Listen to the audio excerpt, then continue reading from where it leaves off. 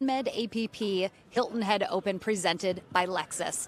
It is going to be an absolutely fantastic day of pickleball here in Hilton Head at the gorgeous Palmetto Dunes Resort.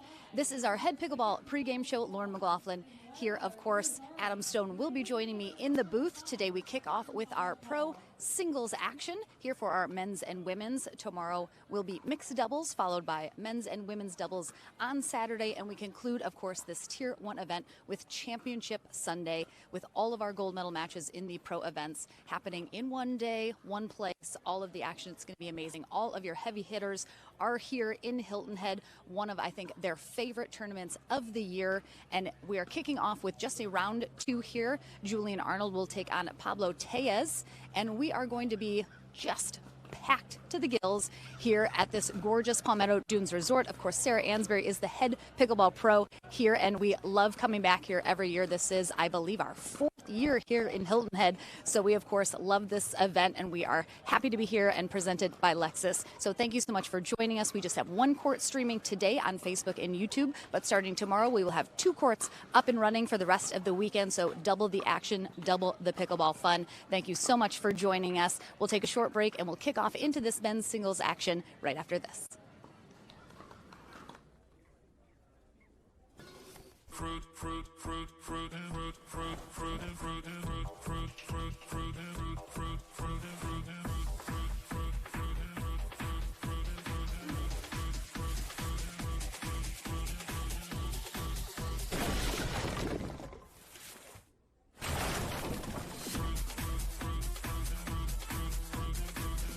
Smash Super Hot Seltzer with real juice. It's party juice. Our priorities? They've changed. Hey Lexus, play my music. It's not just about getting ahead, or the constant grind. It's about knowing what you want. Watch for traffic. And focusing on what matters. Welcome to the next level. This is the Lexus NX. With intuitive tech and our most advanced safety system ever.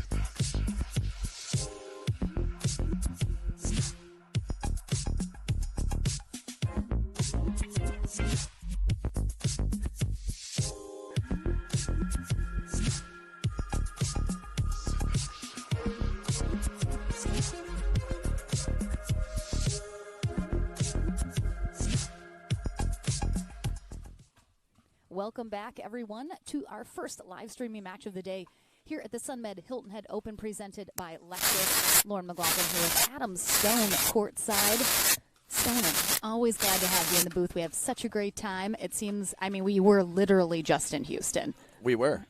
So we're gonna have to days ago. We're gonna have to come up with some form of South Carolina or Hilton Head pun. We can't say Houston. We have a problem anymore, unfortunately. But very happy to be here, Lauren, and we have a very exciting early round, second round match between Pablo Tellez and Julian Arnold. So these are the days we live in, Lauren, where we have a second round matchup of this caliber. Very excited for the entire day, and what a great match to start it off. Absolutely. Larry Scott will be our USA Pickleball certified referee.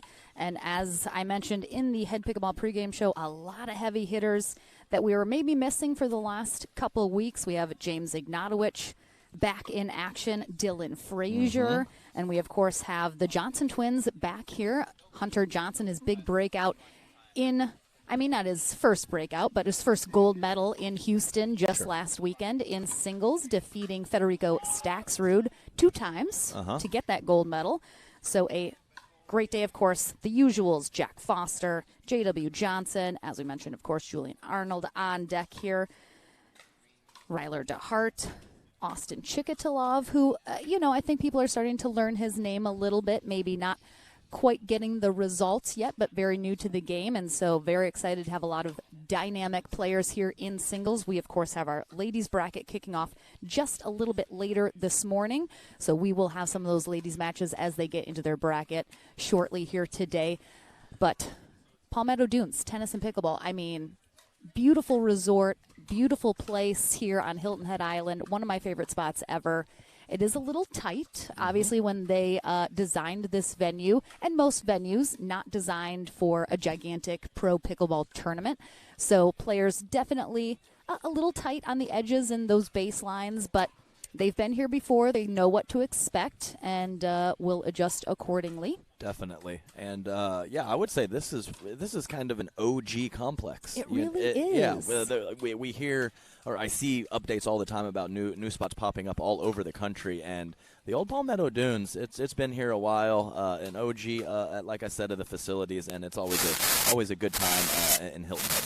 Yeah, Sarah Andre has done just a phenomenal job here with this venue, kind of running this, taking it under her wing, really bringing pickleball to the island in a way that it had not been before. So a big shout out to her, and she, of course, is here this weekend. We'll see her in action, just not today. Right, and you were exactly right. We had of course, a phenomenal field in Houston, but there was a couple players kind of sprinkled in that did not make the trip to Houston. Lots of tournaments, lots going on. So to have to cut one out for these guys and gals occasionally is just probably what we're going to see moving forward a little bit. But yes, Julian Arnold, you mentioned a couple other names. Andre Daescu, obviously not much of a singles player these days, but he will be in the doubles bracket. And of course, my proclaimed favorite player, Baby Dylan Frazier, in all 3 events this weekend, and very, very excited to see him back on the courts after what was just a 1 weekend layoff for him. Exactly. And he was, he's a full-time student, as are some of the other players. So he was being a kid. He was being a young person in college. You gotta make space for some balance. So we love to see that. But here, of course, as we are just getting ready to kick off, Pablo Tellez is going to be on the near end for game 1, 27 years old in Bonita Springs, Florida, while Julian Arnold, 31 years old, now in Austin, Texas. And I expect we'll have a little fire. We'll have a little fire here, again, early round, but we got to get that Andiamo counter going. Yes, and I expect some absolute fireworks, not just in intensity and just energy, but also with the on-court play. Pablo Tellez hits a very heavy ball, lots of spin, lots of power, and of course Julian Arnold has lots of firepower as well on those ground strokes, and one of the absolute best movers on the men's side of the bracket. For sure, Julian Arnold snagging himself his first gold medal in singles in Alabama on the previous tournament before Houston. So, people getting some breakout performances. We've seen them for a little while, and they, of course, have had good results, good players, but love to see the players starting to break onto the podium that haven't before. And again, I think with just such a deep field in all of our days, all of our brackets this weekend, it's really tough for the people that are starting to break on to continually break onto the podium. So, again, a lot of competition, but love to see those results starting to really come after they're putting in the work. No question. And it's kind of a progression. You'll start to see a few names in the draw, and then they have some tight matches with good teams. A couple months later, they might occasionally upset a good team, and then when they start actually getting the hardware and getting on the medal stand, very, very, very cool, like you said, to see that progression of obviously talented and then turning into results, which is just awesome. All right, I believe we are getting ready to go.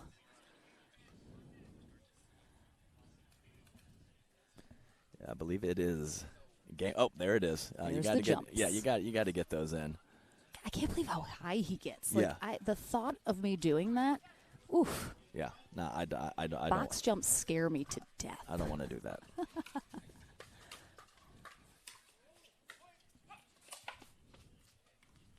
All right, already Tea's almost into the booth with us. Yeah, silky smooth topspin forehand volley from Julian Arnold.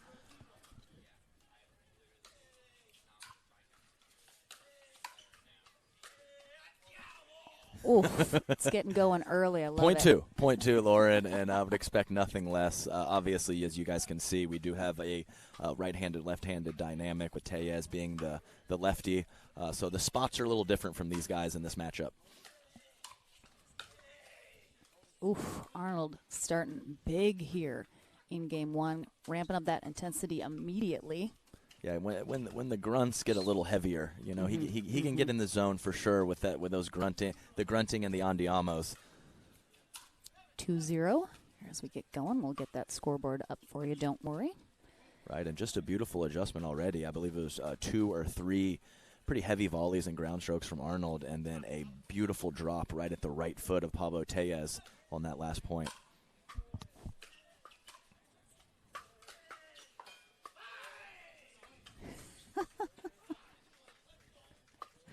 I love it. So yeah, I almost don't want to say anything too quickly because I want to make sure we catch Julian with whatever he happens to say after these points. But a phenomenal start, the fires there, and obviously the shot making. I think I saw Tejas kind of make a funny face, like, well, this could be quick if he continues to paint lines like this. But I have no doubt that Tejas is going to raise his level here as we're very early in game one.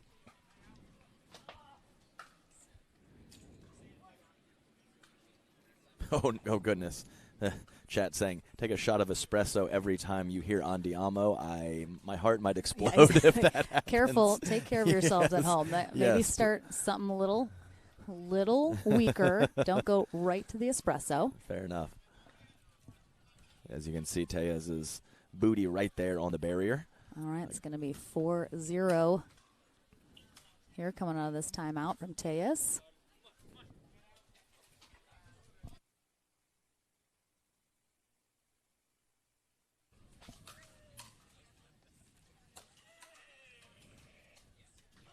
Yeah, just very, very high-level ground strokes from Julian Arnold. Not only powerful, but dipping below the net.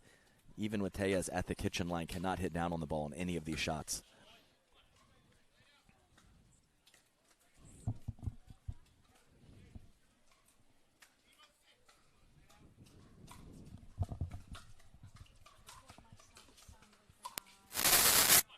Silky smooth combination from Pablo Tejas with a real high, heavy spin. Not too penetrating or much pace on that serve, but a high, heavy spin serve and able to move forward with a very smooth volley, putting it away inside out. Tejas definitely needs a couple results like that. 2-6 here in game one.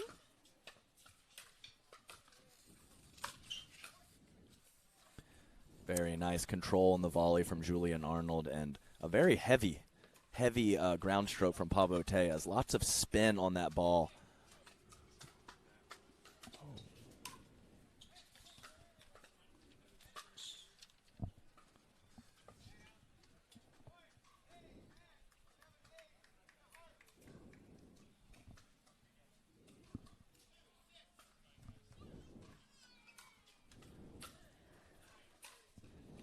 Oh, that was beautiful right there from Tejas. Yes, very nice. Just less is more. And that footwork, he just took a little slide step over, just enough to clear his body and execute a very, very nice inside-out forehand passing shot.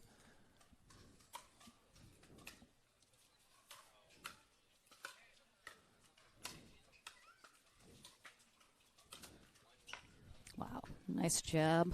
Tejas just left that up a smidge too high, and Arnold was finally able to get a lot more angle on it. Yes, and Tejas, very similar to the previous point, but not as clean on the passing shot, so he was a little bit behind that whole point. Oh, Yeah, very close. very, very close. Tejas just calling that miss in the baseline. You're going to be the official baseline caller Yes. since you're sitting right on it. Oh, unlucky. Oh, yes, he'll take that after Andiamo coming in hot. Pablo Tejas trying to scratch his way back into this game one. But yes, it's a little uncomfortable when they look at me for the calls sometimes, Lauren. Look away. Look Yes. away. Oh, same shot right there from Tejas. Just so nice, that forehand passing shot, and he is right back in here. Again, just seemed like a bit of a slow start here in game one, but he has ramped it back up and got back within two. Excuse me, within one.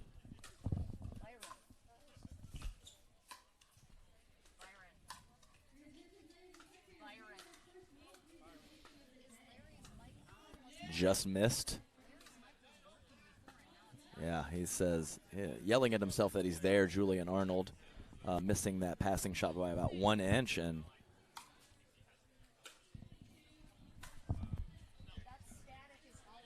yeah, just missed is there with the passing shot. But a nice mini run getting himself back into this game after getting down 0-6. Pablo Tejas back in it. Ooh, almost into the booth. Yes, phenomenal job of stepping forward. I believe after that initial shot, Julian Arnold was at a decision point whether to hang back and hit another ground stroke or step forward, and he made the right call moving into the court, able to finish the point one shot later. And we are aware of the audio issue, everyone. Thank you so much for letting us know. We have to wait until we're on a break before we can try and fix that, but we are aware, and we're going to work on it. So thank you so much for being patient with us. Ooh, a foot fault Yes. here. He called foot fault. Called for the foot fault in the right foot, and Julian immediately hits a cross court winner and goes, "I don't want the foot fault. I want the winner." He wants to pad the stat sheet. All right, 8-5. Really nice balance of drops and drives from Julian Arnold. Probably about 2-to-1 drive to drop, but mixing it up just enough to keep Pablo Tejas off balance.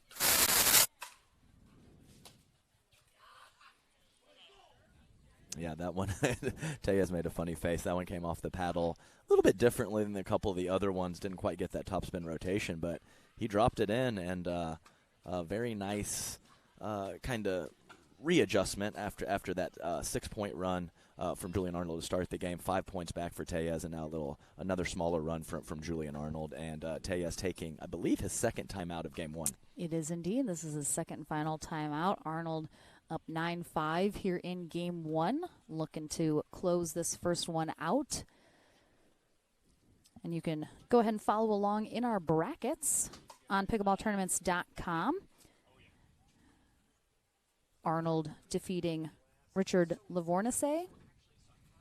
I Do you know think how it's to say his name? Livornese. He's a next genner. So oh my gosh! I had the pleasure of thank you. of commentating his I was match. like, Oh, I looked at that I said and I it was wrong like, too the first time, Laura. Livornese makes more sense, but I was like, I feel like I could say that name 7 different ways, and of course it would be wrong.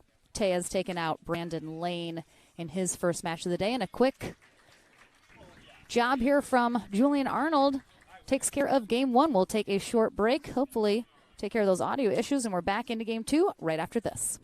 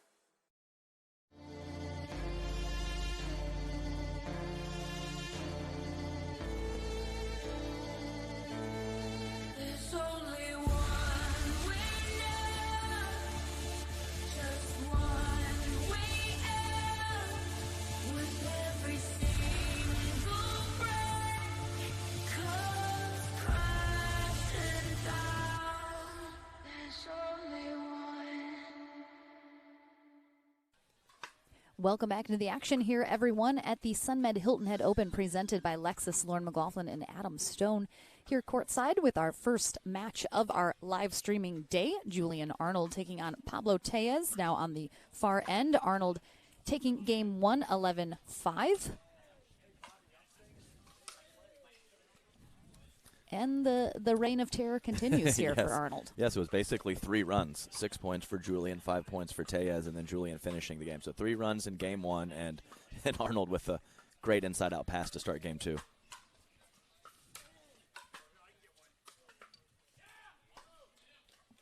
Fine with the decision there to take that second hand off and go with the slice drop. Couldn't coax it over the net, though, for Julian Arnold.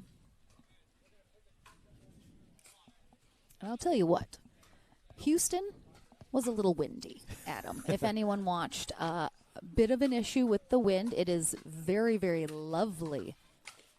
Oh. Yeah, it's just Getting aggressive. The closing speed is, even if he leaves it up or makes a little bit of a mistake, he can recover so nicely with that fancy footwork.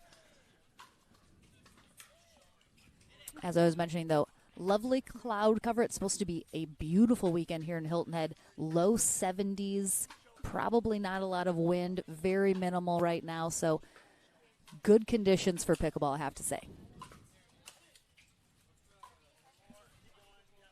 A good decision. I like the passing shot. Just didn't quite get underneath enough for Tellez.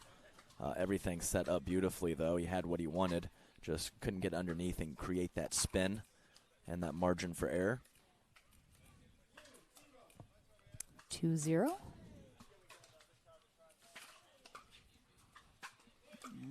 That one was a little more subdued, but I saw the big fist pump, so I know he got it. That's right. And I think it was just a light growl on that one. Exactly. So Just diversifying his celebrations, and I respect that. can't be a one-trick pony, Adam.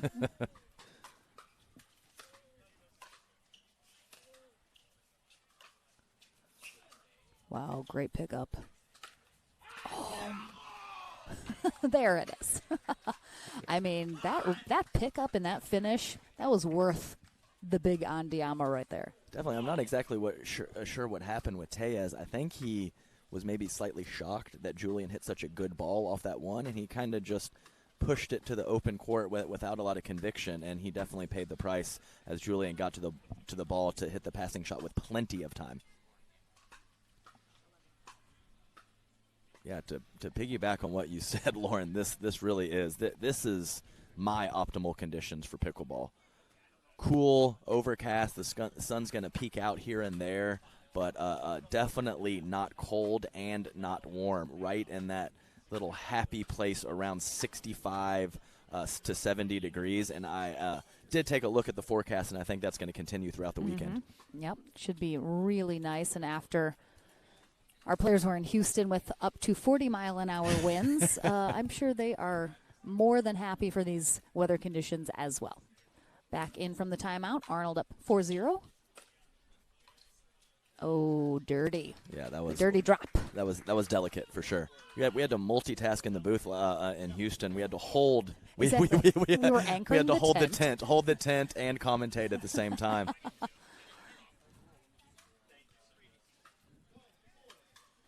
All right, 1-4. Tellez on the board. Let's see if, like in game one, he can go on a little run here. Oh, we got a foot fault from Arnold on that volley. Shocking. He can't believe it, Lauren. He never can. He never can. He says it felt pretty far back. That's that's what he says. So yes, us as players rarely agree with the foot fault call. Just never feels right. Yeah. Oh, and Tellez takes advantage of Arnold perhaps being just a little taken out of it mentally for a moment there after that call.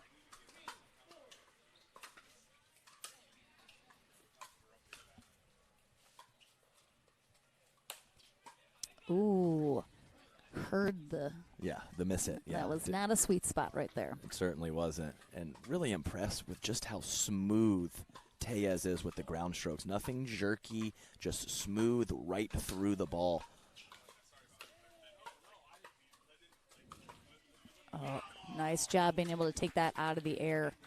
We talk so much about taking away time from your opponent, being able to volley, especially in singles if you can, and Arnold made sure to do that. But you got to do it well. Can't overreach. Very nice drop. You're exactly right, Lauren. It's not only in singles and doubles as well. It really is that decision point of whether to let the ball bounce. It's a little bit different, obviously, the situation, but that decision point comes up so much in these matches. Oh.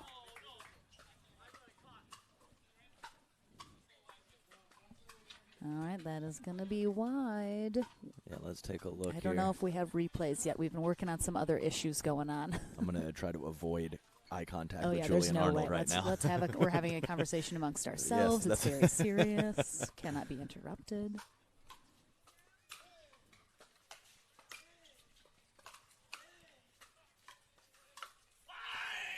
It's just unbelievable paddle control up at the net. The initial passing shot from Pablo Tellez had about as much spin as you can put on a ball, and Julian Arnold just calm, collected, got right underneath, punched that ball back deep.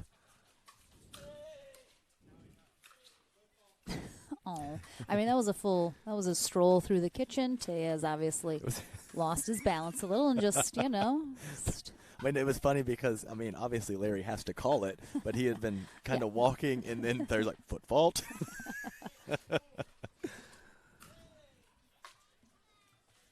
Arnold gets so much top spin on his serve. It dips so drastically. Yeah, we got Julian Arnold saying placement over power, and it was a nice adjustment from him because he was, but by the time he got to that ball, it was a little more out of his reach and not the exact contact point he wanted, and he kind of took a little bit off and dropped it in the back corner. He's not all on Diamo. There's some touch and some feel occasionally from the fiery player, and I like to see the variety. He's got a little andiamo. It's just different levels. It's all the same. It's just which version of the andiamo will we get? Well, no timeouts left. He is. Oh, okay. So Tellez has used both in game one and now in game two as well.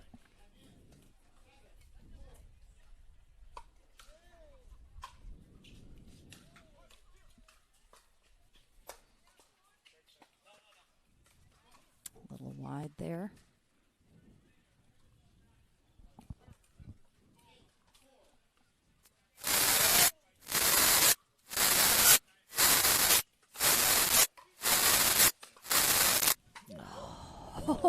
No. I gotta love when you're that impressed with your own shot. Yes.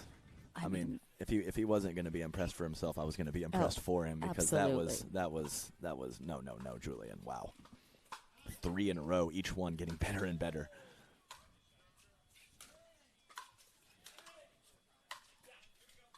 Well done. Tellez just staying nice and calm up there at the net. Tellez is a little more subdued than I'm used to seeing him. It's not necessarily that I think he's low energy, just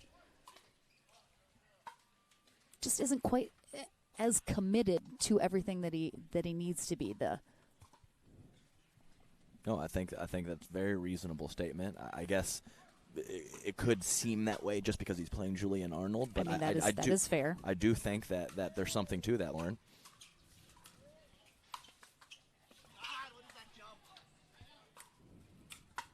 Yeah, I would have to say I think Julian would have been there. Oh, yeah. And again, Arnold's going to be one of those players that we're going to hear about it when he thinks it's a little tight, couldn't get to something. Yep, that's kind of the deal, Lauren, for sure. So the fire hopes. So if you can find that perfect balance of fiery and positive, and then kind of brushing things aside, when you have that fire and it doesn't exactly go as planned, that's the happy middle ground that we talk about a lot in a lot of situations. So we'll see if Julian can balance that out throughout the day, because the fire helps him, but occasionally I think it hurts him as well. So. To be fair, I don't know if you agree. I think, when Arnold kind of came on the scene earlier this year, it was a little too much fire and not a little not enough of the cool-off period, but I think he has done much better. He's in a better place now than I think he used to be. Still, of course, gets, upset about things that are upsetting, but I think lets things go a little easier. I think stays a little bit more positive, so I think trending in the right direction, I think. Yes, I think that is a very fair statement. So I guess I lied about Tellez using both timeouts previously in game 2. But now, for sure, both are gone. And he has a little work to do as he is trailing by 5 points in game 2.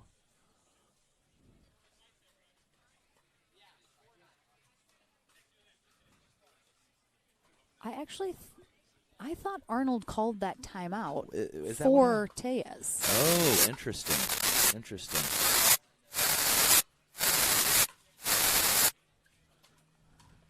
Yeah, great stretch. Great stretch volley from Julian Arnold with Palmetto Tellez coming forward. Julian able to get on the outside of the ball in that forehand volley and keep it cross court out of the pretty substantial wingspan of Pablo.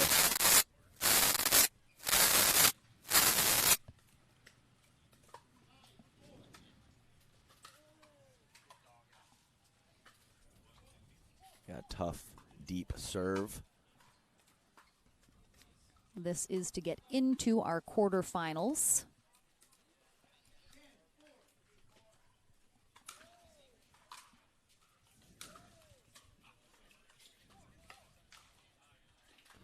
And Wow. Arnold does indeed do it. Yeah. Great effort here. That's just too good. I think that's just too good. I don't have anything else to say. Continue, Lauren. I mean, nothing to add. Nothing to add. All right, so Julian Arnold heads to our quarterfinals. And let me take a quick look at our brackets and see if we have our upcoming match on deck. We do indeed. J.W. Johnson will take on Christian Alshon. That should be a really nice matchup. Christian kind of new on the scene. Hyping himself up to a big degree, and I've seen him a couple times. I think he's got something to back it up, so we'll see how he does against our number 1 seed. That is coming your way here in Hilton Head right after this.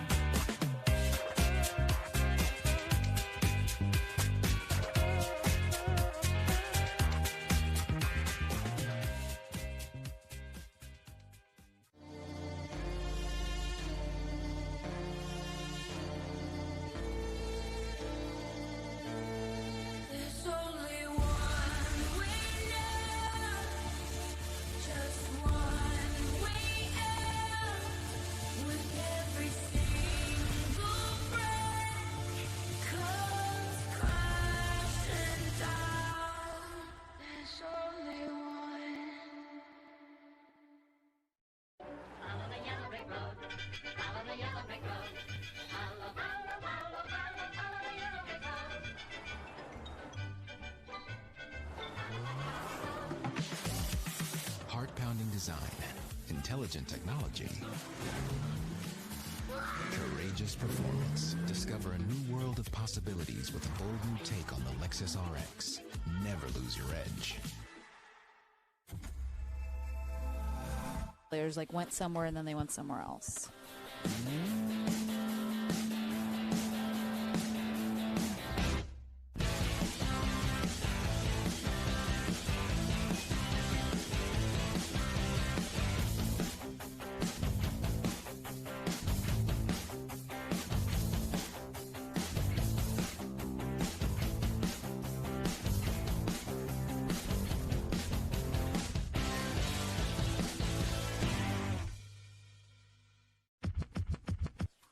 Welcome back, everyone, to the APP Sunmed Hilton Head Open presented by Lexus. Lauren McLaughlin and Adam Stone here for our next match on deck, which should be a good one. I think the people were hoping that we were going to get this one on court, and I am just as glad as everyone at home. We have our number 1 seed, J.W. Johnson, coming off of a bye, so this is his first match of the day. He takes on Christian Alshon.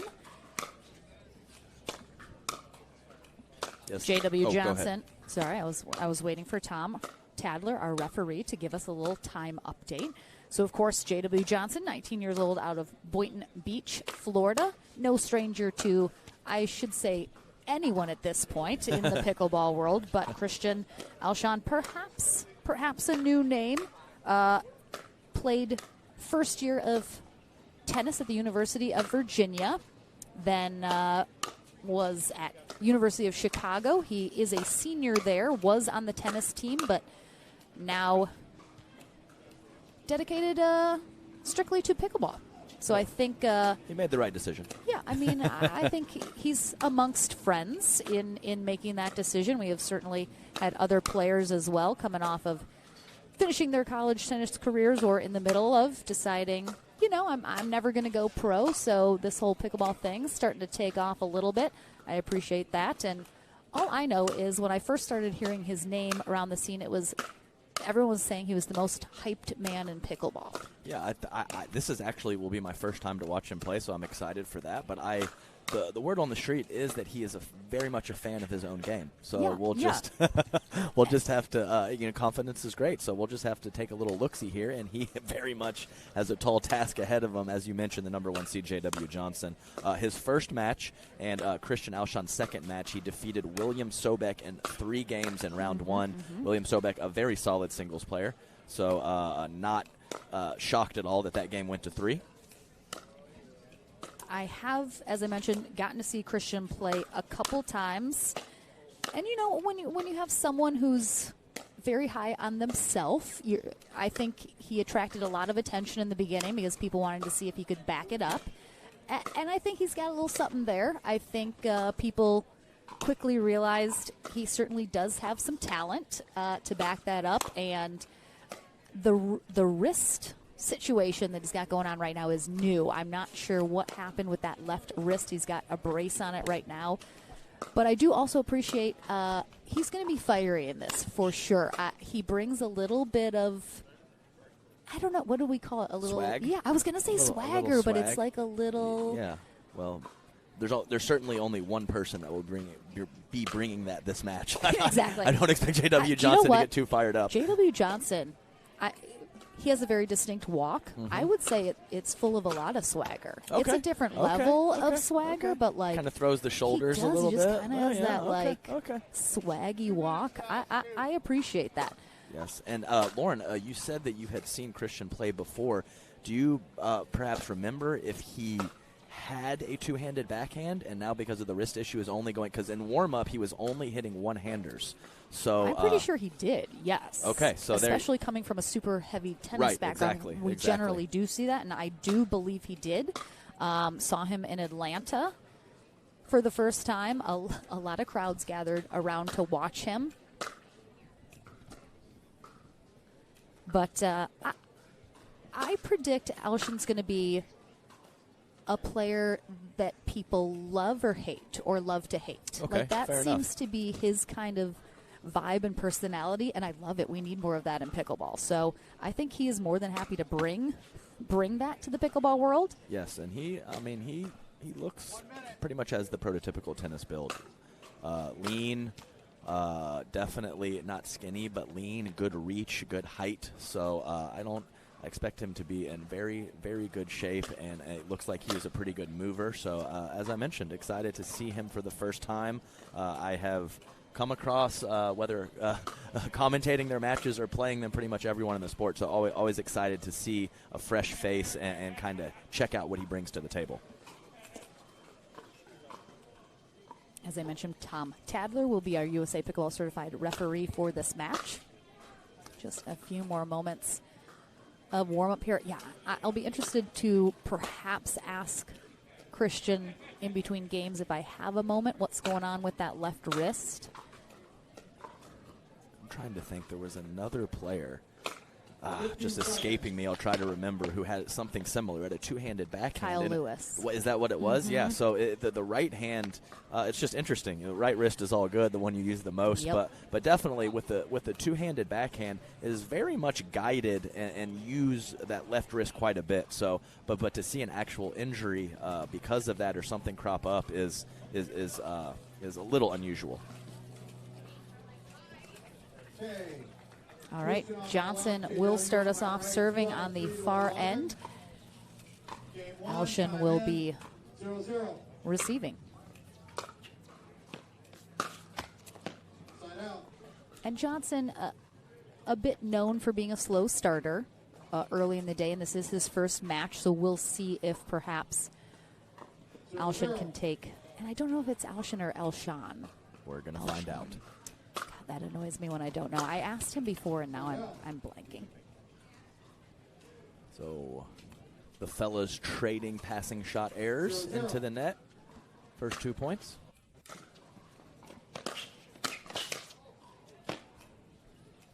Yeah, nice stab. Lost his footing a little bit coming forward after the return, and not in a great spot, but able to dig out of it and threw in a 360 on point 3. Let's go.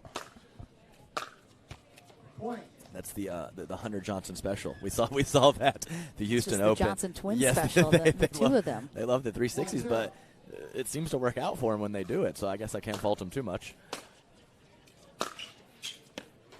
Yeah, big forehand, inside out, stepping into the court nicely, and definitely going to be something to have to monitor. Is the weaker returns from the competitors in the singles day.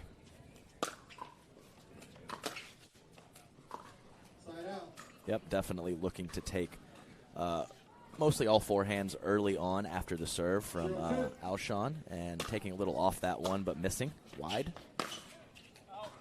Yeah, just a little wide. Okay, gotcha. Yeah, not long, just a little wide. Yeah, the classic J-Dub.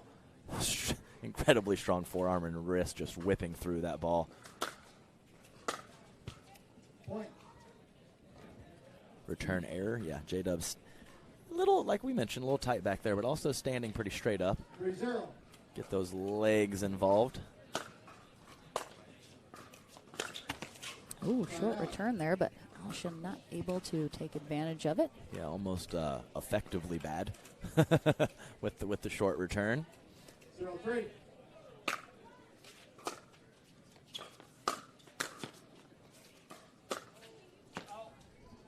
Yeah, and I think you're right, Lauren. Maybe round 2 or round 3 or second or third match, J-Dub might have come forward and taken that out of the air. Instead, he just a little flat, sits back and takes it, lets that ball bounce in front of him. And go ahead. I wouldn't be surprised if Christian is able to win this first game. I think Johnson, sometimes in his first matches of the day, again, it can take a full game for him to sometimes get really engaged, and certainly some players have taken game 1 off of him before, so I wouldn't be super shocked if that were the case. He certainly might not. I mean, he might wake up during this first one as well, but it wouldn't be the first time that's happened. Great pickup. Oh gosh, that was, wow. He didn't put a lot on that Ernie, though. Yeah, definitely. So it was a great move, but didn't really get through. Got it down at the feet, but not a lot of pace, so JW could handle it. Yeah, so I would say J.W. Johnson and myself, different ends of the spectrum where he's getting it going after game one, and I'm usually tired after game one. So, it's two different ways to go there. 3-2.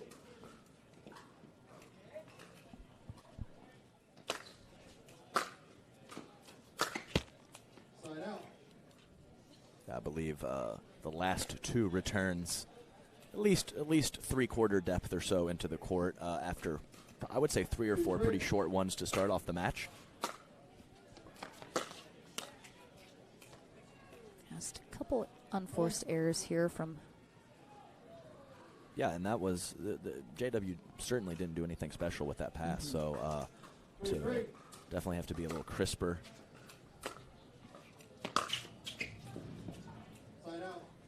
Very nice alley there, letting the ball go, pulling the paddle back.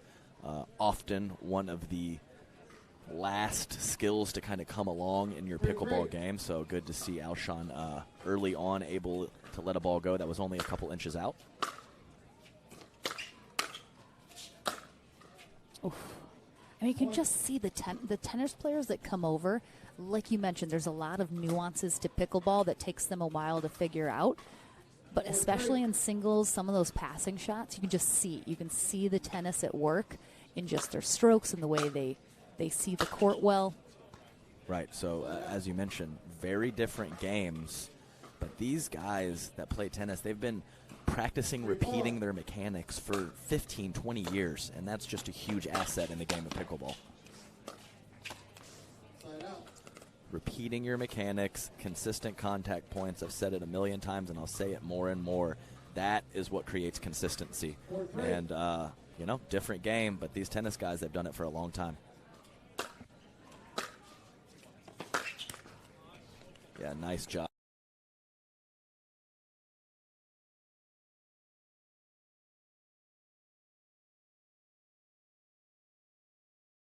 Forehand is a great option for JW, and he was rewarded there.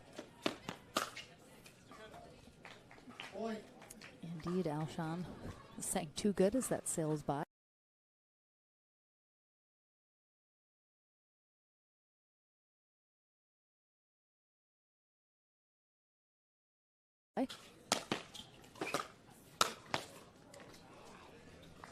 Yeah, just using that length so well. Very nice, and that wasn't a real Ernie. It was kind of a half Ernie, but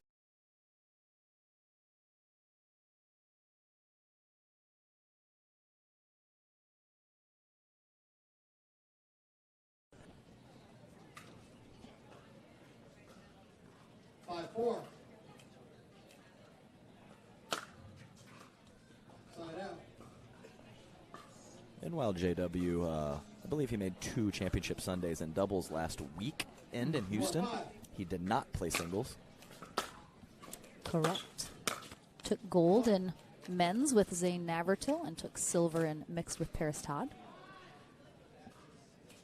5-5.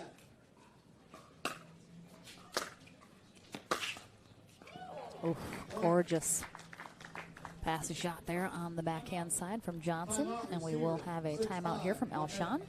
And it's really funny, Julie Johnson, the matriarch of the Johnson family, of course, posted a memory on Facebook of this is kind of where it all started for J.W. Johnson. 2 years ago in Hilton Head is really where he kind of first was playing pro, and he played with Julie in that. So we're talking the days when he was still playing with mom in regular pro, and I do not believe they had that great of a day together, but that was really kind of where J.W. Johnson's pro pickleball journey started, was here in Hilton Head 2 years ago. That's awesome, and I think it's funny, too, because that's how Dylan Frazier's career started, too, playing with his mother. So really funny. That's a nice fun fact, Lauren, and JW, after the I believe he was down 3-0 in Game 1, he has captured the lead at 6-5 halfway through Game 1. 6-5.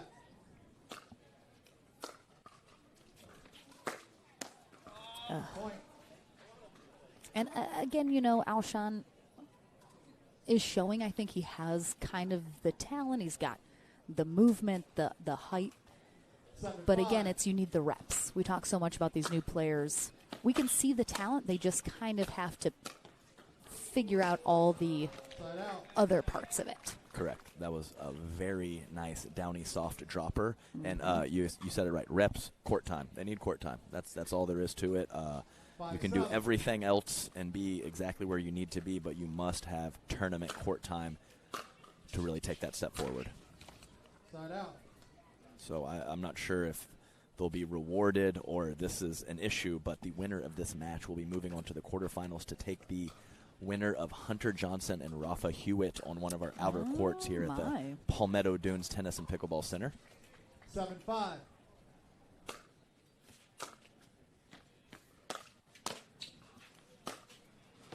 Oh, I thought that was sailing, and just the topspin and dip on that. My goodness. It completely tumbled. 8-5.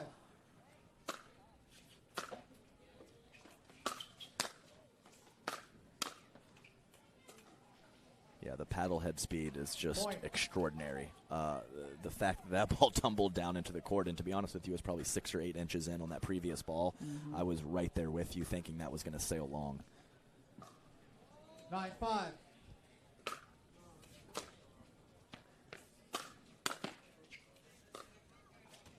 Side out. Staying positive, getting pumped up. He's going to need to make something happen here at the end of game one after a great run from J.W. Johnson.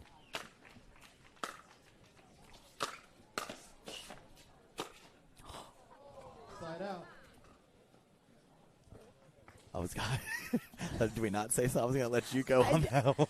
Well, here's my thing. I have said this before, and I guess I'll say it again. If you're going to pull out a trick shot, you got to make it. Otherwise, just what are we doing? You're just trying to. I can appreciate the tweener when it's necessary, and we can tell that was not necessary, and he didn't make it. Yeah. So. Yeah, I will say he slightly overran that ball, but I think he probably had a couple better options. Yeah. But again, maybe that's the Alshon personality that we're going to get to know perhaps more. But game one in the books here for J.W. Johnson, who did not need more than a few points before he woke up here in his first match of the day. We'll take a short break, back into the action with game two right after this.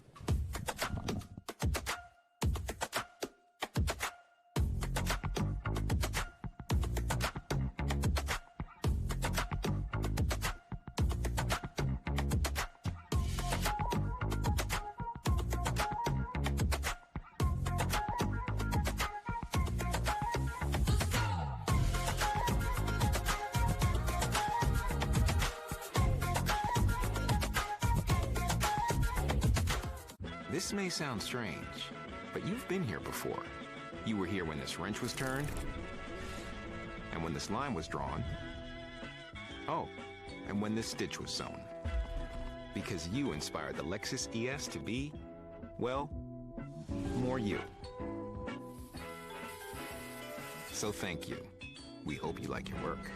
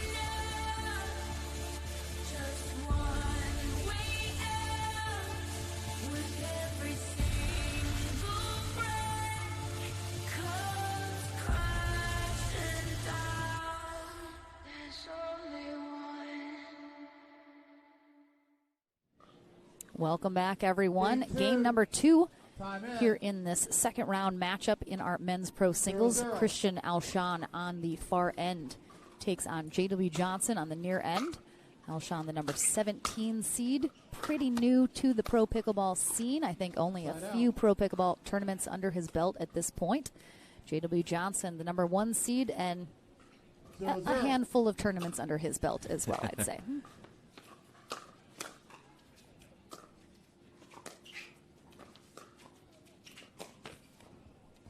Did he just... was that another one? He did. He did. 1-0.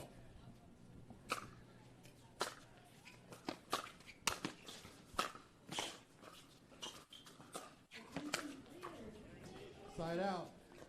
Yeah, interesting. Maybe that he rubbed off a little bit on JW there, because you don't really see JW do the inside-out slice shot too often. So looks like he's laughing a little to himself as well. A little hot dogging going on from the fellas. Oh, great spot there down that line. Johnson, I think, thought it was going to go a little wide. Yeah, it was a great ball because the return, I think it was line to line. Way to handle the skid off the baseline from Alshon.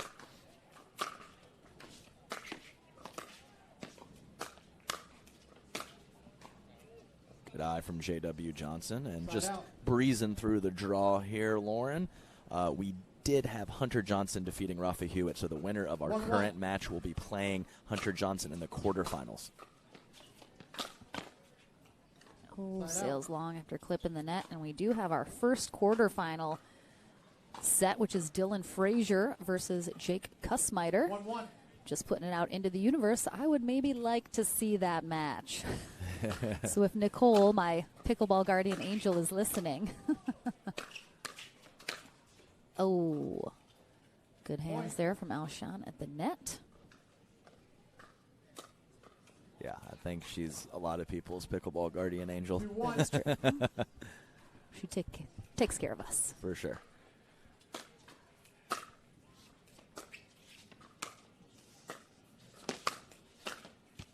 Yeah, I'm gonna go out on a limb here, having never seen Alshon play before, that he definitely is a two-handed backhand guy. He's been avoiding the backhands and hitting a lot of forehands so far.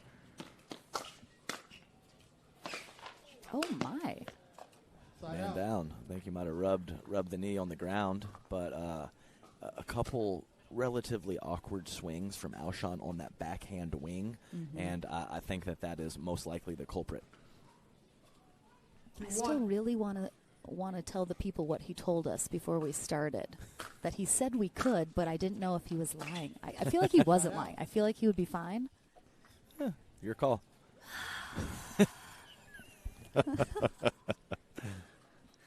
He said he wants to bring the drama. People need drama in pickleball. Oof, yeah, just gets a hold of that a little too much. Just great shape of the ball from JW. Nicole just texted me. She's like, already got it. And I was like, look at that. Nicole Hobson. We love you, Nicole. She had a very short commute. She lives on Hilton Head Island, so I'm sure these are her favorite tournaments. Tough break there. Catching a little bit of that net. Yes, definitely not as close as on the island, but to get the treat of being able to drive to a couple tournaments is certainly nice. So nice. 2-2.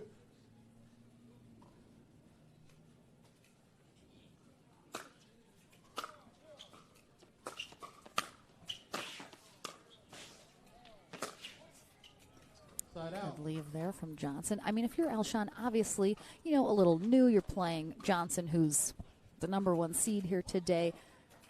Is there anything you're seeing in his game that might be an adjustment to get him perhaps over the hump here in game 2 to push this to 3? Yes. So JW, he obviously makes it very difficult, and you can see some of the forehands from Alshon are pretty legit. So I think him balancing how much he's going to run around and protect that backhand and making sure he doesn't get too far out of position.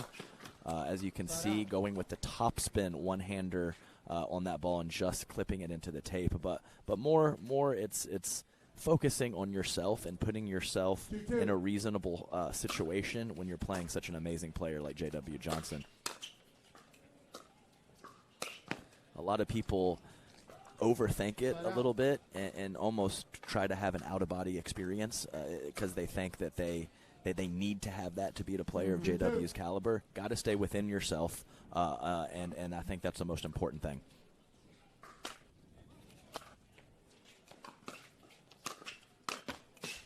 Side out. Great move. Good attempt, yeah. Yeah, love all of that.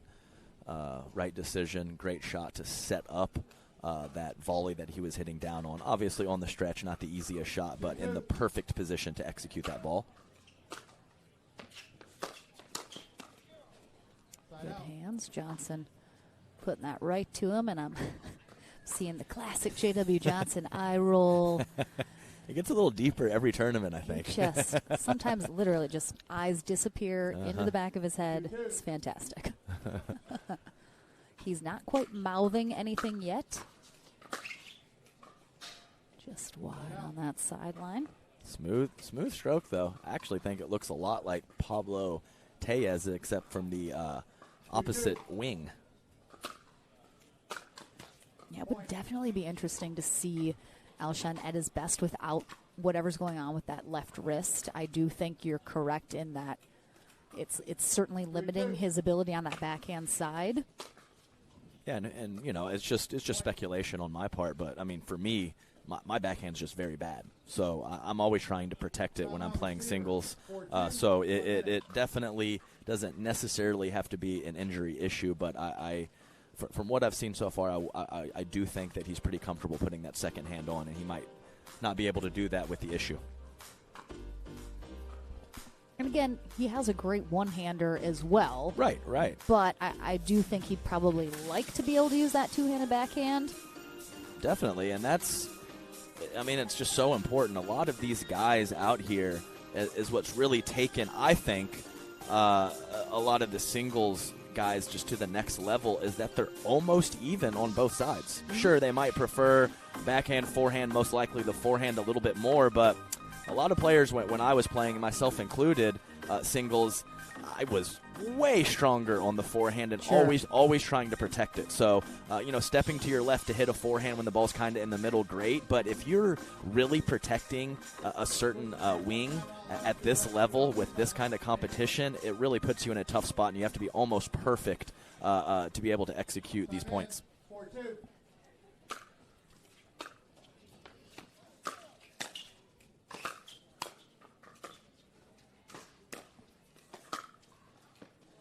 Oh, so nice from Johnson. Yeah, the painting lines. He literally just put his hands down and he goes, okay, that was good. 5-2.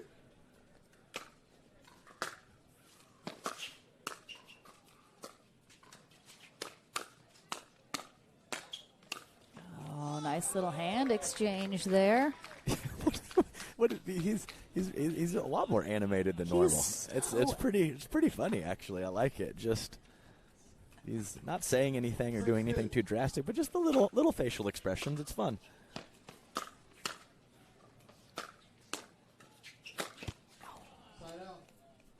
Definitely haven't seen both players really at the net together at all. Right, correct. So it's certainly a few drops or not always hitting ground strokes, but not a lot of both players there with a full-fledged cat and mouse game.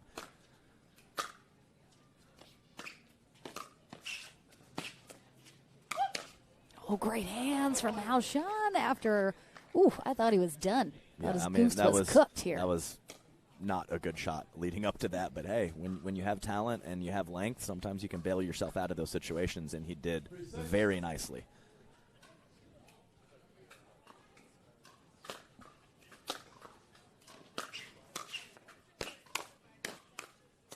Oh, another good little hand exchange there. Yeah, I'm not sure I would go at JW's body ever. maybe once in a blue moon, but man, the hand speed is certainly there. Nice job. Not even an earth-shattering shot, but he had pulled a couple of those two-handed backhands cross-court previously, so to change his spot and go line, definitely caught Alshon leaning a little bit to Alshon's left side.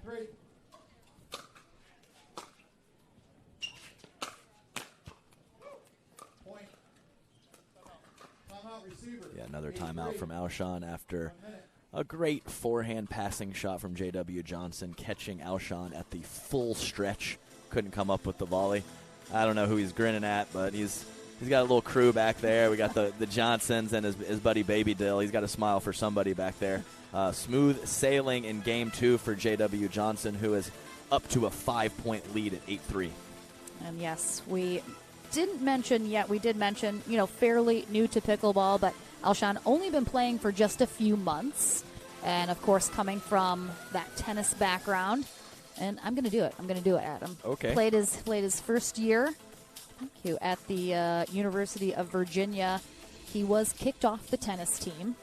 He told me and said, let the people know, because people like the drama.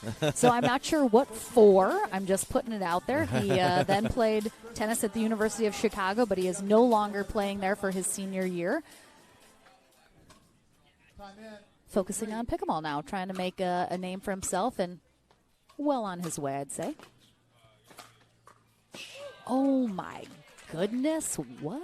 Yeah, that was wild. He literally hit that ball, I think, 3 inches from the Who Def sign in the back corner. Mm-hmm. So to come up with that kind of pace and accuracy on the full stretch with a barrier in your way, great shot.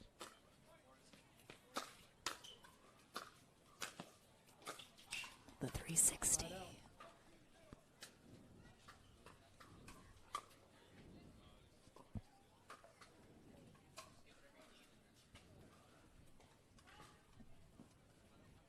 Nine.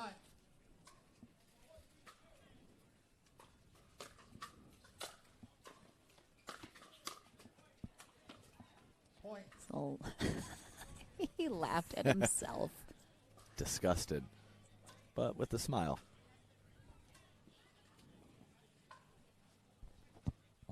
Four, 9.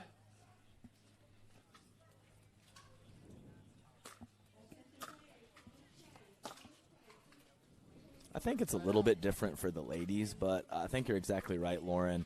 The singles mixed gender progression for the men when they come into the sport is definitely usually what you see. You have obviously singles being the closest related to tennis. Mm-hmm. Then you have the mixed game where you can kind of take over, and then the gender game, which is very nuanced and different. So no doubt some players take a different route, but that is often what we see from the higher-end tennis players coming into the sport. Alshon holds off a match point there from Johnson. He'll have a chance to perhaps get a little closer.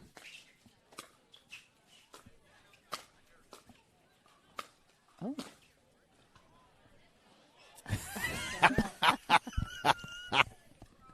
It couldn't have hit a better person than Byron Frezzo. Oh, that's good stuff. Right in the back of the shoulder. All right, match point here for J.W. Johnson to move to the quarters. And he will get it done. So Christian Alshon, good attempt, some good rallies and good points in there for sure for him. But he will drop to our back draw. Hope to make some progression down there. Throughout the day, he's going to be joined by a lot of really good players in that back draw, unfortunately, which is what happens with such a deep field. But J.W. Johnson moving on to the quarters. And again, we have our first quarterfinal matchup on deck next. Dylan Frazier takes on Jake Kussmeiter. Coming up next here in Hilton Head Island, South Carolina. Thank you so much for joining us. We're back into the action right after this.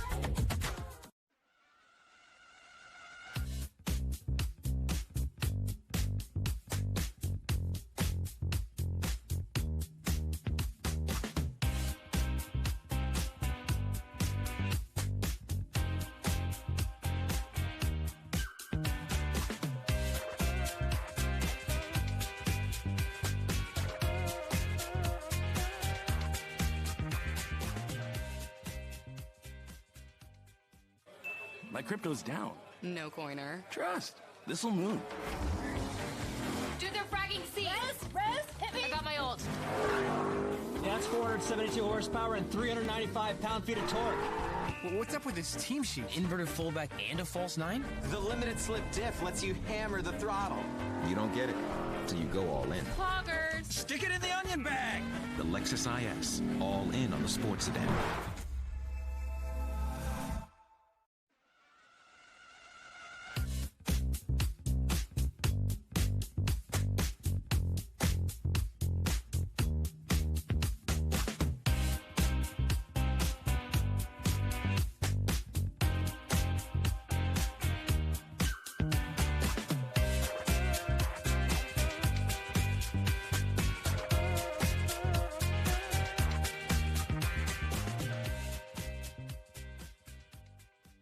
First it was just like these distant roars in the dark, you know? But then they started getting closer and closer, and that's when I saw it. This was no bear. It was like a bear squatch. And that's over now. What? Dad, what's a bear squatch? It's a cross between a bear and a sass. It's made up. With capability comes responsibility. The legendary Lexus GX. With Apple CarPlay support. He's usually sleeping. He'll never sleep again.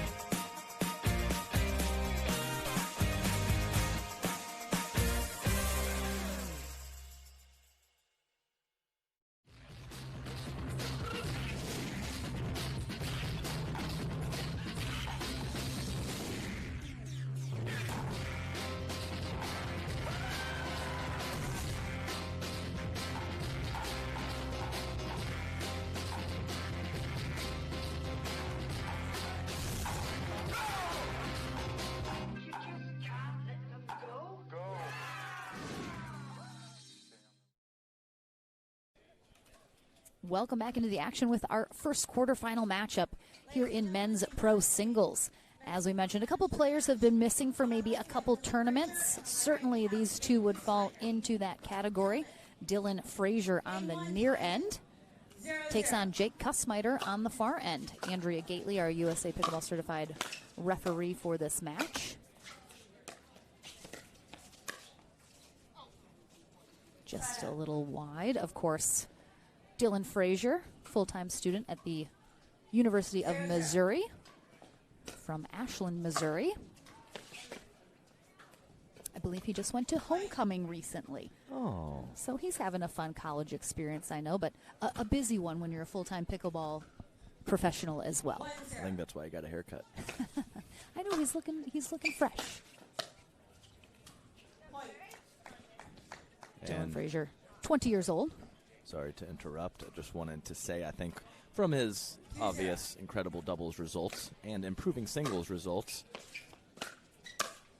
most players know the name Dylan Frazier, but let me tell you, the guy on the other side of the net, Jake Kussmeiter, is a mover and a shaker and a fantastic singles player. Yeah, he is super fun to watch. I'm really glad that he's here. 23 years old from Charleston, South Carolina. He also falls into the twins category. We have a couple sets of twins here. His twin Luke is here. I've seen him. I don't know if he's playing this weekend, but he also has. They have a younger sister, Ava, who's a next genner, which did a great job in the last few tournaments. Excited to have her as part of that. Yeah, I think that's the like you mentioned, the South Carolina crew with Scarpa and Dow. Yep.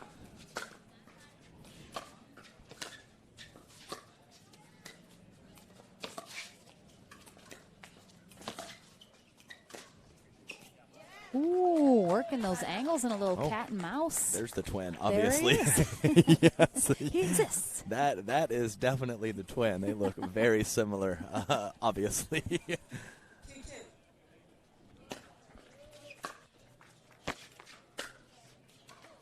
Kussmeiter, one of my favorite players to watch, especially in singles. Super dynamic, brings a little bit of fire, a little bit of drama as well. I have 100% seen him snap a paddle over his knee when he lost a match one time, which I love. I love it. Yeah, great court coverage, but too much pressure from Dylan Frazier at the net. Yeah, there's no doubt he's going to leave, half of the soles of his shoes on the court, as he will be screeching the tires, moving laterally up and back all over the place. Great court coverage.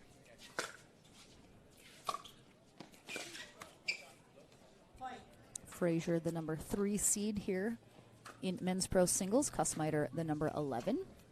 Yeah, and Baby Dill just, in the past year or so, just progressively getting better and better at the singles game. Absolutely.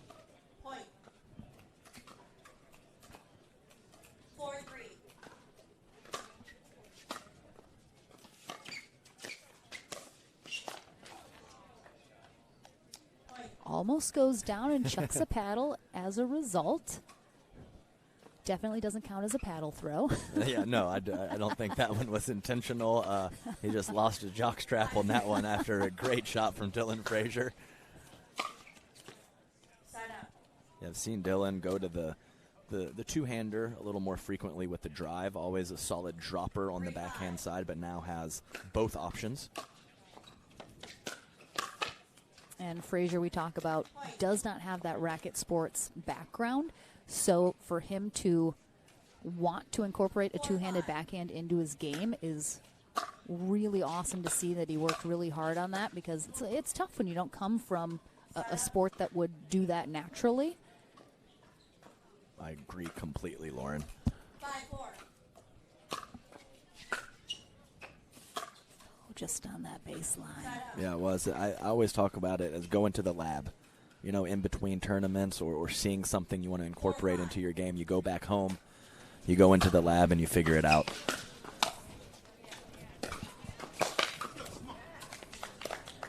Very nice drop.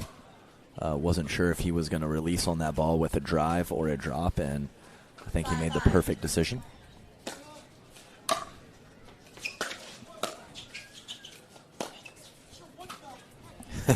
He says, "What the heck?" It was funny too because he took like 4 or 5 little pitter-patter adjustment steps, and then somehow that ball got out of his strike zone.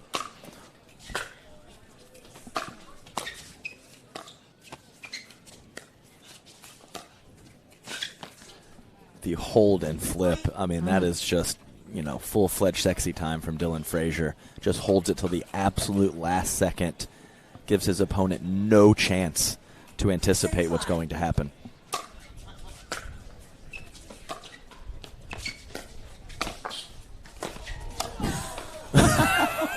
Oh my gosh, just on the floor, gets one. Yeah, that's twice. I obviously know what happened the first time. I think that was just obviously a good shot from Dylan, but I think he just lost his footing. Are the treads gone on those shoes already? I mean, is this we need a new shoes situation? We obviously see. Yeah, he was super all over that. That's really funny. I don't generally see them live. Oh, there is an actual paddle throw. Yeah, he's going to take his time. He's kind of rubbing his wrist. I don't know if it's maybe something internal or just a scrape possibly. Yeah. Mm-hmm. So you never want it to be something internal, but obviously if you're falling down, you might get some scrapes. Some Rob Cassidy's out there. Yeah. But as you mentioned, in the first match we had on CC1 today, Lauren, there was definitely some mixing of passing shots and dinking and dunking, but we rarely got both players to the kitchen line, and we've already seen that several times in this match. Both players being so comfortable with the dropping and the cat and mouse play, and then of course having the court coverage and the footwork to cover the kitchen line properly. And love to see the different techniques and styles from the guys in these first 2 matches.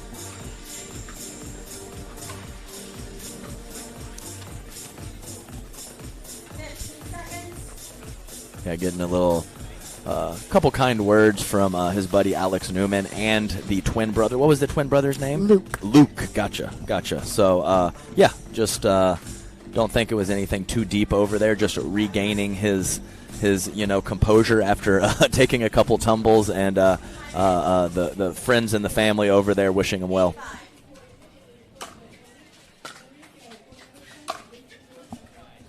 Beautiful passing shot there from Frazier. And we did also see in the first matchup, Tellez a lefty, as is Kussmeiter. So slightly different patterns maybe than when you have 2 righties on court.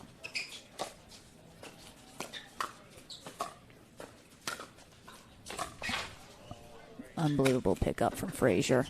Yeah. Into the sidelines, but just couldn't quite. Yeah, I think that's going to be moving forward in the day. That's going to be a nice choice to put the ball into the rafters on the side of the courts, as opposed to hitting it hard and through the court. Free point there. Serve return long.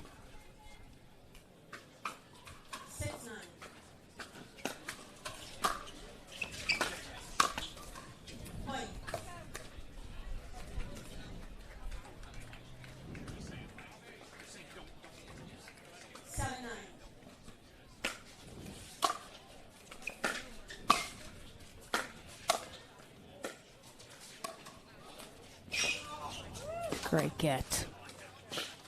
And then just took a little too much off on that final one. Yes, so tough to hit a drop while still moving backwards. Always helps to get planted and possibly get your momentum going back forward, but you're just not always can have that luxury. Good low ball. I think it was only an inch or 2 over the net, kind of threw off the rhythm of the first volley from Jake Kussmeiter. A little bit of a mishit. We're going to have a second and final timeout from Kussmeiter, as Frazier will have a game point here coming out of this.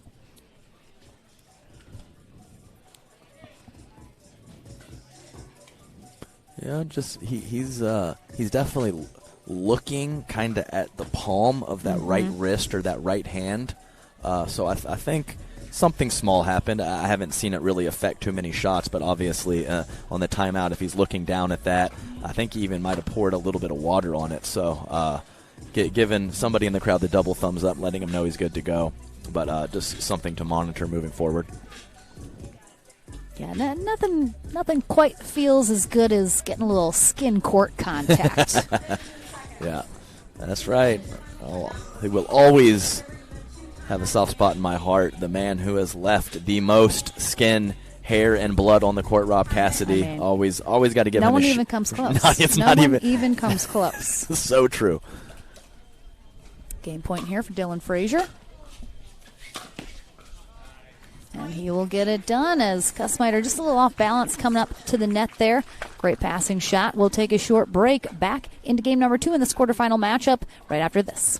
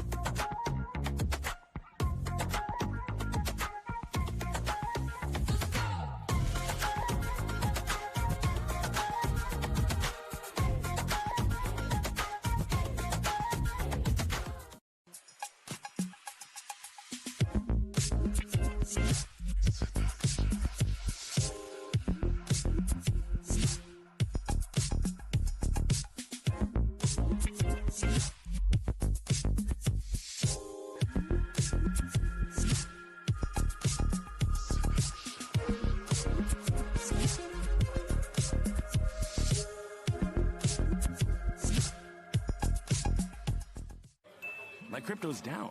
No coiner. Trust. This'll move. Do their fragging seat. Rez, hit me. I got my ult. That's 472 horsepower and 395 pound-feet of torque. Well, what's up with this team sheet? Inverted fullback and a false 9? The limited slip diff lets you hammer the throttle. You don't get it, so you go all in. Poggers. Stick it in the onion bag. The Lexus IS, all in on the sports sedan. Back into the action here at the APP Sunmed Hilton Head Open presented by Lexus. Jake Kussmeyer on the near end taking on Dylan Frazier on the far end after Frazier takes game 1.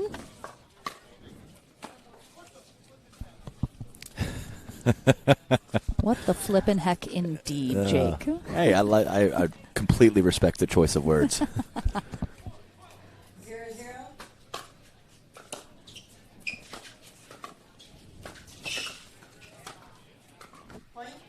Yeah, he's there. He gets there, and then it just seems like he just doesn't give it enough. Well, I'll tell you what.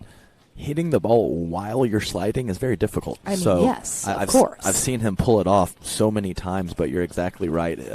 Just not quite that great feel that I've seen in the past so far in this match. Yeah, and I think Lauren, I think maybe he could be off a hair, but we got to give some credit on the other side of the net. My goodness. Dylan Frazier hitting hitting some spectacular shots and really moving the ball around nicely.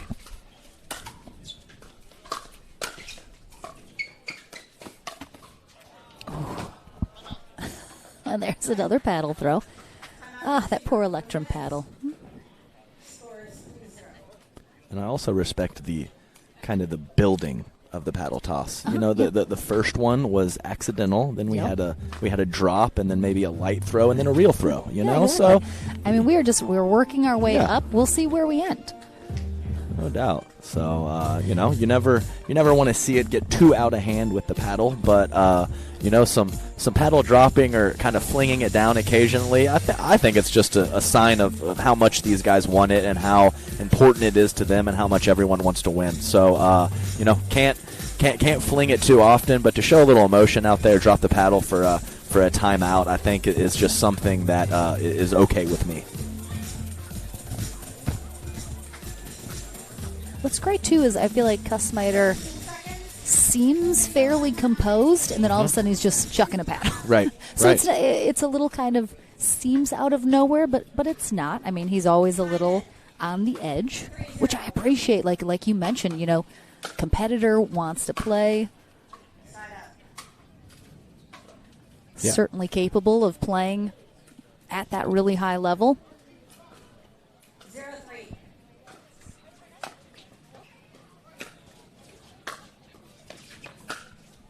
Oh, gorgeous shot down that sideline. Yeah, beautiful inside end forehand. Just, absolutely executed to perfection with the footwork and the stroke.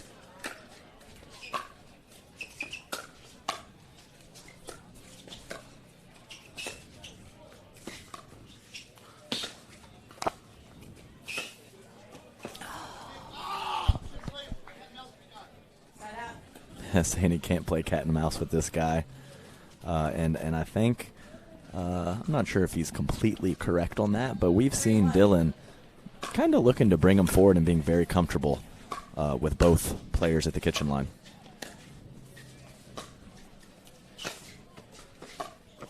Oh, nice pickup. I thought that was a fantastic drop from Frazier, but really nice pickup from Kussmaiter. Yeah, absolutely. You thought it was a fantastic drop because it was, Lauren. Yeah. So great shot from Jake. Gets that sideline. But I agree. I think Frazier, outside of maybe J.W. Johnson, I think Frazier might be at the very top of the cat and mouse game. I think not only does he like to play it, he does it so well. Yeah, I think you're right, and I think it makes a little bit of sense because he doesn't have the tennis background, so it's a little bit less of the the ground stroke heavy, even though he can hit them just so comfortable at the kitchen line. Mm-hmm. You saw that gorgeous slide there from Kussmaiter almost into the splits. Surprised he didn't get the kitchen call there, but it was on the bounce. Yeah, for sure. He literally looks just like me out there with his movement. I thought I was like, Adam, wait, I thought you're not on court. You're here. What? If he wasn't left-handed, you never would have known, huh? Nope.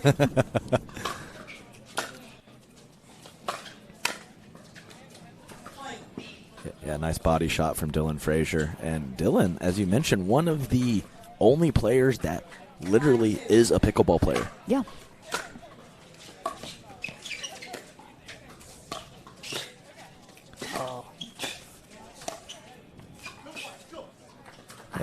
He can play cat and mouse, Adam. Yeah. Oh.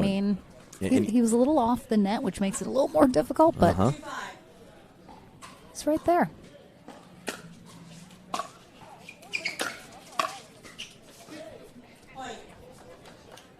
Nice little run to get back into it, kind of switch over a little bit of that negative energy to positive here with a couple nice points.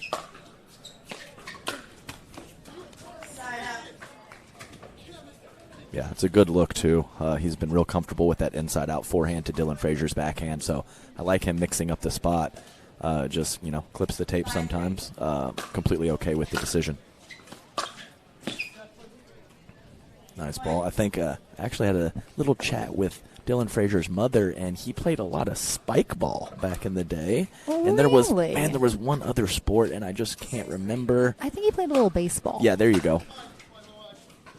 So even though he obviously played some other sports, he is a pickleball purist, whereas almost everyone out here is converted from a different sport.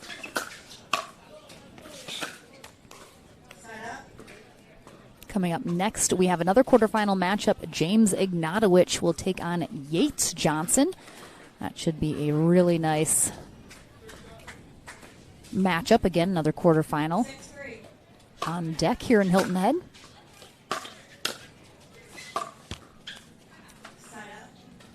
Yeah, I think that return kind of sitting up, and Dylan, he wasn't looking to go for the lines. He just kind of drove it low at the body, and finishing often in doubles. We're not really speeding the ball up to finish it there, to finish in 2 or 3 shots, and to see.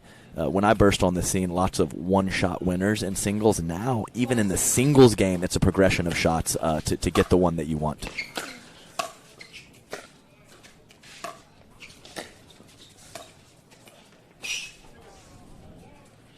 Yeah, perfectly placed drop volley with the exact same paddle position, whether he is releasing on the ball or dropping it soft into the kitchen for a drop volley. So not obviously a quality shot, but the disguise is the key for Dylan Frazier on that ball.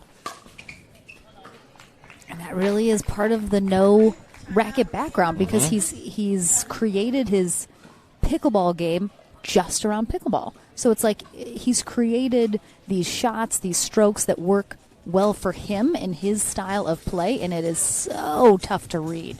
Completely correct. I think it's always a battle of some of the former tennis players with the very consistent contact point, repeating their mechanics, but don't have a lot of funk. They hit quality, amazing shots, but they're relatively readable.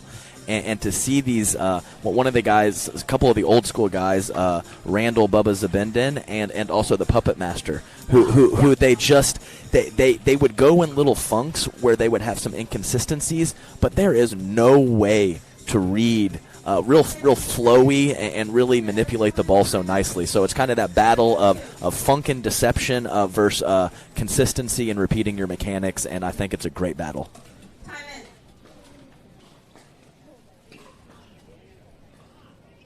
All right, so Frazier up 7-4 here in game 2, coming out of this timeout.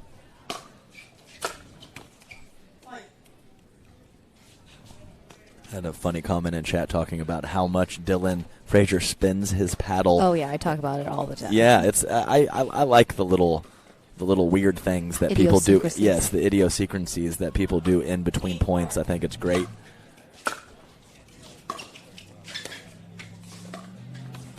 How about peccadillos? I always think of Good Will Hunting whenever I hear the word that you just said. Oh, idiosyncrasies? Idiosyncrasies and peccadillos. I don't really know what those are, but I think they're the same thing.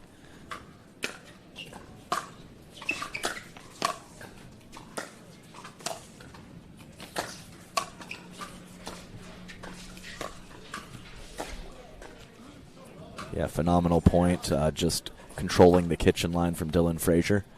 Do you think Kussmeyer has stayed back a little bit sometimes when he should have come forward a little bit, perhaps? Yeah, he even said it to himself a little bit, where just really hard to dink and dunk Dylan Frazier. Yeah. Wow.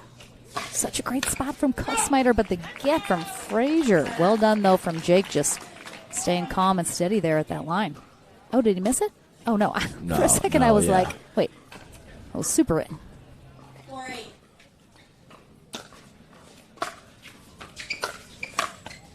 Oh, it's just unlucky. Yeah, but I do think you're right, Lauren. It's not the most optimal matchup given the game style of Dylan, so I think Jake needs to make a few adjustments where, just kind of sitting back there, dropping a few balls, and then driving and covering the court. It's just too much control of the kitchen line from Dylan Frazier right now.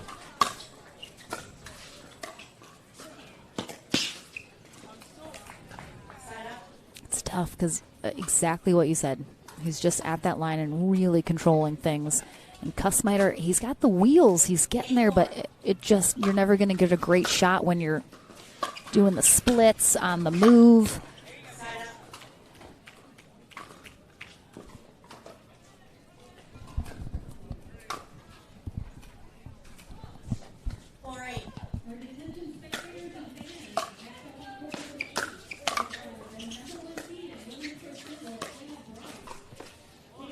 It's just a ridiculously good shot. Who we talked about it multiple times, how good he is at holding the forehand, and now he can do it on the backhand side as well.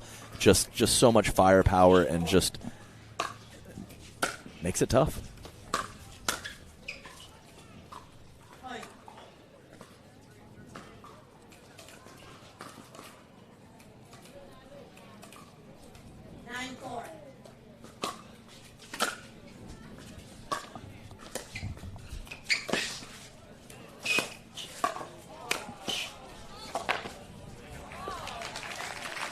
Wow, great point. The fans letting the players know that they appreciate the effort. Both players on offense and defense at different times in that point. Paddle toss down. Is that a timeout? Nope, it's not. He just a baby. I just needed to throw my paddle for a little bit, and then I'm fine.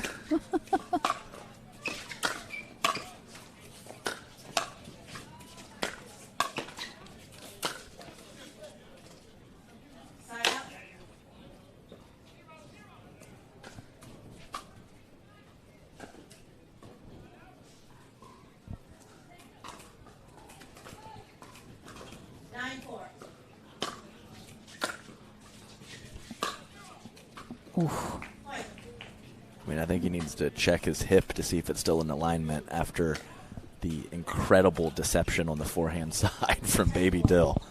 All right, match point here for Dylan Frazier. Oh, some good hands.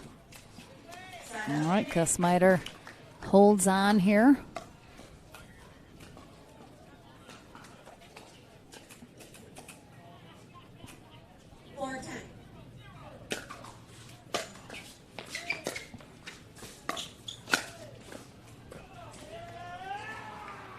Able to get the ball back and have another crack at it. Kussmeyer not able to chip away.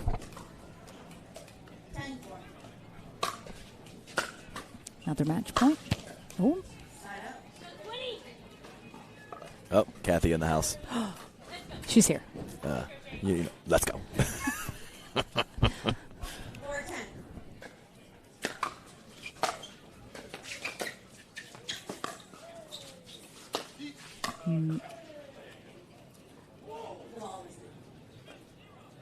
That was super close. I mean, I think it just caught. It's just so difficult. He's looking right down on the ball. If it caught the absolute back of the line.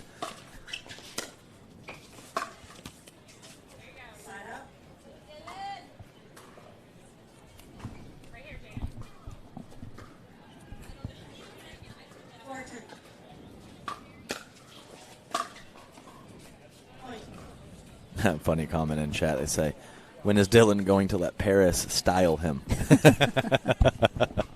He might need to retire those shorts. No, I don't know. Those are not the ones I was thinking of. I think those are new, actually, so I won't say anything about that. I have a couple pairs of shorts I need to retire as well. Doesn't every guy? Yes. Yeah, Kussmeyer's had a couple really good holds here, holding off Frazier from closing out this match. He just has not really been able to capitalize, getting that serve back and do anything with it. Yeah, the court positioning battle is very much in favor of Dylan Frazier, and when that's the case, Jake has to be absolutely perfect, and that's just tough to do. Well, that's at least one perfect shot. I mean, again, he's held him 3 or 4 times now from closing this out, and that was a gorgeous angle there. He's got to get some of those on his serve now.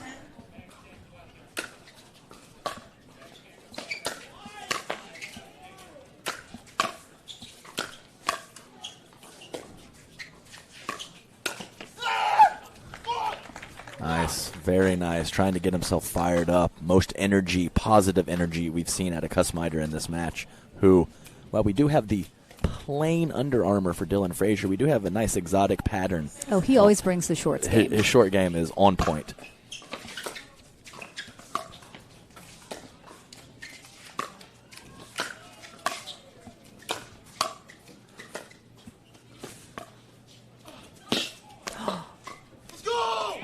Wow, really nice rally from Jake Kussmeyer.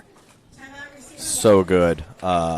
Several times we've seen Dylan Frazier trying to bring him forward, but this time on the slide, able to create some pace with the down-the-line forehand passing shot, and Dylan Frazier unable to keep the volley in the court. So, yeah, definitely great couple points from Kussmeyer, who is, boom, right back in it, down 3 points in Game 2. And we talked about it. Look at that beautiful weather here at Palmetto Dunes on Hilton Head, South Carolina. 74 degrees, wind 10 miles per hour. A little breeze here and there, but not nearly the 40 it was in Houston, so we'll take it. Humidity a little high, but we'll take it. So far, not too bad here today, but gorgeous day. Some nice cloud cover, keeping our players from hopefully not having to apply as much sunblock today, but again, Kussmeyer he's hanging in here. He's fighting for it, and I love to see that. Frazier just having a tough time closing this out, though he's had obviously several opportunities, but 7-10. See if Kussmeyer can keep going here.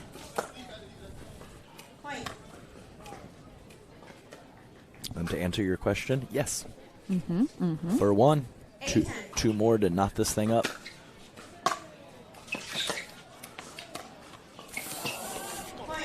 I think he's dipping into that well a few too many times now. For sure. So you see, instead of maybe one step of anticipation, you're seeing 2 or 3 steps of anticipation on the drop volley from Kussmeyer now.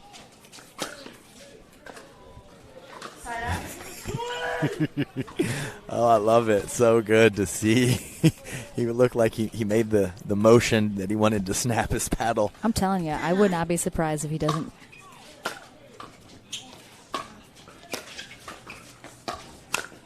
Oh, great hands from Kussmeyer. Oh, my goodness. I mean, again, though, Frazier, at this level, you got to be able to close.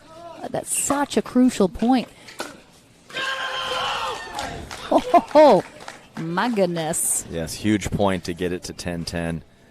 And yes, on that previous ball, Dylan Frazier, I think, had all the options, cross-court down the line, and chose to go body on 2 points ago. Hopefully that decision doesn't come back to haunt him, as he does get the ball back, serving at 10-10.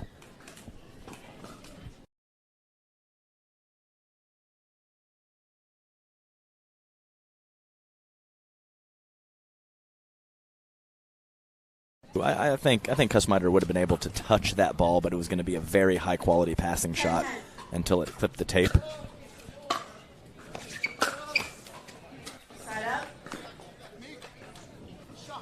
Yeah, looking back at the twin brother, saying he had that similar ball 3 times and has been unable to convert.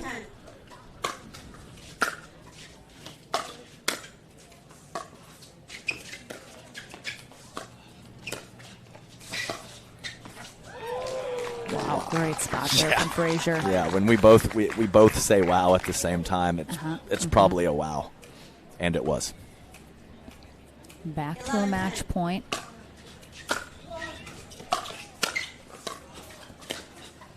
Oh, I thought he was pushing that wide, maybe. Oh, jeez.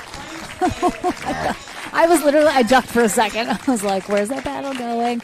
All right, so Kussmeyer, what a great comeback, though, here in the second game. But I don't know, does that make it even worse? I don't think so. I think it's better momentum going for his next rounds, but it does hurt a little bit, Lauren, let's be clear. Yeah, but Dylan Frazier able to hang on, close this out, not have to go to that tiebreaker third game. We will head to the Franklin studio for the first time today as we start to chat with our players, and then into that quarterfinal match here in Hilton Head coming your way right after this.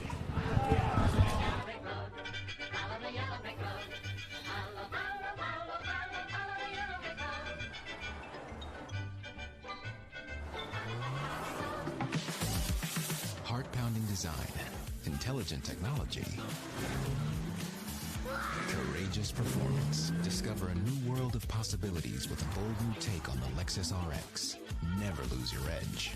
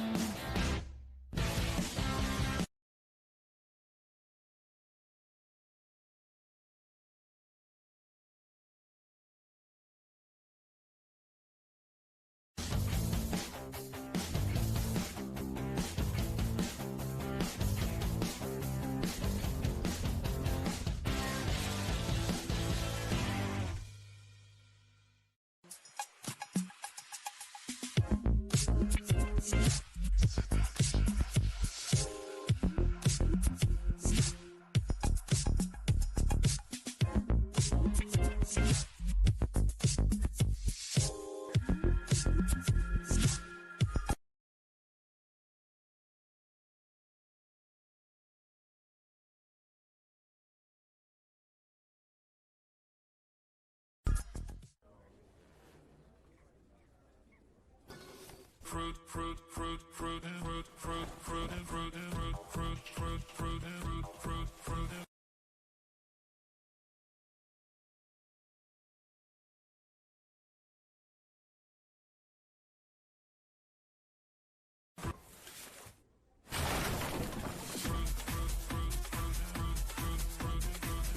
Smash Super Hot Seltzer with real juice. It's party juice. Welcome back to the studio. We mentioned a little bit, Husker doesn't travel nearly as much as you do, so you know him, but you don't play him nearly as often as some of the other players that you're used to. Is it kind of tough to readjust to the players you don't see as often on tour? To some extent, yeah. Jake and I haven't had as many matchups against each other as I have with other players, so we're maybe a little more unfamiliar with each other's games. But I know he's an incredible player. He's so good from the baseline, just running down balls. So I knew I was going to have to bring him in a little bit at times, and managed to scrap a few points out there at the end when I needed to. So happy to come away with the win. We talked to you. You've been in positions before where closing has been a little bit tough sometimes. When you have those few match points that just aren't happening, does that mentally, is that something mentally you just have to block out and just focus on the next one and trying to close it out that time? Yeah, I'd say so. It's definitely more of a mental barrier to overcome than it is like a physical barrier to overcome. So, because it's happened to me a few times before, thanks to Zane. Thankfully he's not playing today, but so I've had my fair share of being up 10 something and then ended up losing. So that thought's always in the back of your mind. So you just gotta block it out, like you said, and try to just play your game, try to do it. What got you there in the place? I mean, we talked to you. You're a full-time student as well at Missouri. You kind of have that balance with it's not work life. It's school pickleball balance. Yeah. But how are you really kind of handling that in terms of how much time you have to spend with schoolwork, balancing out when to take a tournament off and enjoy sort of that college experience? Yeah, I've got a routine down. I've got it broken down into a science, if you will. So spent a few days working on school assignments, getting everything I need to get done before the tournament, and then the rest of the week, it's all pickleball. I love it. But you just were at homecoming, right? Recently, yeah. Was that fun? Yep. Homecoming for Mizzou. They played Vanderbilt. James Ignatowicz's school, Vanderbilt, and Missouri kicked their ass. So 17-14. That was fun to watch. I'm sure you may have texted him about it after. Is that right? Yeah, I did. I love it. All right, well, into the semifinals. Congratulations. We'll see Dylan a little bit later today. Next, we have Mr. James Ignatowicz. Speaking of, he takes Yates Johnson here in the quarters. Don't go anywhere. Back into the action.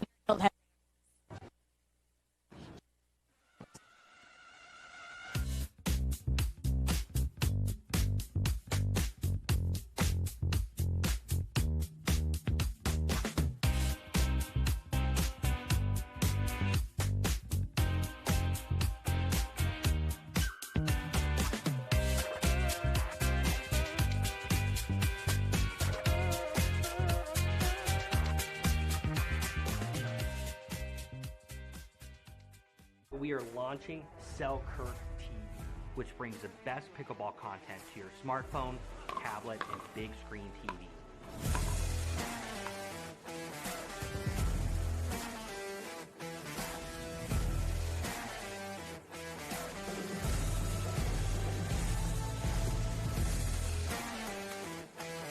This is 24/7 Pickleball, proudly brought to you by Selkirk.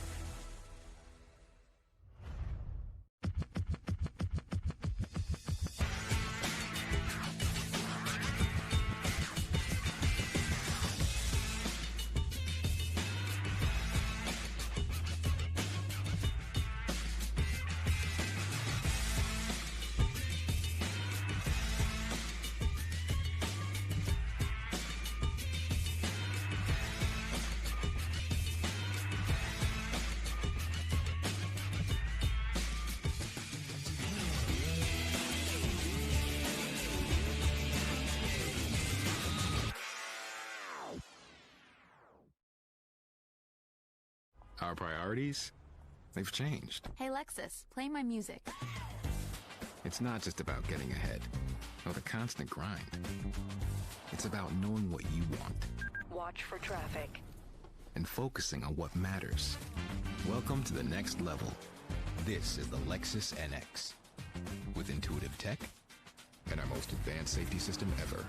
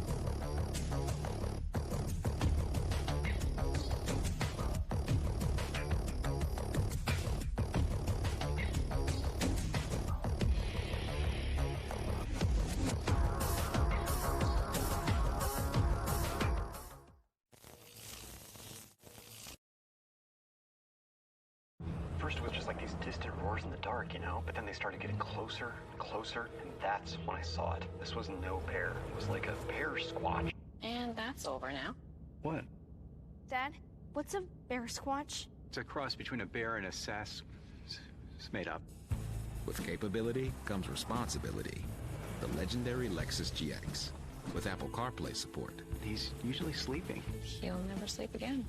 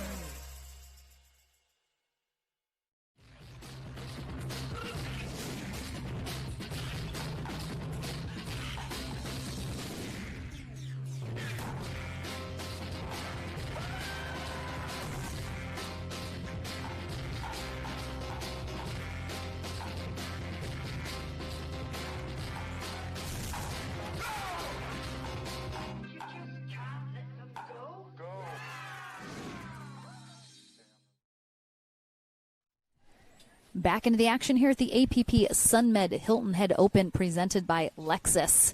And lots of pink this weekend. Our tournament as well as Lexus definitely for breast cancer awareness is rocking the pink here this weekend. So love to see it. All of our volunteer shirts as well as our player shirts. Beautiful pink and happy to support such a great cause. Coming up here in this men's pro singles quarterfinal match, we have James Ignatowicz and the hoppin' bunny in the back, Yates Johnson, also getting those knees nice and high, getting ready to go. Of course, Ignatowicz, 22 years old, in Delray Beach, Florida, currently attending Vanderbilt University. Yates Johnson, 28, in New Braunfels, Texas, along with his twin brother, Hunter. I think people definitely starting to know their names a little bit more. Certainly can't tell them apart yet, but starting to learn the names. Takes time. Really just got to look for the hack. Black socks Yates, white socks Hunter. Yeah, they do make it pretty easy for us. It's still hard, though.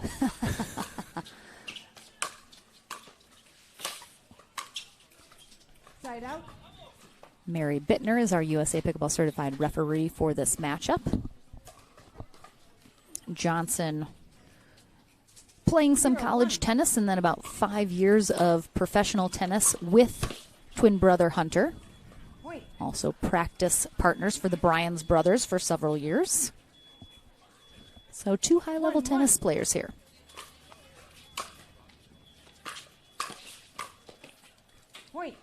Ignatowicz just so fast. He just, such long legs, a lot of height, and they get him places very quickly.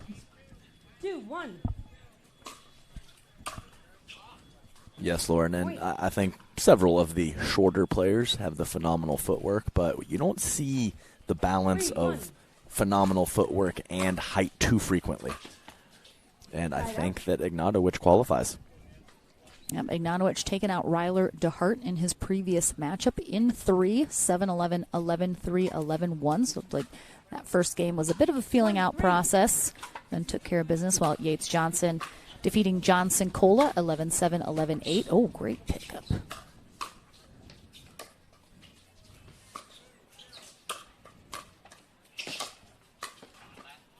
Oof, what a rally. Yeah, wow, crazy point. I think the initial backhand roll from Ignatowicz was just phenomenal. The fact that Yates was not only able to get a paddle on it, but able to hit a quality shot back, just phenomenal. 3-1.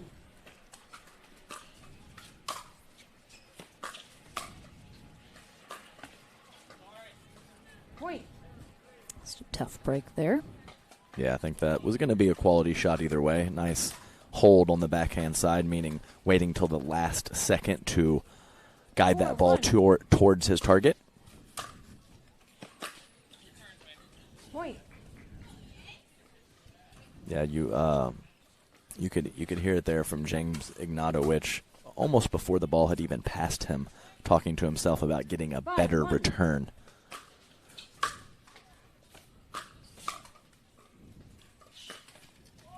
Side out. And it was, obviously a very tough shot, lots of spin from Ignatowicz, but Ignatowicz choosing to guess line. So Yates did have a large area of court to hit into, but couldn't come up with it.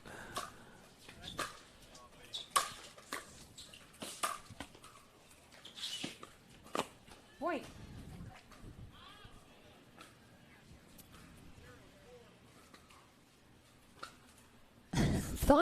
I thought he was going to get a paddle on it at least, but 2-5. too much spin there, taking it out of his. Side out. A little long. Yeah, I couldn't tell if it was wide or long from my vantage point, but either way, did not make it in the blue or the white. Side out.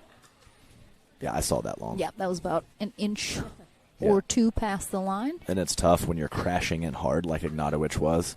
I thought out. It's tough when you kind of jerk your head back, but I do believe that was the correct call. 2-5. Point. Hitting a pretty heavy serve. Yeah, he was whipped through that thing. Yeah, that's the first mistake. I think we saw Yates Johnson miss a serve earlier in the match, but the first missed return. But that serving power continues. Might get a few more freebies.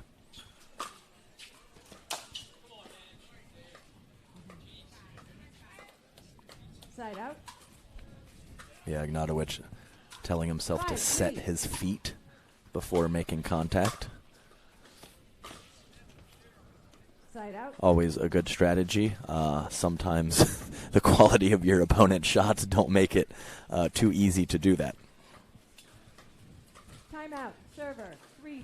1 minute. We're going to have an offensive timeout here from Ignatowicz. Yeah, and I've seen this from him quite a bit. I think he's played a tournament or two in between, but I remember seeing him at the Chicago Open and using offensive timeouts quite often. Yeah, can be definitely a good strategy. In November, we are in Palm Beach Gardens for the World Pickleball Open, as well as Next Gen in Kansas City, both the same weekend.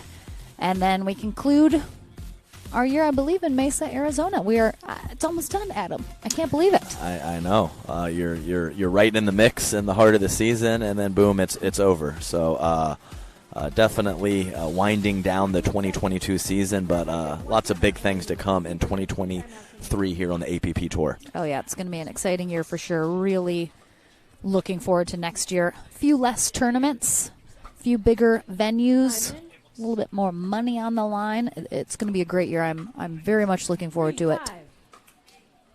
All right, and from this timeout, let's see if Ignatowicz can come out of this with a good result, and he can. And while Hunter Johnson has had a little bit more in terms of better results than Yates, they've both been right there. It really could have gone either way. Could have been either of them.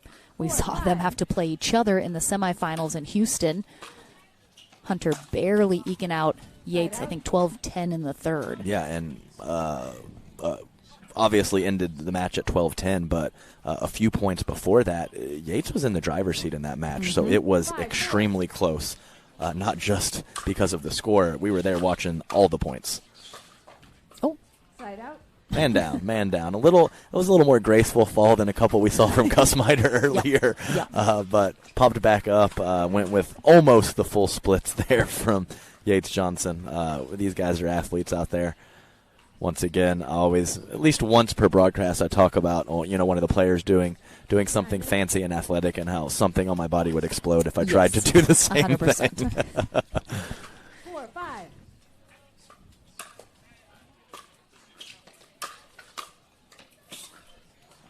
Side out. That's a great volley. So the James Ignatowicz down the line backhand, one of his favorite shots, and it has not been as crisp as normal so far early in this match.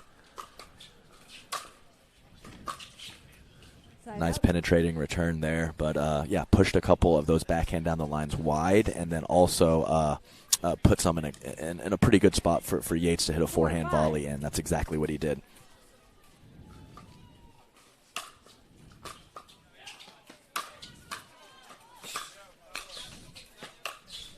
I mean, my goodness, both of these gentlemen just all over the place. And I think we forget so quickly once we get to know a player a little bit better.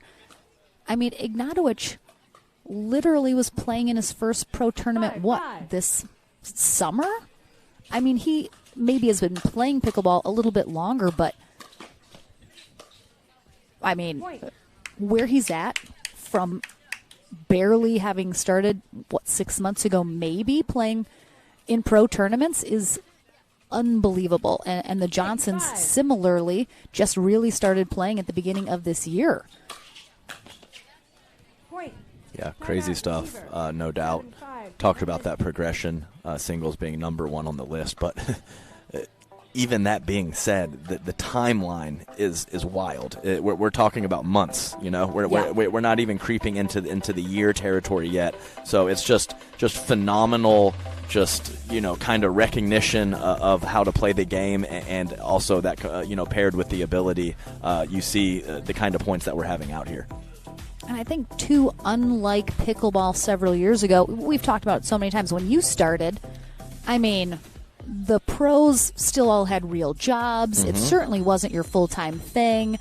Lots of times the pros are drinking beers at the end of the day. They're having a great time, which I kind of miss those days. I'm not going to lie. That was a fun time. But the transition to really the money into the sport, the dedication that these players now have, this is full-time. They're training, their nutrition, their fitness, everything is in line for a lot of these players now, where a couple years ago just wasn't the case. If one player was doing it, they were probably getting made fun of. I mean, look at this pickleball nerd over here going to sleep at a reasonable time because they got to play in the morning. Yeah, I talked about it with Chad last week on the broadcast. I miss those days of eating a large pizza at 10 p.m. and then, waking up at 7:30 for my 8 o'clock match the next morning.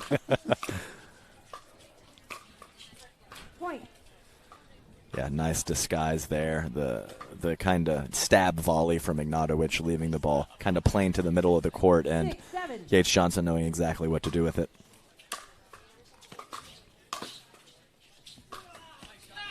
Oof. Wow. Great spot. That was crazy paddle head speed to clear the body and just whip through, and not only get the spin, but the power as well to accomplish that passing shot. Just high level, very high level stuff. Johnson taking the lead now. 8-7. Or retaking the lead, I should say. Side out. 2 of those now. Still, getting enough benefit. I don't think he's crossed the threshold of maybe taking a little off the serve, but if he misses a couple more, he's going to have to watch out giving someone of James's caliber too many freebies. Oh, the backspin on that was phenomenal. Otherwise, Ignatowicz absolutely getting to that shot, but too much backspin pulls it right away from him back into the net. 8-7.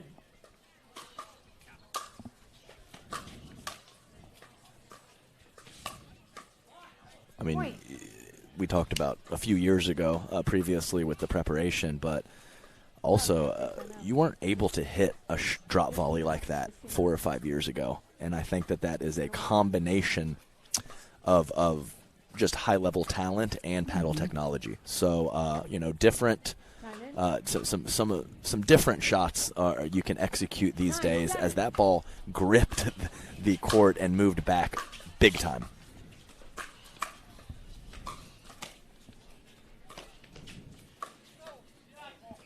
Side out. Ignatowicz, really like his court demeanor. I've seen him play a few times, and you can see the focus. But if it's time to kind of snap out of the zone and be light for a second, he's very willing to do that. And I think that balance is what probably optimal when you're out on court. I appreciate it very much as well. And we have a second offensive timeout. for Ignatowicz here, looking to get back into this on a good note, refocused. I agree. I'm a fan. I'm a fan of James Ignatowicz. Yeah, he's got something lovable about him. He's he's kind of got. I would say he's a little spacey at times, but he's quick-witted too. So 100%, so it's just you kind of are watching him, and this guy's got a good vibe about him. I think I'd probably qualify for a couple of those, especially the spacey part. Oftentimes when I see Ignatowicz just kind of walking around with like shades on, he's got the swag. Yeah, right. He's very swaggy. Time in. 7-9.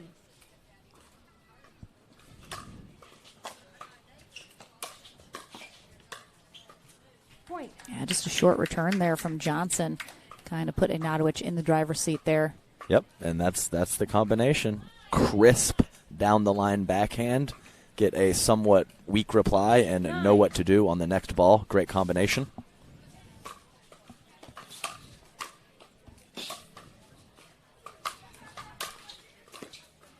Oh, again, the backspin this time is there. Wow. Good effort. Some really great gets, but ultimately Ignatowicz just could not come out on top of that. Yeah. Awesome rally. 9-8. I do see the twin. Hunter Johnson has taken on the other Johnson, JW.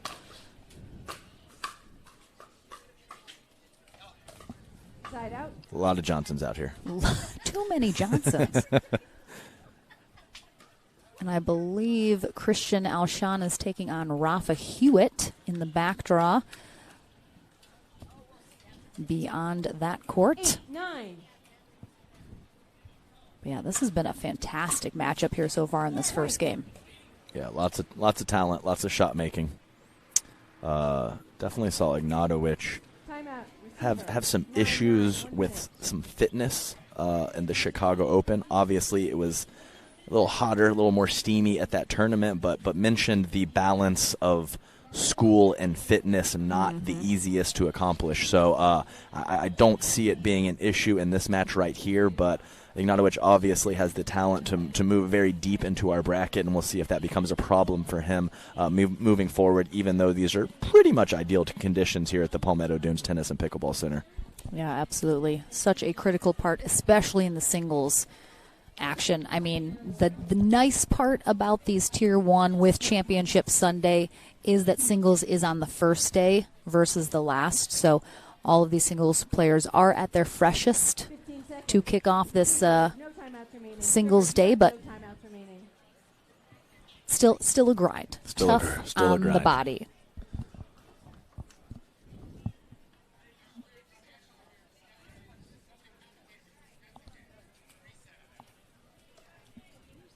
So again, Dylan Frazier and Julian Arnold face off in the first semifinal, and then the winner of this will face the winner of the Johnson-Johnson match going on.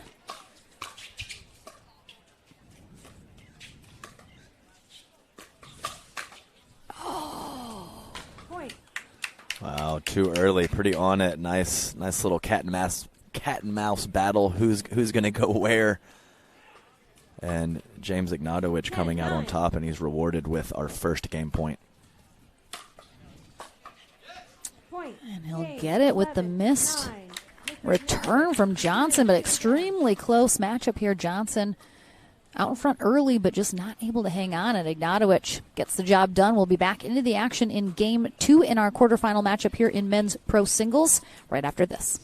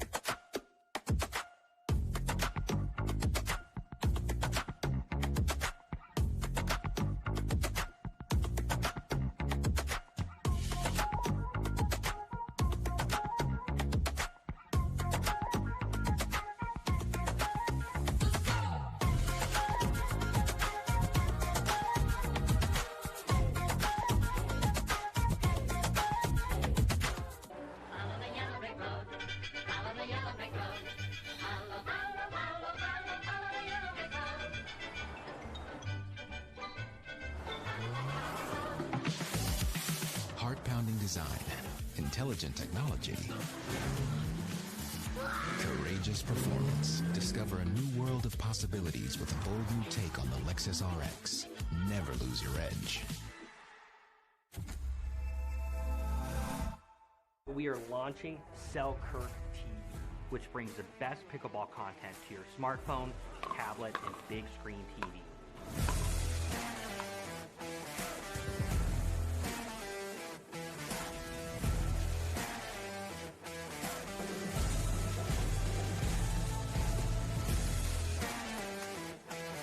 This is 24/7 Pickleball, proudly brought to you by Selkirk. 15 seconds. Welcome back, everyone. I'm just enthralled by Yates Johnson and his paddle twirling. So look at him twirl that paddle, and he was just like flipping it around. He's got paddle that, tricks. He's got that balanced lead tape. Oof. Makes it, 0-0. Yates Johnson on the near end. James Ignatowicz on the far end. Ignatowicz, the 4 seed. Johnson, the 12. After a strong start from Johnson in game one, Ignatowicz able to crawl back in it. Very even throughout the sort of majority of that first game, but Ignatowicz able to close it out in the end, 11-9. And on the board first here in game two.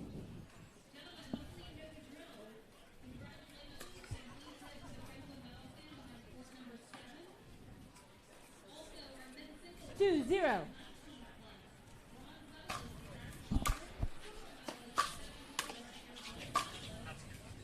Point.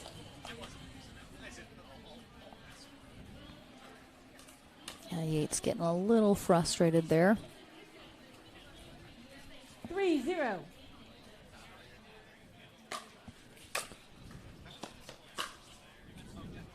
Side out. Ignatowicz does have a whippy serve.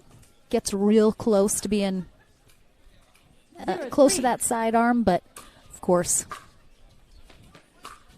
serves not really ever scrutinized too much in pickleball. And it served him well in that game one too to end throughout the game and also to win that last point. So very quality serve from James Ignatowicz. And I think you're correct. It's close. He's getting close. It's close. That's getting close to a sidearm. Some players, it looks a little closer than maybe it is. He's getting real close. Side out. Yeah, too much. He's had the opportunities. It's just the execution is a little off right now. Yeah, definitely. I'll tell you what, we're at pretty close quarters with the players right here, Lauren, and it's tough to make a comment after they get upset and are about 3 feet from you. I have perfected the talking quietly into the microphone. Yes. So if I just for everyone at home, if I really lower my voice and don't speak too loudly, it's because I'm scared they might hear me. 0-3.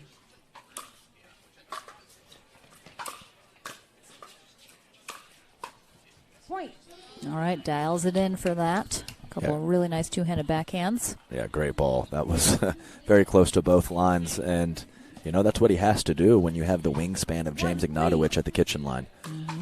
Makes you really have to hit that ball to a very specific spot, and I believe that is freebie number 3 on the serve of Yates Johnson.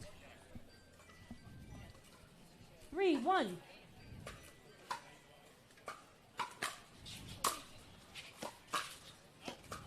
Side out. I don't make it a point to look too much, but that serve is close, Lauren. I'm telling you. It really is. I think Deckel Bar might hit his a little higher, but his paddle face is very down. This one, the wrist is a little cocked off to the side from James Ignatowicz, and if I had to guess, I would say it is still legal, but it is very close. 3-1. Mixes that one up a little bit. Side out. Phenomenal full stretch volley from Yates Johnson. Just to not only get to the ball, but hit it that crisply into the cross-court corner. Great job. Point. All right, Johnson trying to fire himself up there. Yep, gave one away on the serve, got it right back. Ooh, followed up by the free point. There you go. That's 3 missed serves, 2 missed returns, but 2 to 1 in terms of missed returns and missed serves so far in game 2. So just like that, after a quick 3-0 lead from James Ignatowicz, Yates Johnson not only serving, but he has tied the score as well. Very flip-flopped from game 1, almost the exact same result for the opposite player, however. We got Vivian David over in the corner with the camera saying a few things to Yates Johnson. Very close with the twins. Lots of practicing between those guys, and all living in a pretty close area down in Texas. Absolutely. Got a lot of good players in the area. Oh, I think you just said somebody beat J-Dub. Who's Hunter playing? did? Oh, Hunter beat J-Dub. Well, there you go. Yates muttered something, and I believe that I read his lips to say that Hunter beat J.W. Johnson, which is an obvious upset, but not a very big one in my eyes. Yeah, I mean, with the way Hunter's been playing, but yeah, does look like he has won, so. Yeah, last weekend from Hunter was pretty ridiculous. Yeah, he played phenomenal. I'm not exactly sure what Federico could have done. Hunter was just on fire last weekend and looked like he's carrying it over to this tournament here in Hilton Head. Yates has a little motivation now to try and face his brother in the semis again. Again, yes. I mean, that would be pretty crazy. Great close-in from James Ignatowicz, forcing Yates into an attempted drop volley. Oh, my goodness. Yeah, I'll tell you what, the ball comes off his paddle a little bit differently. Obviously that's a high ball. It's a very, very relatively easy overhead, but that ball just flew off of his paddle. No shot for Yates Johnson.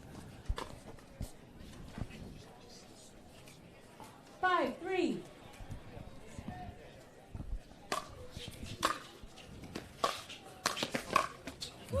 Side out. That would have been silly off his shoe tops, but definitely on that down the line backhand, didn't fully stroke it, kind of pushed it up the line, and a nice close from Yates Johnson to put a crisp volley right down at the feet of James Ignatowicz. Always want to make those big men reach down, and Yates did it very nicely on that point. Uh-oh, we're having some lead tape issues. Do you need a timeout? He says, nah. 3-5.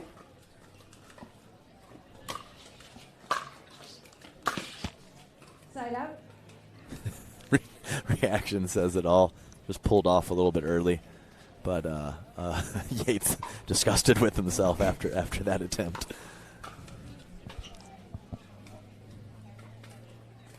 5-3.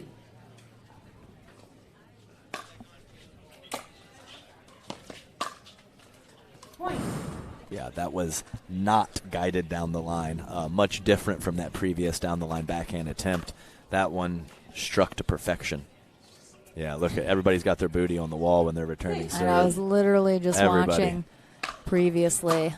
Mentioned it's a little tight on these courts at Palmetto Dunes. Side out. Definitely. Everyone just posting up. Yes, and 3 or 4 times in this match we've seen the feathery touch on the backhand volley side from Yates Johnson, and we saw it once again right there.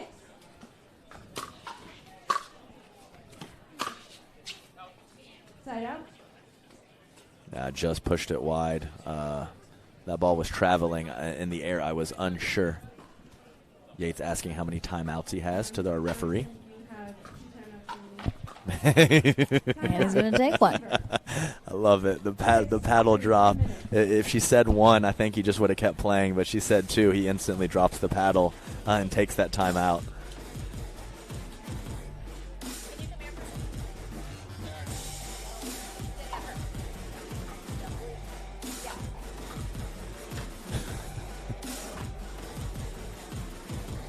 So James Ignatowicz with the 6-3 lead. I don't know if we have footage, but we have the twins chatting in the background.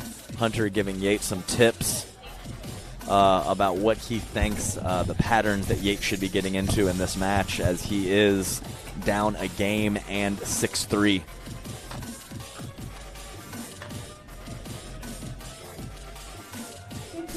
Hunter Johnson talking with his hands, pointing here, pointing there, just being like, come on, Yates. Just do this and that. You got it. Easier said than done, Hunter. No, it's so easy when you're not playing. Just you're watching. Yeah, armchair quarterback. Just do this, do that. I don't get it. What's the problem? Easy game, right? Wrong.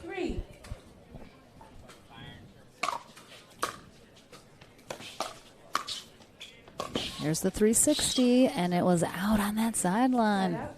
And he would have been there is the crazy part. Oh, yeah. Stab, backhand volley into the 360, into the far forehand corner. He's there.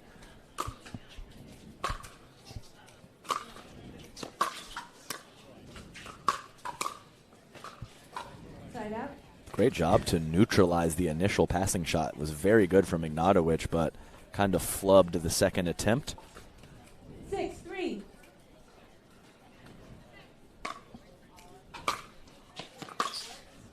Point. So I think the thing is, Yates and Hunter, I do think their skill is the same. I think they're at the same level, very even in terms of their abilities, but I do think Hunter more recently has locked in the consistency where Yates is still struggling a little bit with being able to execute over and over again, where, again, ability there, but I think Hunter is just a little ahead of him in terms of that he can do it much more consistently than Yates is right now.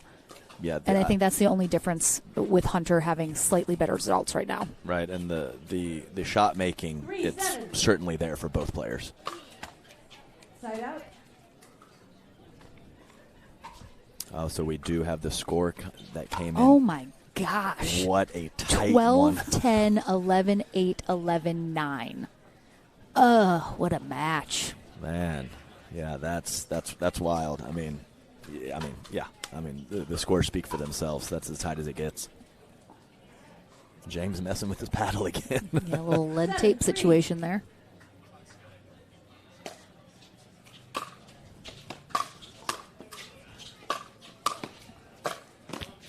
Side out.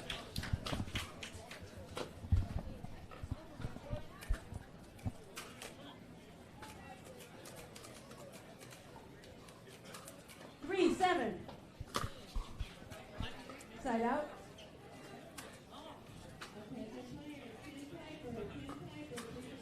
And again, we've seen how many missed serves from Yates this match. I believe that's 5. I mean, you just can't have that at this level. Side out. Yeah, I think James was in perfect position to execute that shot. Probably wouldn't have ended the point, but would have put him in a very good spot and couldn't come up with it. 3, 7.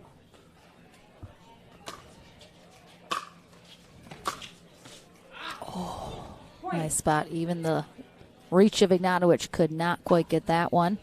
Coming up next, we will have that first semifinal match in our men's pro singles. Dylan Frazier will take on Andiamo himself, Julian Arnold, coming up next. Wow, indeed, from Ignatowicz, as easily there after the net dribble, but just pushes it wide. Yeah, some of those, it just seems so easy, but it just... Are those the ones when you have too many options? It's just weird when it comes off the net. Sometimes it comes off with spin. And sometimes it's just the fact that it hits the net. It does something visually and just throws off your rhythm. So I believe 2 quick points for Yates, possibly 3. Love and James, that last one. Took some pace off of it. It was 3 because they came in at 7-3 after the timeout, and Ignatowicz says that is enough. Yep, called the timeout with that ball still in the air, I think. Yes. So Johnson within 1 here, and again, he's got to win this second game to try and force a third, especially if he wants to face his brother in the semis. But again, oh look, the wind, a very just nice, wonderful 5 miles per hour here. Ooh, the humidity dropping a smidge, 76 degrees. Still just a gorgeous day. So you can see the cloud cover dissipating just a little bit here on Hilton Head Island, South Carolina for the Sunmed Hilton Head Open presented by Lexus. Lauren McLaughlin and Adam Stone here courtside for the day. We do just have the 1 court streaming today, but tomorrow we're into the action with 2 streaming courts. So double the pickleball action for you here this weekend. And, of course, we conclude this weekend with Championship Sunday. All of our gold medal matches will take place on Sunday in our pro bracket, so we'll have 5 matches for you guys, which means we go through our bronze medal matches here during the day. Time in. 6, 7.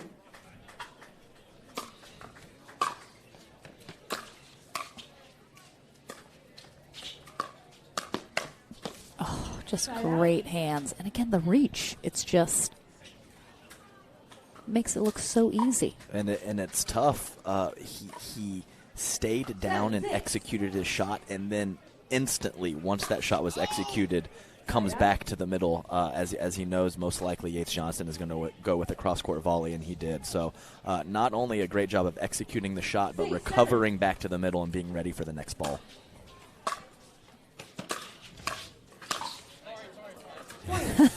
Nice. Ignatovic does not mind getting hit. Oh, I love it. He is.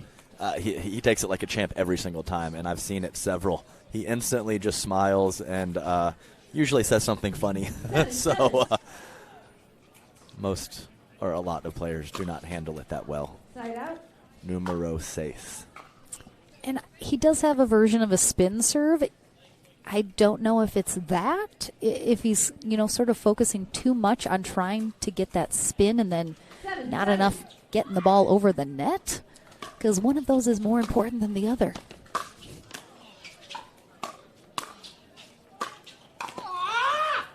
Point. It's a great drop. I mean, just look at that spin. I mean, he gets over the top of that with a two-handed backhand. 8, 7.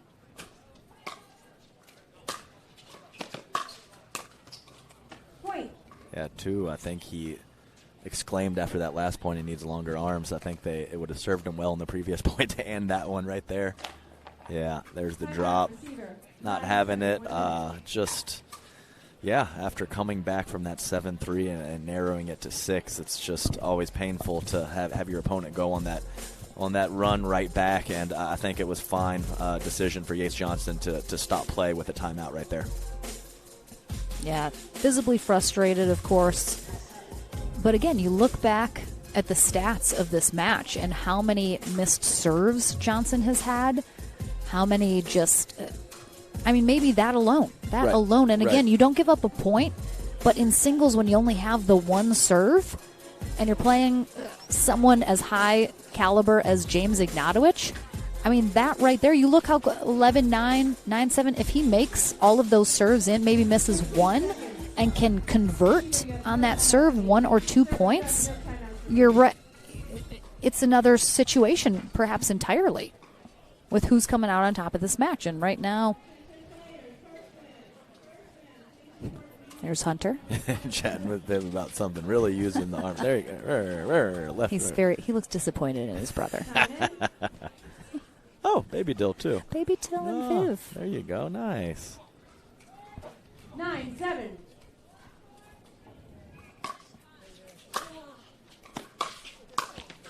Point. Yep. 3 of the last 4 points has ended with a Yates Johnson volley at full extension. Match point here for Ignatovic. Oh. Point. Game. Not like this. Yeah, that's tough. That's a tough one, but Ignatovic just played cleaner in this match without question. Johnson just need a little more consistency, but he will head to the back draw, and it is James Ignatovic who will face his twin brother Hunter Johnson in the other semifinal matchup. We head to the Franklin studio and then back into the action with that first semifinal that I mentioned coming your way here in Hilton Head right after this.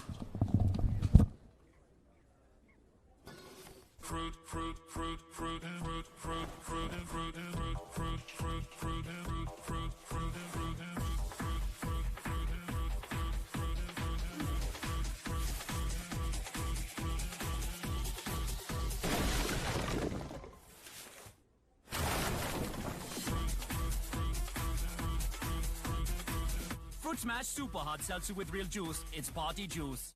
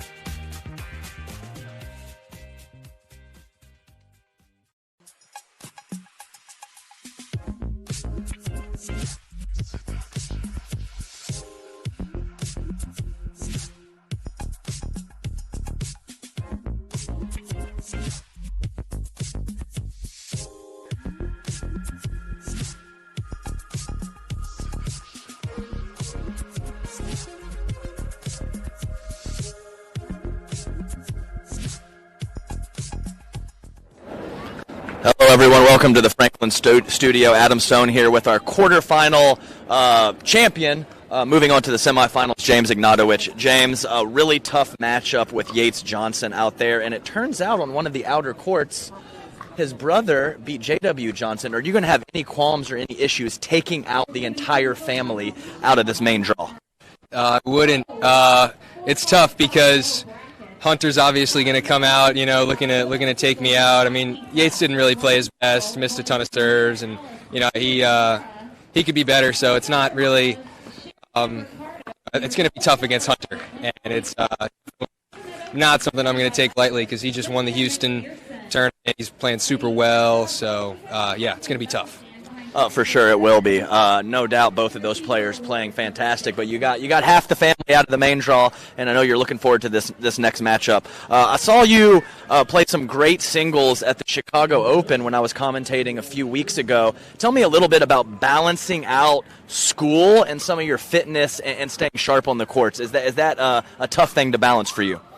Yeah, it's definitely not easy. I mean, being at school, it's tough to stay in shape, or it was. I think now I'm definitely in better shape than I was at that time, but thankfully it's the winter, or not the winter, but we're moving into the winter, so it's not going to be a huge factor, I would hope.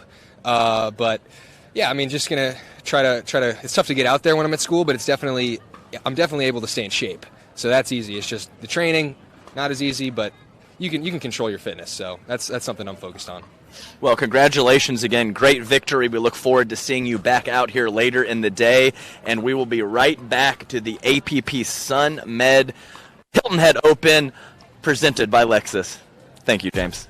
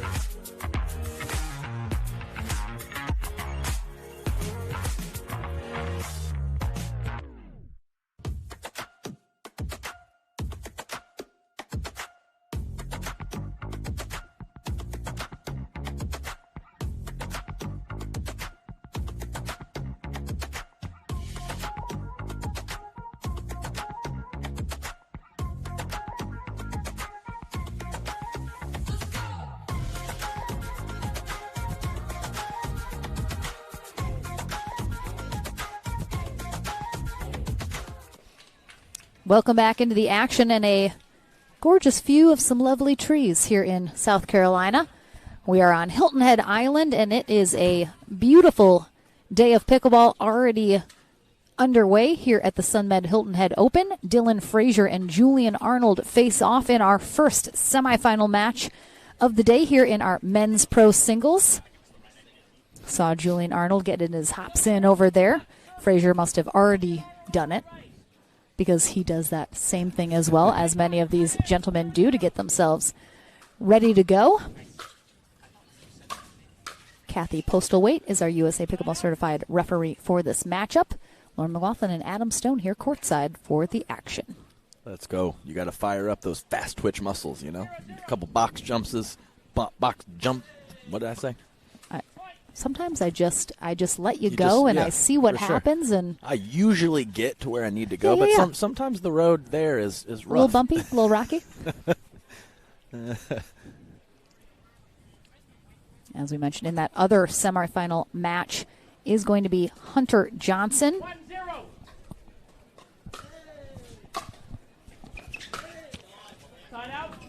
1-0. Yes, that is correct. So this is the first semifinal. We had Christian Alshon beating Rafa Hewitt in the back draw. We have Jack Foster taking out Gabriel Tardio. Just a few of the highlights from the back draw. Pablo Tellez taking out the youngster CJ Klinger. So we have that back draw slowly catching up to the main draw. The grunt into the he's a special one.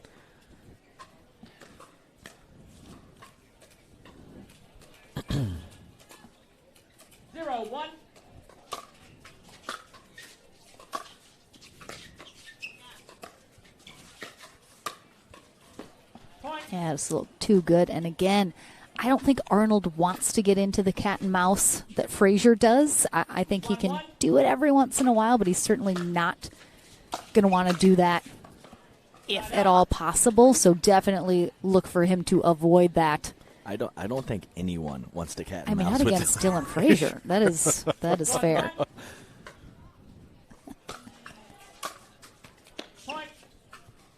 Jammed up.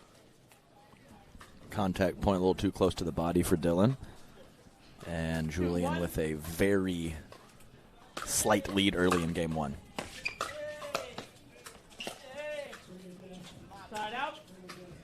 You can almost see it there, him possibly having an opportunity to hit a softer shot, and he just decides to go for the pass. But he's definitely had 2 or 3 very, very crisp cross-court forehand volleys early in game one. 2-1.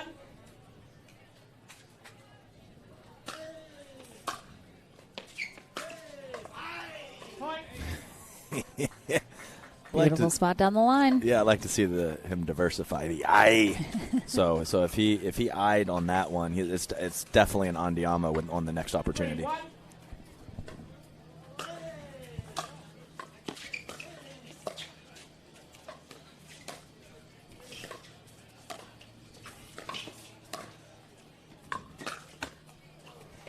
Great effort from Arnold. I thought he had a really good shot at it there. He was running down some of those shots. I thought one of those up at the net maybe could have tried. You mentioned it was tough for Kussmeyer to be going, for Alshon to be going at the body of J.W. Johnson earlier.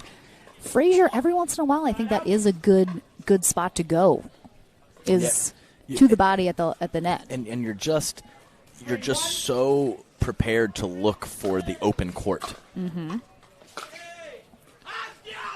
Oh, there it is. That's the one. But yes, body is just such a great place to go in doubles. You're just looking for it, and you can really catch someone off guard in singles because they're almost always looking for space. Mm-hmm. So, can't do it too much. And certain players you can't do it to, but it's definitely an option.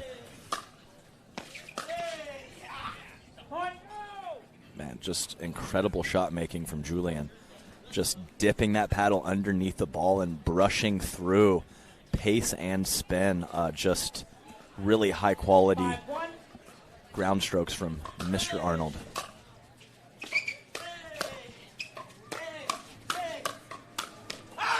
my gosh. Oh, my gosh. We had an Andiamo and a chest fist pump there. But you can see on the replay, Lauren, the first volley from Dylan was spectacular. I know. To completely neutralize the power of Julian, and then 2 shots later, you're practically hopeless. It's just an incredible shot combination from Julian Arnold. And I think, we talk about it on the APP tour all the time. Look at he doesn't need a rest. He's still just bouncing up and down over there. But the thing that's so great is not only do we have sometimes first-time people breaking onto the podium with an opportunity to medal when they haven't before. We're seeing new faces, new names. But we have, looking at our draw today, especially on the men's side, just every name you could really want. And there's no clear-cut winner. Oh. That's what's so amazing is the talent is so deep, but it's still very even as well. Because, you see J.W. Johnson has been beaten already. Hunter's still in there. Frazier might get beat right now. It's all just sort of a mishmash of who's going to end up at the podium. Makes for such an exciting day when you just do not know how it's going to shake out.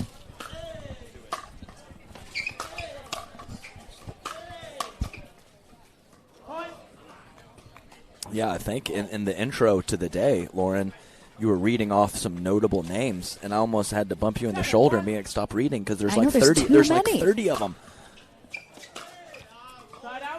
Well, he is human, and I like to see that. Dylan Frazier always staying solid and stable, and just a small error from his opponent and him muttering positive things under his breath to himself.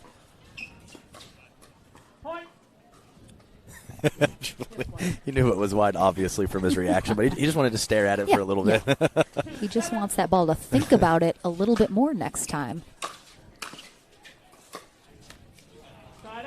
Yeah, nice job. Kind of caught in that transition zone, Dylan, whether to attack or step back, and the volley was so crisp and deep, just putting him in a very tough spot. Side out.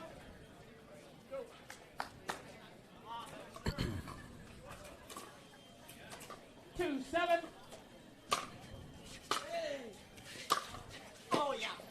There we Oh, go. yeah, almost pulled off his feet. Yes, very nice, and it's just so important when you're playing a player the style of Julian Arnold to understand there's going to be 3 or 4 minutes where you get destroyed. His shot making is just so good.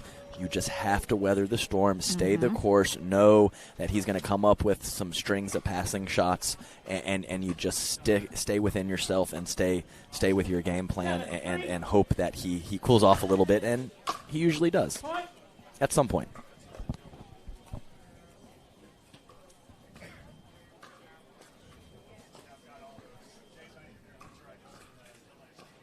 Hey, 3.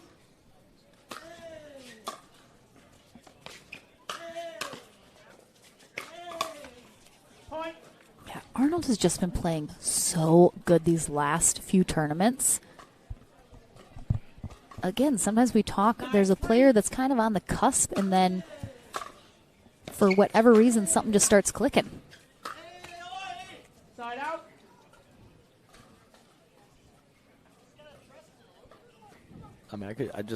He's fun to watch. He's fantastic to watch. He's fun to watch. There are absolutely some entertaining players in the mix, without question. Pickleball needs that. Great spot there from Frazier. Yeah, almost. The degree of difficulty for Julian Arnold to take that right off the bounce and hit it deep. Just a phenomenal drop from Dylan Frazier, who wins that point to get the ball back, and then a quick point to add 1 to his score, serving at 5-9 later stages of game 1. Side out. Yeah, he had a nice opportunity with some open court. Julian was closing quickly, but there was a window to sneak in that pass. He just couldn't quite find it. Point.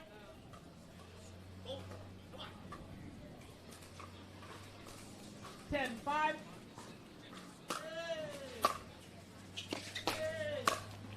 Point. Game. 11. Yeah, just a couple errors here from Frazier. And Arnold able to get in there and close out game one, so we'll take a short break. Back into the action here in our first semifinal of our men's pro singles in Hilton Head. Coming your way right after this.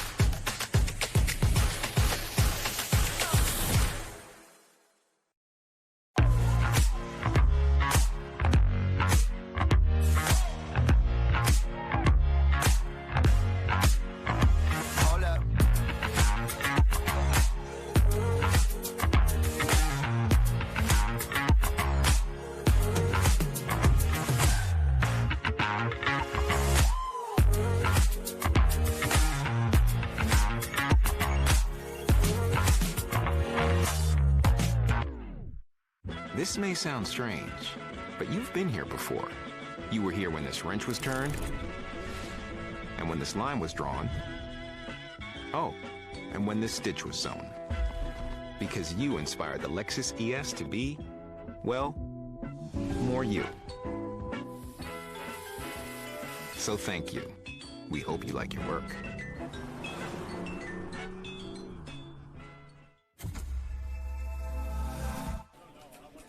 Welcome back. Game number 2 here in our semifinal matchup in men's pro singles at the Sunmed Hilton Head Open presented by Lexus. Julian Arnold on the near end for game 2. Dylan Frazier on the far end. That will stay in. Arnold taking game 1, 11-5. After Frazier just struggling a little bit with some unforced errors in the mix. We'll see if he can clean it up a little here for game number 2. Yeah, it was definitely a combination of a couple unforced errors and very much some forced errors from Julian Arnold. 0-0.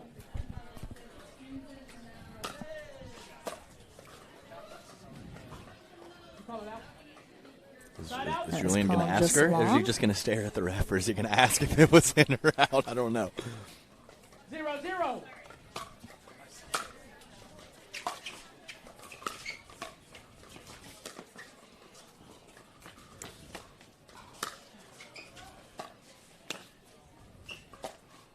Ooh, a little miss hit off the paddle there from Frazier. I like that lob in the middle of that from Arnold. Just a little mixing it up, throwing something different Frazier's way. Yes, don't see it too frequently. Really, in doubles or singles, but certainly pro-level singles.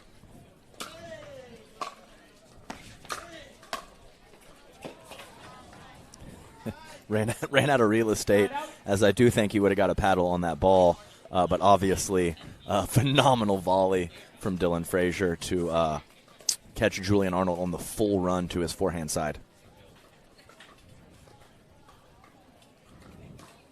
And I mean, obviously, Arnold a little annoyed about that, but at the same time, Frazier's got just as little court to work with. Maybe give Frazier some angles into the side as well. And we talked about this previously. It is something that helps and it occasionally hurts. So see if he can get that figured out early in game 2.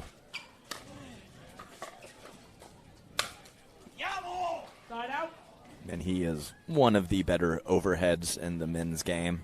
Keeps the arm nice and loose. Usually has a pretty consistent contact point, and that ball flies off his paddle.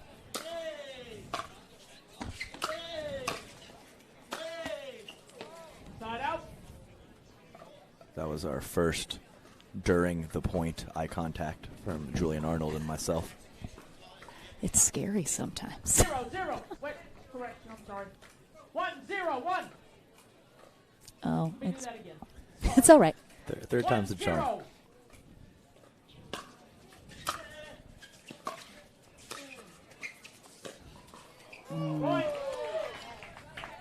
Great angle there from Frazier. I mean, it's disgusting. Look how long.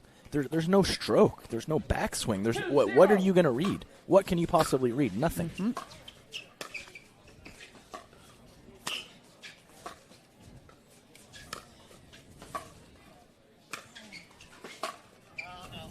Some really solid crab walking at the kitchen line I from was Julian literally Arnold. thinking the lateral movement from him at the exactly. line was so nice. And that's what I mean about the crab walk is the lateral movement right on the kitchen, and it was spot on that point.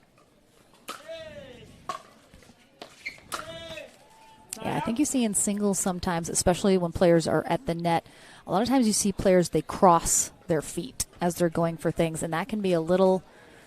I get it, especially if you're going for something that's wide and you're kind of getting pulled off, your base. But I think if you're able to stay nice and solid like Arnold did and move laterally at the line versus crossing your feet, just really at an advantage.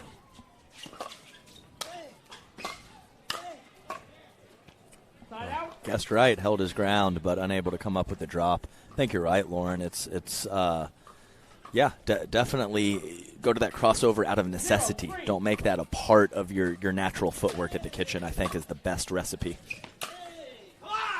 All right, Arnold finding something here. He is certainly trying to plug into. 1-3.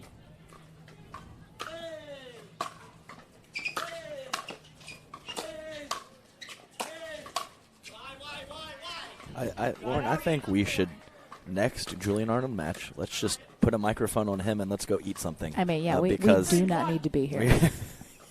His commentary is much better than ours. And I think ours is pretty good. So decent. But you will always hear what he's telling to himself, what he's thinking about it. He makes no attempt to ever be quiet about it, say it under his breath. Yeah, great shot from Dylan Frazier, who making contact with that passing shot in the middle of the court, but able to get on the outside of the ball, moving it away from Julian Arnold. So not only a good target on the court, but the spin moving away from Julian, too much for him to handle. And Julian Arnold wisely taking a timeout as he has worked up a 4-point deficit, 5-1 Baby Dill early in game 2. Yeah, I mean, Frazier, one of those players that, again, just so steady. We don't ever describe him as emotional. He doesn't really get visibly, frustrated or super happy about much. I think he smiles more when he's playing with J.W. Johnson, which we are going to see this weekend. I'm super excited. Those two haven't played together in a few tournaments, but they always have a good time together and have had a lot of success as a partnership, so I'm excited to see them back into the action. That's my hot take, Lauren. The end of 2023, J.W. Johnson and Dylan Frazier, I believe, will be the number one men's team. Hot take. I like it. Not even that. It's like a lukewarm take. Lukewarm take. I totally respect that. But you're exactly right about his demeanor. I mean, what in that first game did not make us think that Julian was just going to run away with this thing with the shot making, and then all of a sudden Baby Dill just super solid and steady, and great lead early in game 2. Slight mini jinx there. Oh, we had a couple Julian Arnold fans happy with that missed return. Love to see the fans cheering on their favorite players.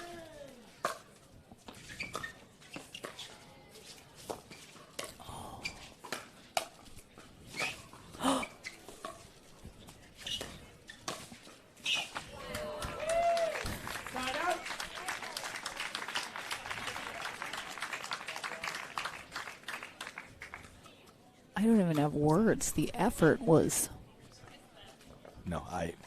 outrageous. Absolutely. For sure, my job. I should have said something after that point, but I think I'm your taking jaw away. Was still on the floor. Yes, I'm taking away from the fan and viewer experience if I don't let Julian just do his thing. There's the body shot. That time Frazier handled it well, but I do still like the option every once in a while. Yep, frequency is important with that shot. Can't go too much, but I can kind of see it in his take back. Julian was going to rip that at the body. But as we know, as we've seen on the doubles court, electric hand speed from Dylan Frazier. And because he has so little, if any, backswing, he can just, it's all wrist, so he speeds everything up so fast. He hides it so well.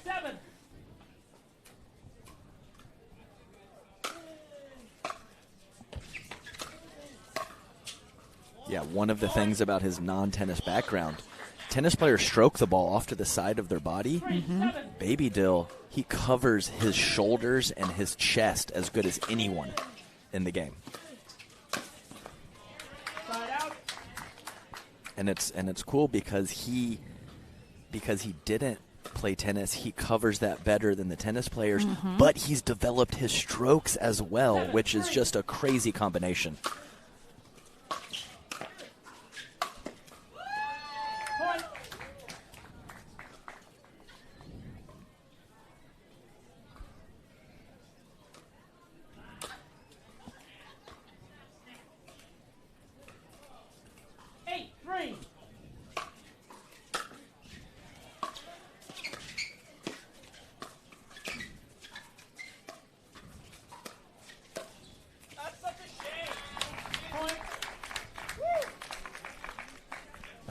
You can just see the tension of players that get into a both at the kitchen cat and mouse with Dylan.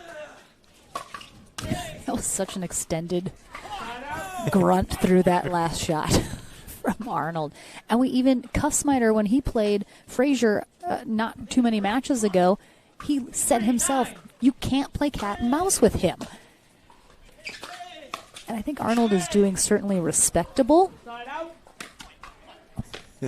And see, and I'm not positive. That was tough in the moment, but that was a reasonable spot for a drop. And he said, maybe this is not a great situation for me. I'm just going to rip it. And he made a mistake.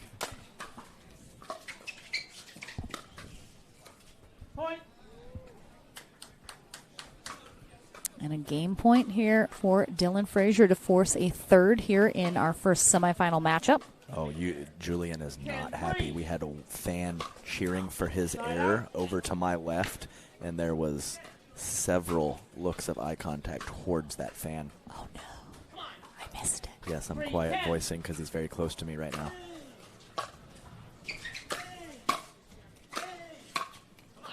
Yeah, I don't need any of that eye contact coming my way, that's for sure. Oh, yeah. So he looked at that particular fan 2 or 3 times, so I know it bothered him a little bit.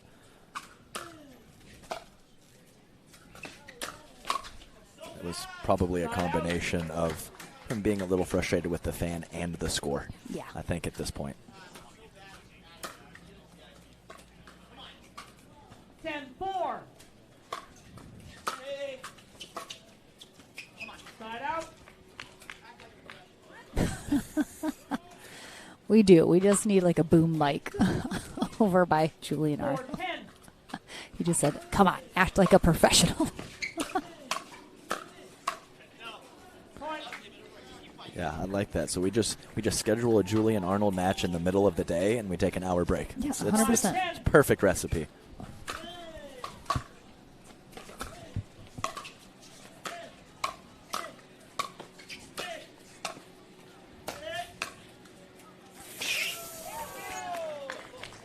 I was like, he's going down. He's going down. Yeah, great I think effort. He's okay. Yeah, I think so too. But Dylan was smiling, so if he had a little more look of concern on his face, that could have been an issue. But he was chuckling, so we knew it was not an injury issue. Got a lot of dudes on the court so far in this singles day. All right, so Frazier took him a couple times, but he has taken game 2 and will force the third. We'll see how it plays out as we're back into the action for the conclusion of this semifinal match here in Hilton Head right after this.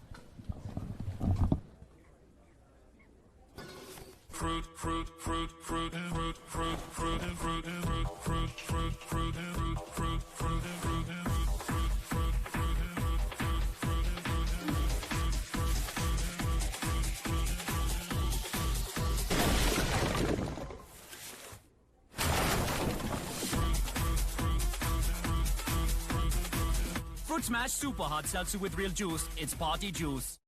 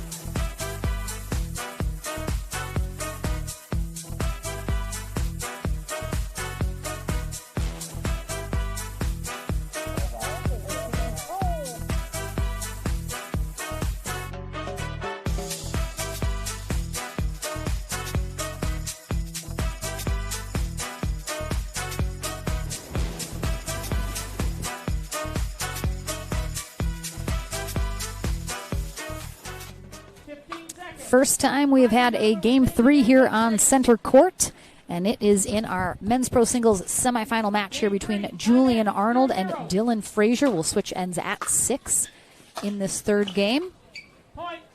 One of these gentlemen heads to our winner bracket final. Our other semifinal matchup is Hunter Johnson versus James Ignatowicz. Side out.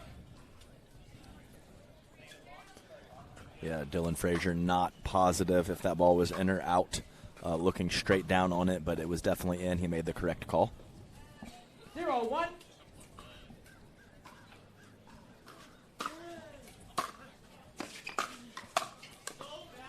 A slight mishit from Julian Arnold. Came off the paddle a little funky.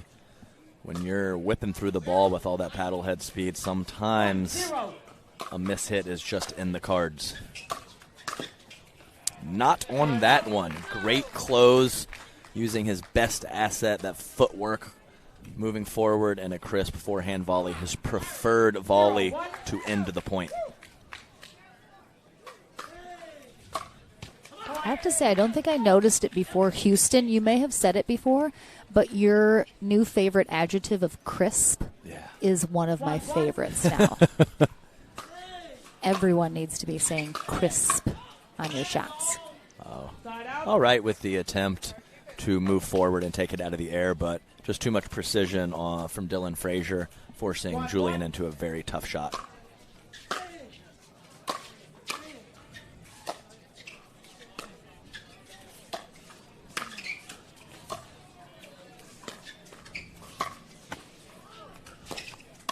Oh. Wow, just ridiculous. And the anticipation. The anticipation, and these drops, they're not floaty. They're not doubles drops. These are drops that are getting down quickly, whether it's slice on the backhand side or topspin on the forehand side. So good from Dylan Frazier.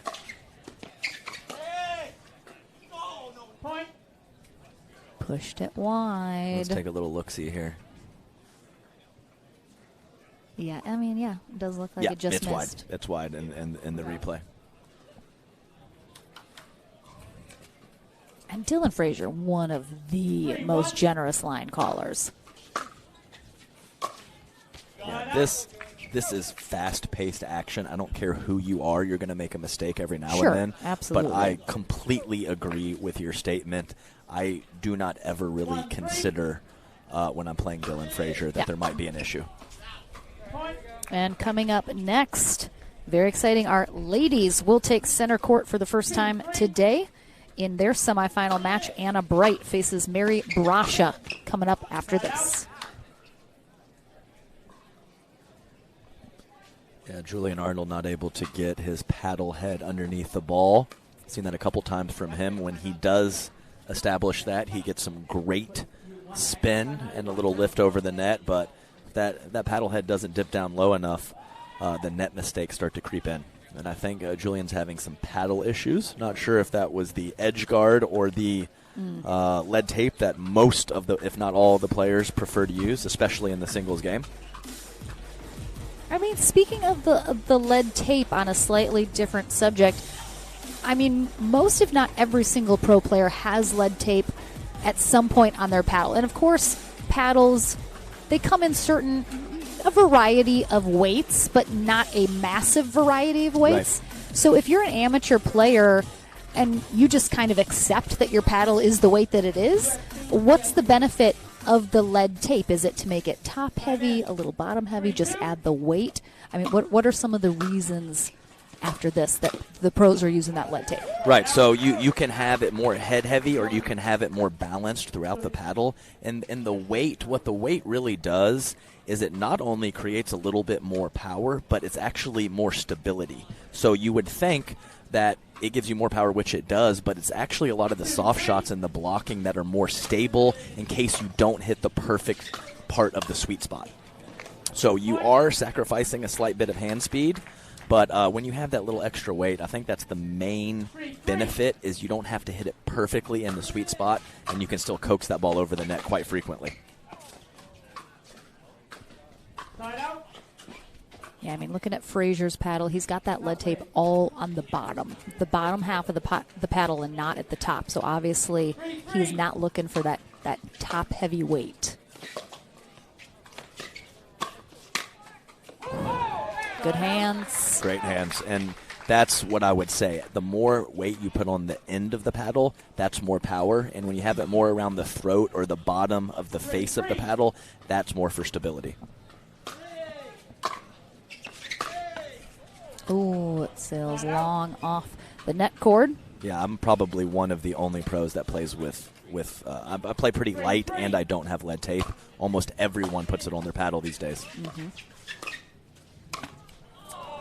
Definitely part of the evolution of the game, I would say, in the last couple of years.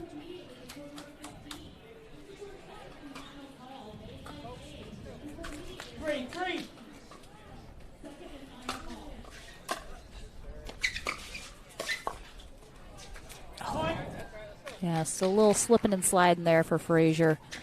Yeah, late getting forward. It was a very nice serve, and I think he slightly lost his footing getting up, and it caused him to be late to the kitchen line.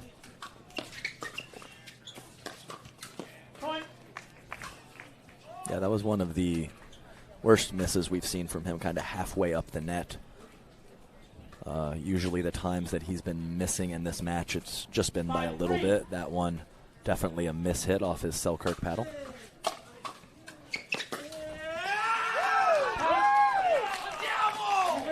All right, the end change is on the paddle of Julian Arnold here, getting to 6 first. I swear he's going to, I'm worried about him like popping a vein. Yeah. Just his for sure. face gets so red as he's screaming. You talked about sometimes he's like, you see stars a little. Oh, gosh. It happened to me more when I play tennis, but it occasionally does in pickleball as well. Unfortunately, in tennis, it was usually anger. In pickleball, it's more joy. All right, so, well, that's a good... But there has been a time or two where I had to take a time out as the world was spinning a little bit, getting fired up, usually with Deckelbar, but most of my partners I get excited with.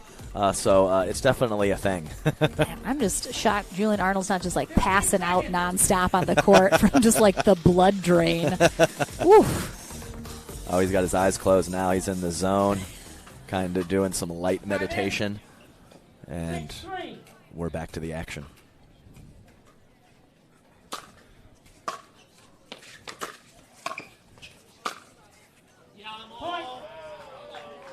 That's a nice subdued Andiamo from Arnold as he keeps it rolling here. He has about 2 or 3 out of 10 there, so he can change it. He can change it up. He can change it up.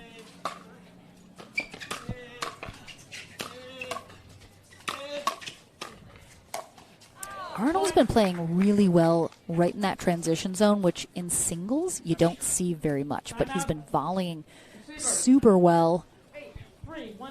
And now we have a timeout from Dylan Frazier.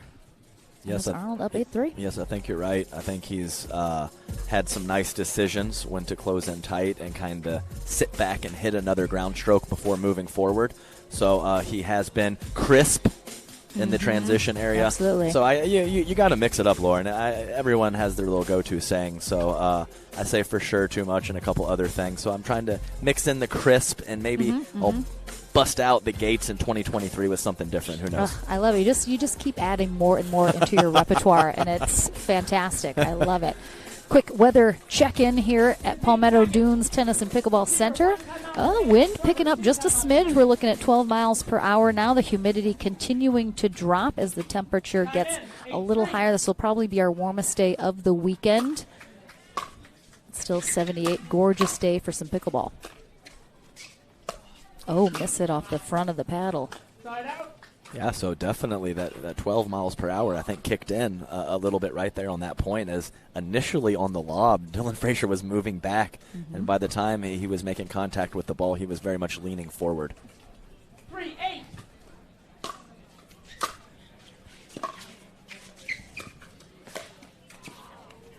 Start out. Yeah, probably the most, even though it wasn't that much, the most emotion or reaction we've seen from Dylan Frazier, missing that cross-court volley out of the air.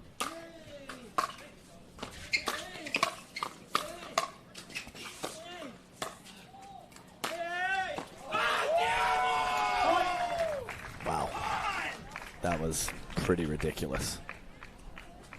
I mean, he's moving backwards. He's on the run. 9-3.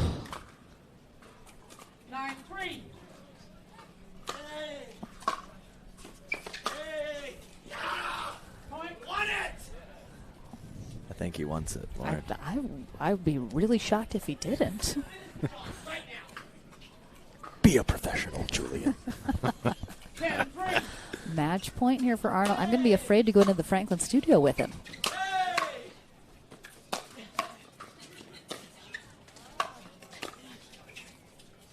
Side out. Really nice rally from Arnold. Still got a really nice cushion here over Frazier. Side out. And I mean, at this point, seems all but inevitable. Arnold's going to be heading to our winner bracket final. 10-3. I'll give it 94.8%. Yeah, that's... Oh, that looked, I thought that was a little long.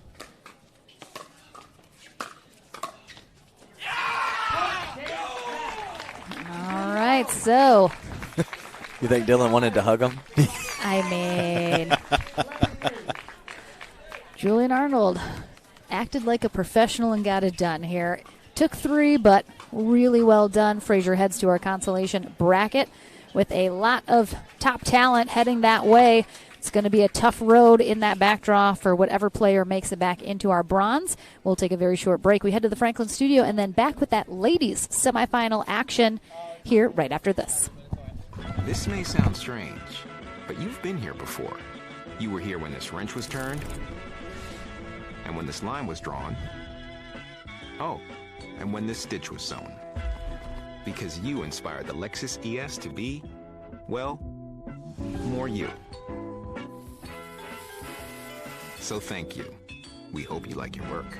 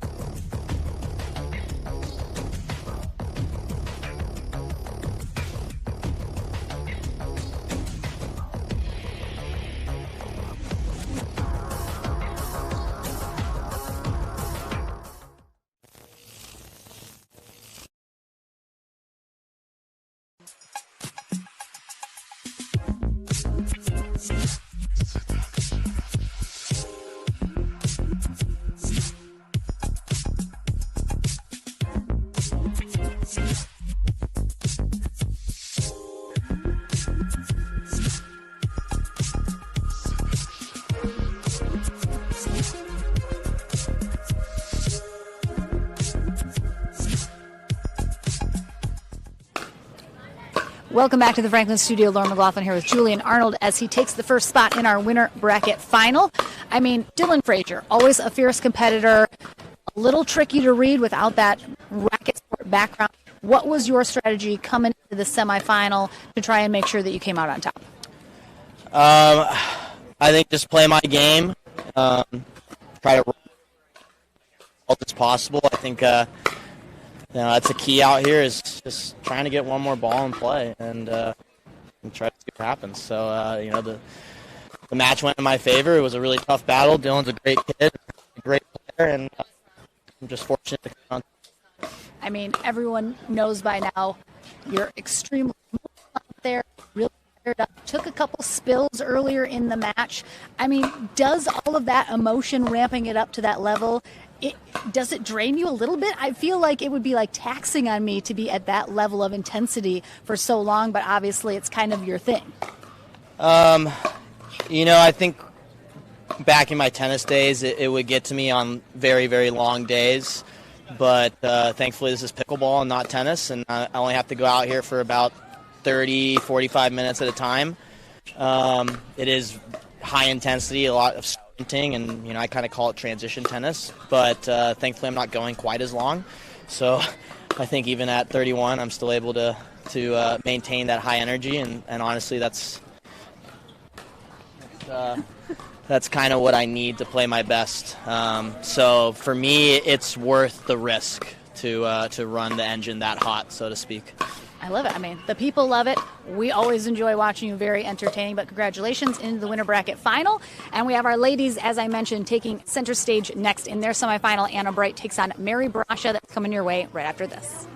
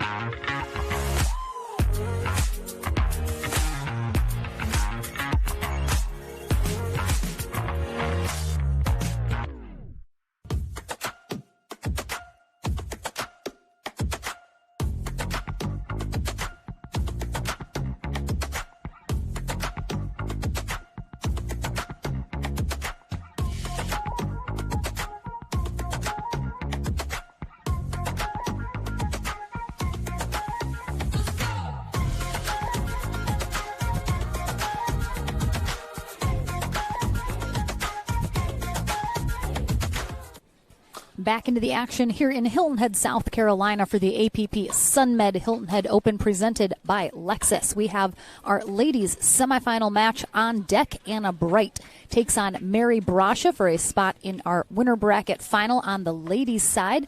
Salome Davidze has already secured the first spot, taking out Jean Hallahan in their matchup, while Anna Bright defeated Glauca Carvajal Lane. Sure. Yes, let's go with that. And Mary taking down Lauren Stratman, 12-10, 11-4. Obviously a smaller bracket on our ladies' side per usual.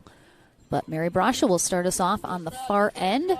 She's had a lot of really nice success at the last couple tournaments she has played in with singles.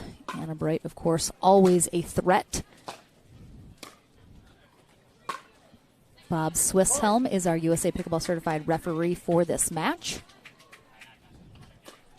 And it will be very interesting to see. We talk a lot about, Adam, on the ladies' side, how hit a lot more ground strokes, stay back more frequently, the rallies much longer. Definitely. It's more of a hit a couple ground strokes, pick your spot, and come forward, as the fellas usually just kamikaze in after their return. So definitely a different style of play for both genders. So I think we had, three men's matches, maybe even four? I think four. So this will be number one on the ladies' side. As you mentioned, first semifinal matchup as our number 2 seed, Georgia Johnson, had to pull out of the tournament. Have not received an update on exactly why that happened. But, as I mentioned, number 2 seed Georgia Johnson not competing in singles today.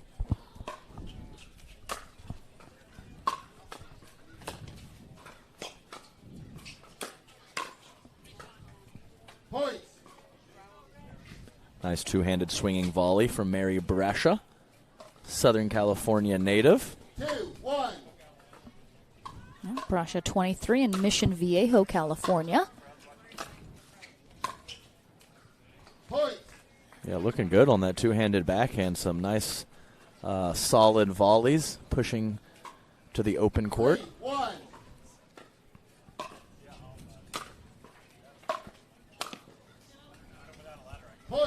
So got to spend a little time with the sisters, Mary and Maggie Brasha. Definitely putting out a good vibe, those two ladies. Love them. Mary has some pretty spectacular celebrations, too. Oh, my goodness. Almost all positive from the two Brasha sisters. So, yeah, quick start for Mary. Anna Bright deciding to take a timeout, and probably a good decision after Mary Brasha taking a 4-point lead early in game one. And the thing is, I think it seems a little bit like Mary Brasha kind of came out of nowhere the last few months, but really she's been around and playing pickleball for a long time. It's just she was in college still. She was focusing on her education. Both sisters kind of choosing to prioritize that over pickleball, and now that Mary has just graduated last year, she had a degree in film, and now she's able to focus on pickleball a lot more consistently and with a lot more time. So I think she's always been around. We just haven't got to see her as often because of her being in school. So super excited to have her here back on tour, and she has just kind of taken the world by storm, especially in singles on the ladies' side.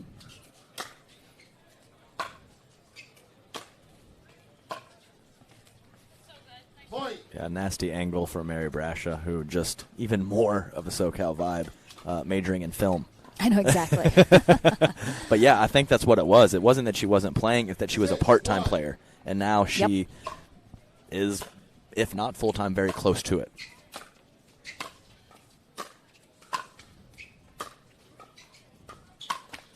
Perfect example being we are in Hilton Head, South Carolina, one of the most eastern tournaments possible. And I think a year ago she would not have made that trek across the country, and now we're happy to have her.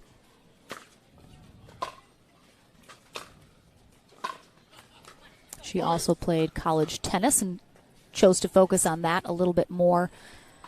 While doing that, started off at the University of Toledo and ended her career at Biola University. While, of course, Anna Bright finishing up her D1 tennis career at University of California, Berkeley. Go Bears. Didn't really find pickleball till after she was done with that tennis career, so really nice transition for her from one into the other. Oh, tough break. Yeah, but you're exactly right that she had not found pickleball, goes full-fledged into it, whereas Mary Brasha had found pickleball, and now she's full-fledged into it. So 2 different avenues to being here, but very excited to have them here as they're both just high-end talents out there on the pickleball court. And after a commanding 5-1 lead, Anna Bright takes the timeout and comes storming back to narrow the lead to 1 point. Yeah, and I think what's so cool is we talk so much about pickleball. Everyone's story is different. How everyone got into it is different. Their athletic background is different. You know, where in the country they're from, their age. I mean, it's just such a melting pot of people and personalities and stories, which is very rare for most sports. Yeah. And I think what makes pickleball so special. Yes, and one of the things. Right, and I hope it I hope it holds like that. It'll probably get, you know, a little more standard maybe with some of the lead-ins and the backgrounds, but I think it's for the foreseeable future it's going to be very diverse, and it's cool storylines and interesting topics to talk about. Jackie Kawamoto correcting me. You are so right, Jackie. The University of Dayton, not Toledo.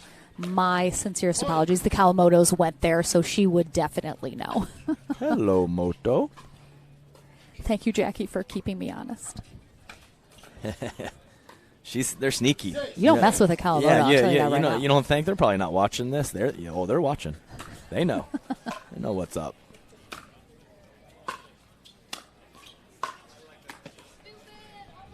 Yeah, so Anna definitely a little upset with herself there, as Mary Brasha hitting a couple very nice backhands early on, but that one floated very high, and Anna did not do enough with that volley and paid the price on the next shot.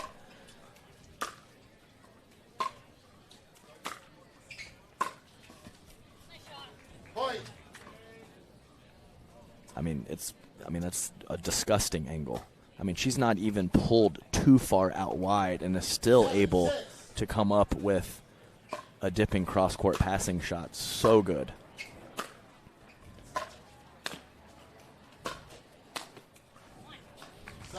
Much better volleys up at the net from Anna Bright, who does a nice little power walk back to the baseline after that put away, bringing some energy, as you know she always will.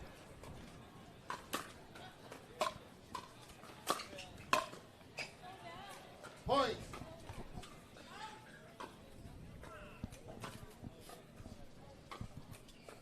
Seven.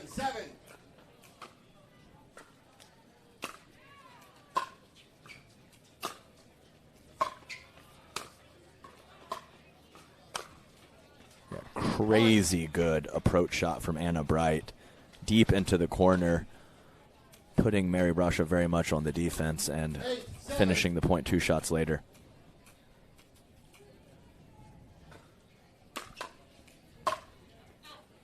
I think what's tough watching Mary, she has just such great shots and good court awareness, everything that you want. But I think when she gets pinned at that baseline, if Bright is able to come up to the net, she really doesn't have the court coverage in that backcourt to just run back and forth and chase down shots if Bright's able to kind of move her around. So I think that puts her certainly at a disadvantage if she gets kind of pinned back at that baseline. Sure, and I think, you know, maybe for instance, someone as, say, a Davidze or a Megan Fudge, who probably have similar speed elements. They have a little few extra inches and a little bit of extra wingspan to run down some of those balls, whether in the back of the court or the front of the court. So while Mary Brasha is a phenomenal mover, she is a little bit shorter than some of our other competitors, so that can become an issue if she kind of gets on a string moving from side to side. And after Brasha, as we mentioned, big start here in game 1, but it is Anna Bright who has overcome and has herself a game point here in game one of the semifinal match. And she will get it with a return into the net. So Brasha just couldn't hang on here long enough in game one, but we'll see how game two plays out when we're back into the action here in Hilton Head right after this. Our priorities, they've changed. Hey, Lexus, play my music. It's not just about getting ahead or the constant grind. It's about knowing what you want. Watch for traffic. And focusing on what matters. Welcome to the next level. This is the Lexus NX. With intuitive tech and our most advanced safety system ever.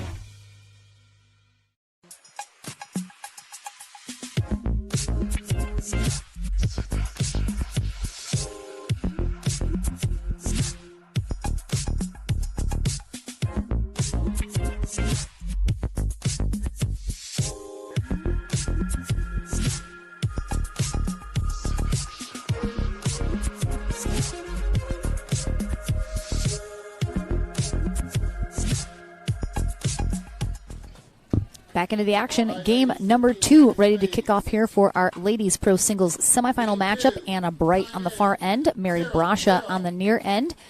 Bright, the number 1 seed here for our women's pro singles, while Brasha the number 4. Bright did take game 1, 11-7, looking to head to the winner bracket final in 2 if she can. Brasha, of course, hoping to push this to a third. Salome Davidze, already in our winner bracket final, will face the winner of this.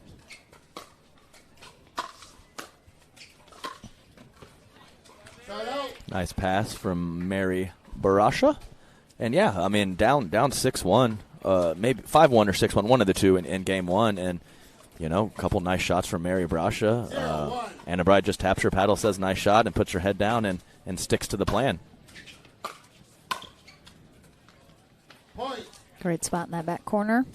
Yeah, and I like to see that. So she kind of has that intensity, taps the paddle. That point is wiped clean. There, that is not in her mind anymore. Let's look to the future.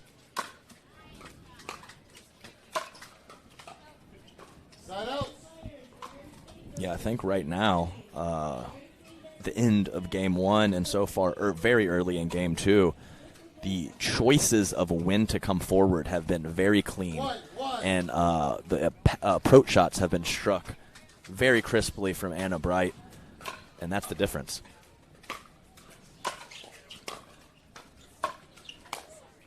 I mean, again, she's going to have a couple fantastic shots from that backcourt, but if Bright is able to get up to the net, it just seems like if Brasha can't hit a winner in the first, maybe the second, she's just not going to be able to come out on top of that rally.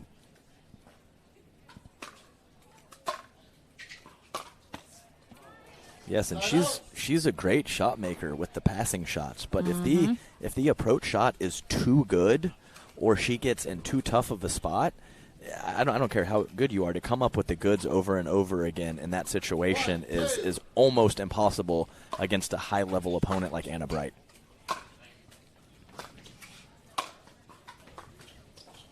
Oh, wow. I mean, a couple of gets there from Bright.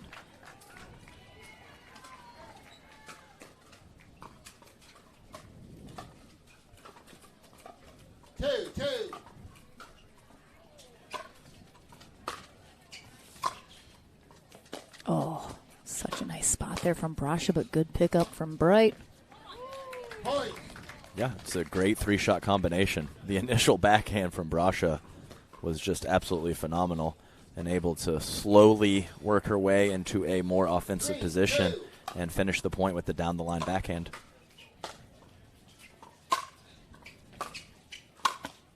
Oh, she's there. Yep, that's, that's just a well-constructed point that didn't quite get the execution she was looking for, and that happens. So I like the combinations and the shots that she chose there. Just got to make that last one. Just doesn't always work out. Point. Yeah, I think she might have clipped her paddle on the back fence. That is possible. There was a tournament earlier in the year where it was up to your discretion, and you could call a replay if you hit your paddle on the back fence. Not sure if that is possibly in play right now, but I thought when I heard that rule earlier in the year, I thought it was a little interesting and left a little too much gray area.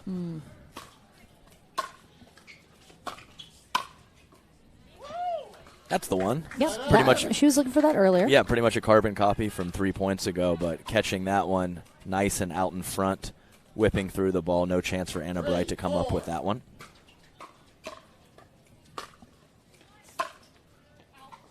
Side out. I think Brasha gets a little bit more power on the forehand side, but not as much tumble, meaning topspin dipping at her opponent's feet that she can create on the backhand side. Maybe that was just me cherry-picking a couple shots, but that's kind of what it seemed to me, able to get Anna Bright to hit up on the ball more when she is hitting a backhand as opposed to trying the passing shot on the forehand side.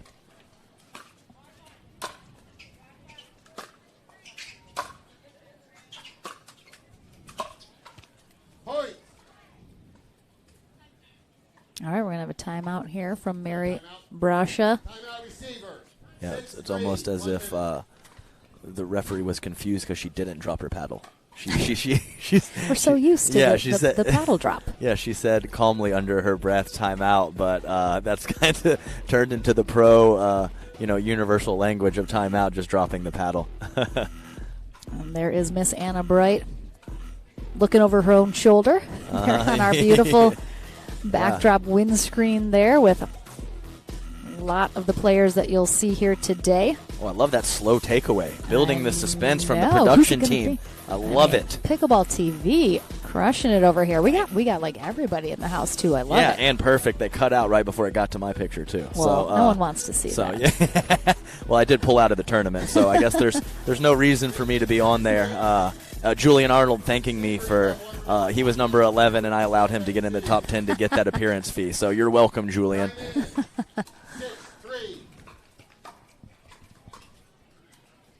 All right, let's see if Brasha can refocus here out of this timeout. Or if Bright will just be too much to handle. Yeah, that's you just tip your cap. Next point, too good on the cross court pass from Anna. 7-3.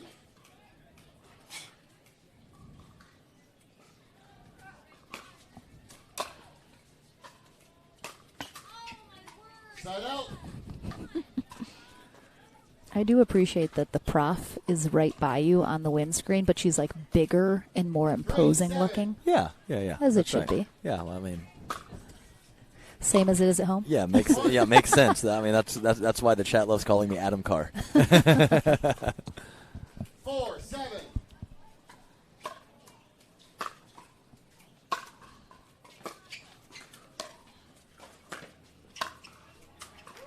Point.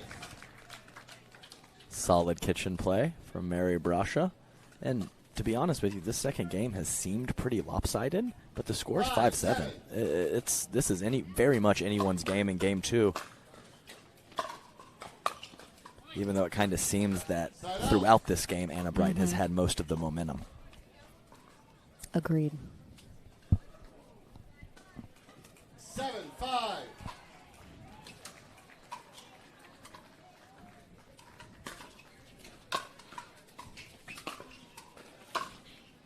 Oh, Yep. Mary needs a few more like that. And that is exactly what I was talking about earlier, that I have seen shots like that on the backhand side, and that is the best forehand that I've seen with the angle she created and the spin she created.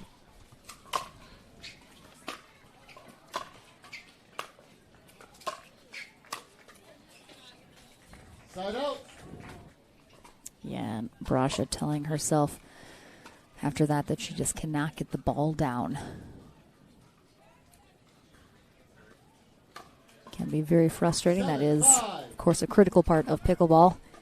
Got to be able to not let your opponent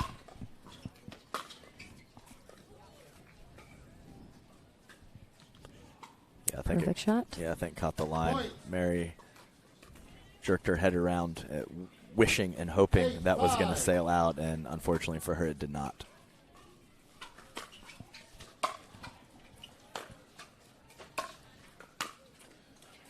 Point. Timeout receiver. All right, second and final timeout here for Brasha. Back to her, please. 9-5, 1 minute. Yeah, I mean, like you said, the score pretty close here in the second game. Break got out to an early lead, but Brasha just hasn't felt in it. Her energy very low. She seems a little down on herself, just a little frustrated, but we'll see. I mean, still pickleball to be played here. She's not out of it yet, so November. We have a bit of a break here before we're into our next stops, the World Pickleball Open in Palm Beach Gardens, as well as our last next-gen event of 2022 in Kansas City. I will be at that one with our young ones molding the next generation of pickleball players. I mean, not me personally, but I'll be there, you know. 9-5.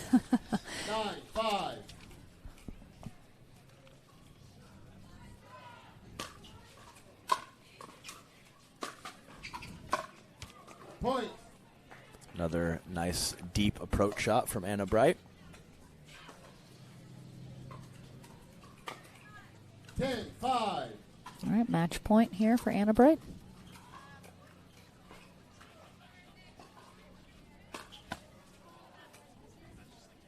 Side out. That was friendly. Yeah. Give her another crack at it. 5-10.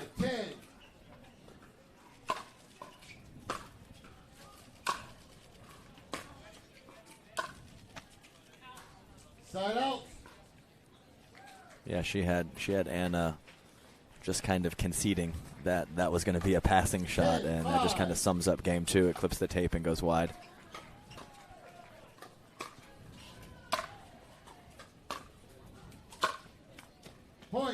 And that will be the match going to Anna Bright. Mary Brasha just could not quite get into the rhythm that she needed here with execution.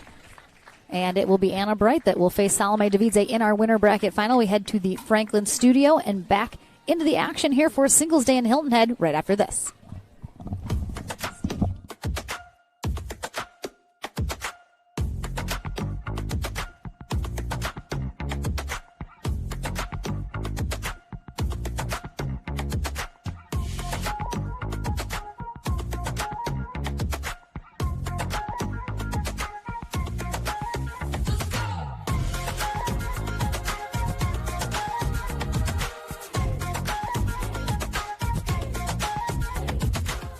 This may sound strange, but you've been here before. You were here when this wrench was turned, and when this line was drawn. Oh, and when this stitch was sewn. Because you inspired the Lexus ES to be, well, more you. So thank you. We hope you like your work.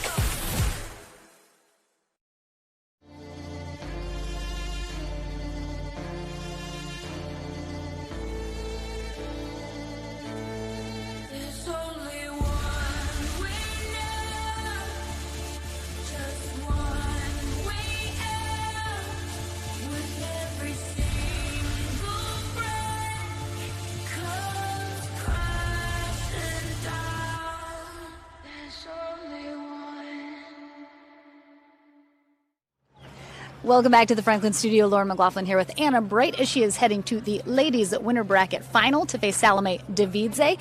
I mean, Mary Brasha, always a fierce competitor.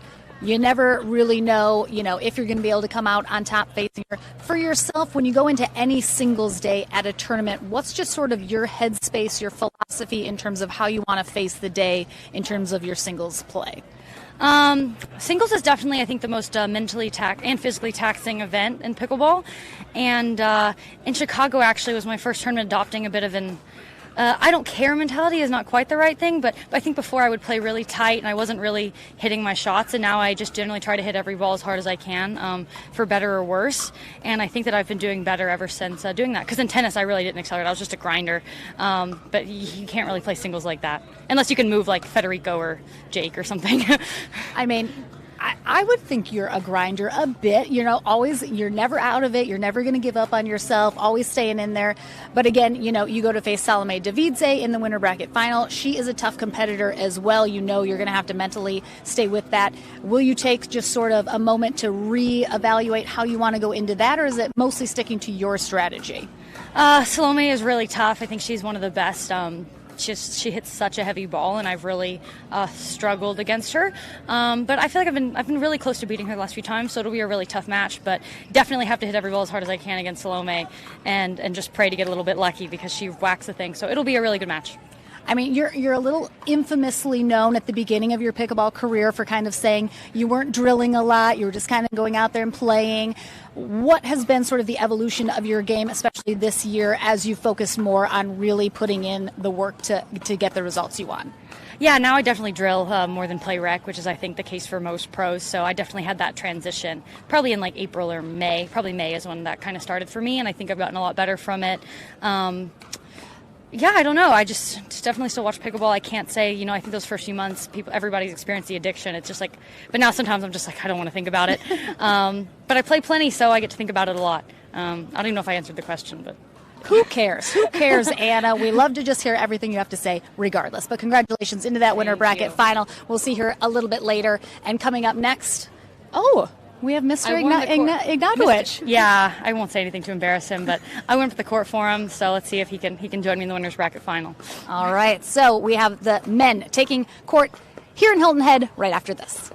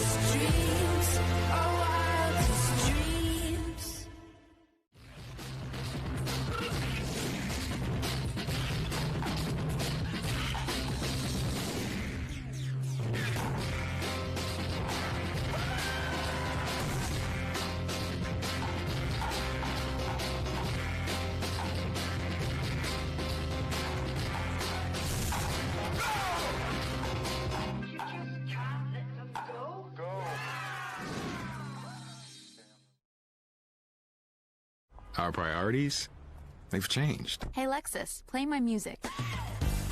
It's not just about getting ahead, or the constant grind. It's about knowing what you want. Watch for traffic. And focusing on what matters. Welcome to the next level. This is the Lexus NX. With intuitive tech and our most advanced safety system ever.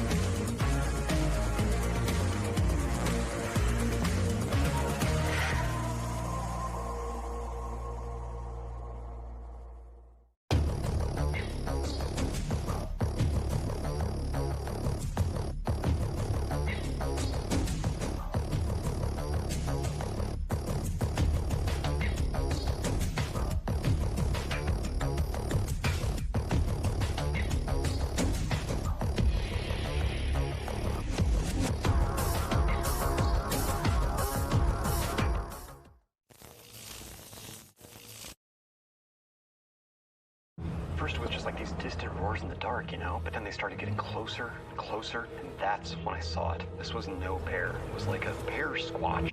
And that's over now. What? Dad, what's a bear squatch? It's a cross between a bear and a sass. It's made up. With capability comes responsibility. The legendary Lexus GX. With Apple CarPlay support. He's usually sleeping. He'll never sleep again.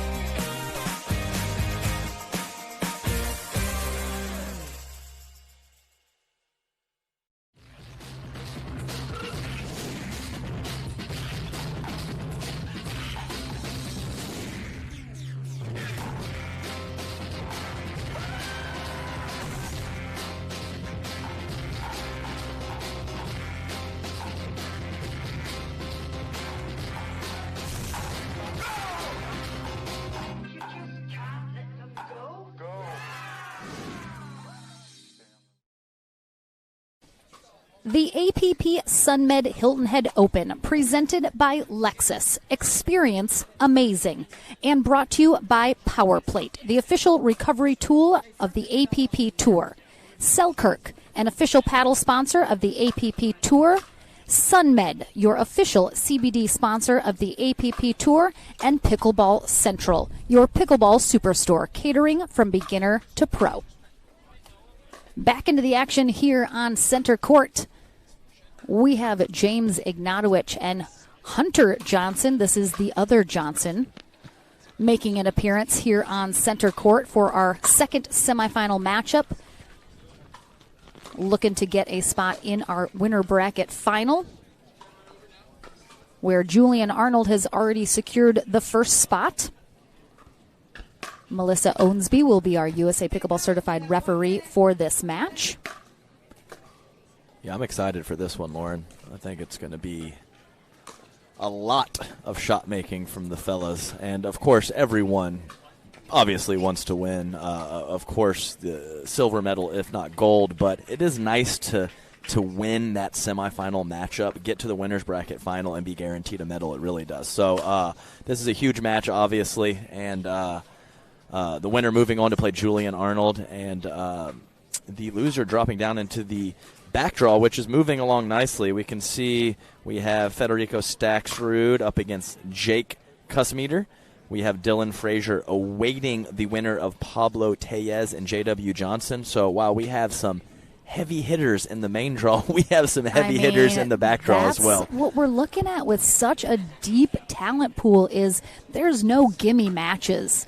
Even you mentioned the early rounds had some absolutely incredible matchups right out of the gate really today, but that back draw, no joke. That is almost a tougher draw once you head back into that because, I mean, look at those names. Look at those names we're talking about. Yeah, so they speak for themselves. Hunter Johnson, as we mentioned, coming off a big gold medal last weekend in Houston, his first ever. I assume he is looking to double down on those gold medals and show that was not a fluke. I see you. Yeah, we were doing the jackrabbits teammates. there. Yeah, I like it. We were like getting it. in there. You didn't see my right leg. Give him the jackrabbit. That's right. You got to do both. We got a whole thing. You need the ears and you got to do the fast leg too. You know. And it looks like we were about to get started, but we've lost Ignatowicz, which is hard to do. He is big. Where did he disappear to? Oh, there he is. I see him. Oh, all right. Coming in hot. I guess he needed a towel. Yeah, he's kind of sneaky big. Certainly not the widest guy, but he likes to wear the big shirt. So maybe you don't really notice it too much. Yep. And then you stand next to him, you're like, dang, this guy is large. Well, especially when we stand next to him, right, it's just like, my goodness. Yeah.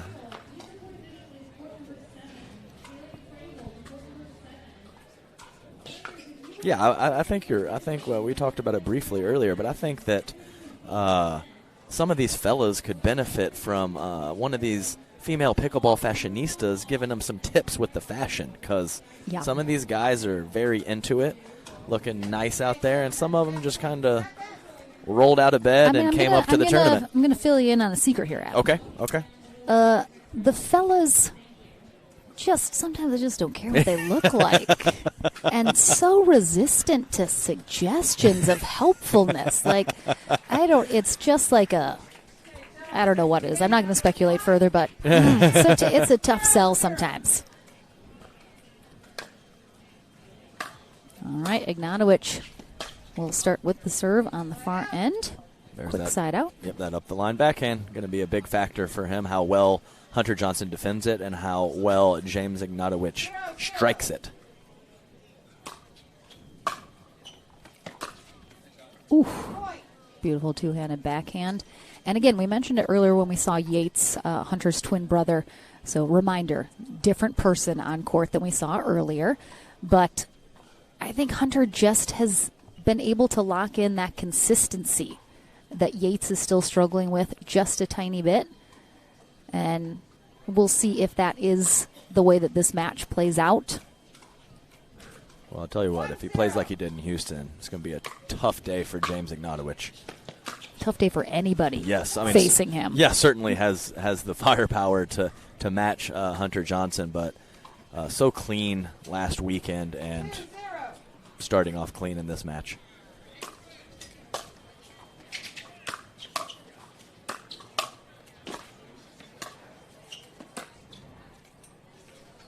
Yeah, just missed after a pretty silly backhand drop in the middle of that point.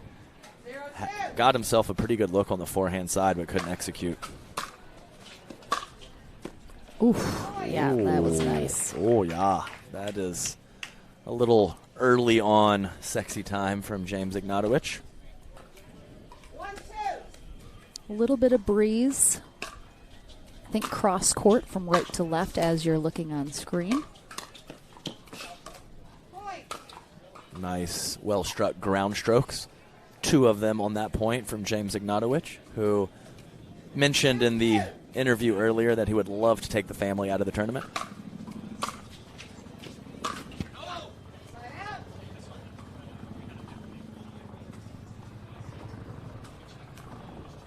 Oh, my goodness. First, I just thought it was a chopper, but it's a military chopper. It's the double chopper. I don't know the names of these. I imagine if you looked it up in the dictionary, it would just say double chopper. Double chopper. That seems like an accurate description of what I'm looking at. Yeah, those military ones, they're crazy. A little scary.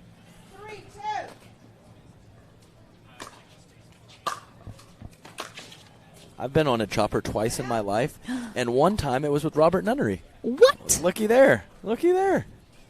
It's still on my life bucket list to be on a helicopter. If anyone has one, hit me up. Oof, yeah, that's just too good.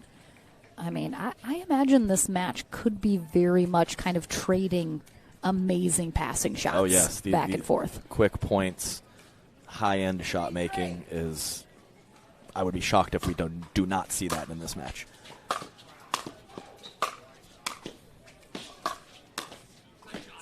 The 360. My God, I mean, that's ridiculous. Look how well James hits this ball. To create that angle and get on the outside of the ball for the short cross-court angle, ridiculous degree of difficulty.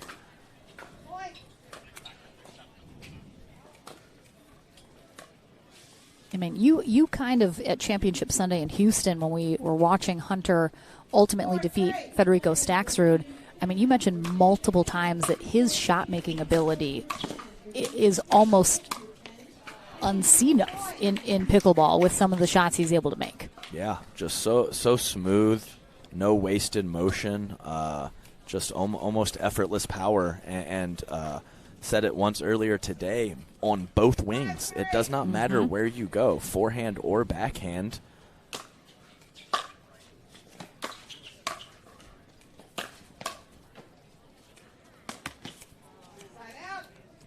Yeah, the ball was pulling away from him a little bit with the spin. It was, and I'm okay with him. You know, he's obviously a quick guy, covers the court well. I'm fine with him stepping around the backhand to hit a forehand, but just a little extra junk on that ball.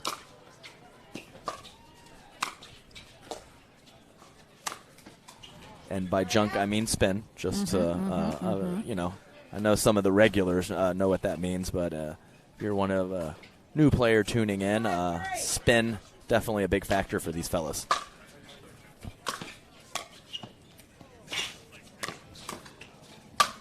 Wow. I feel like Ignatowicz thought that was maybe over after that drop volley.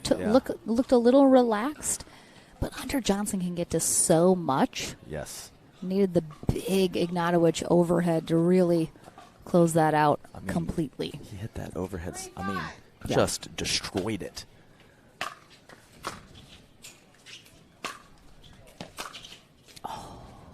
Just missed it. Yeah, crazy good serve with the depth. Hunter Johnson choosing to short hop, kind of half volley the return and stay back. Definitely not his preferred strategy, but kind of forced into it by fantastic serve from James. Great spot. And we did mention earlier that James Ignatowicz serve borderline sidearm situation, but again, I don't really think any serves are getting called these days unless you're... It's got to be pretty egregious. Really making it flagrant, but...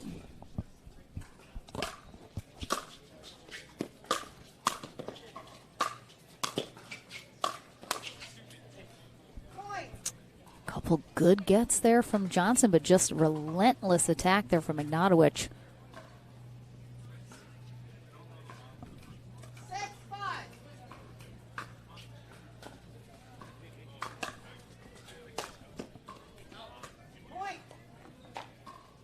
All right, we're going to have a timeout here from Johnson.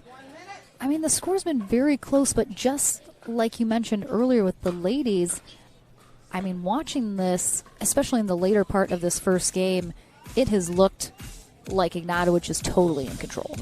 That has just been the kind of feel after a quick start for Johnson.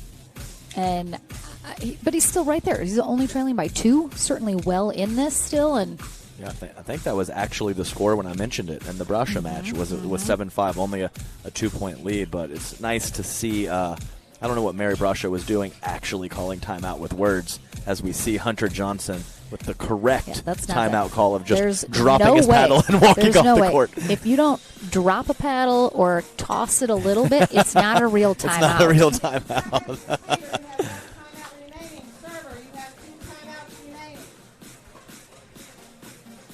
Let's see if Johnson can just clean it up a little. Just needs to tighten up some execution on some of these shots. Yeah, quick little run through the back draw. We have J.W. Johnson defeating Pablo Tellez 16-14 Wow. to match up against Dylan Frazier. And then the loser of this match will take on the winner of Jake Kuzmiter and Federico Staxrud. No easy matches today. My goodness.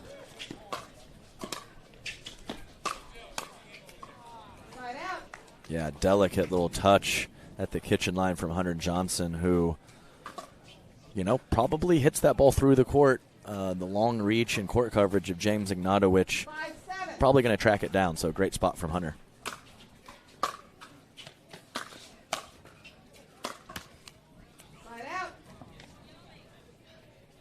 Ignatowicz was playing tennis at Vanderbilt, but ultimately decided against continuing his collegiate tennis career and was actually supposed to have an internship this summer at an investment bank.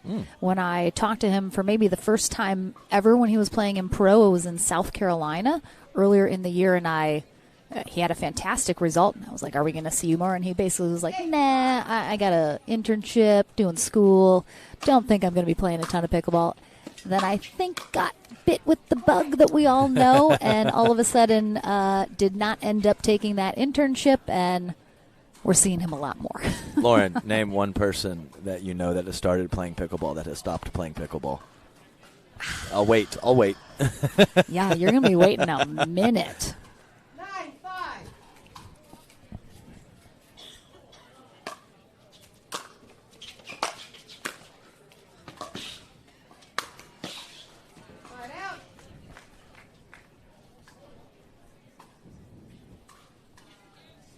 Nice positive talk from Hunter Johnson, trying to motivate himself to creep back in to game one.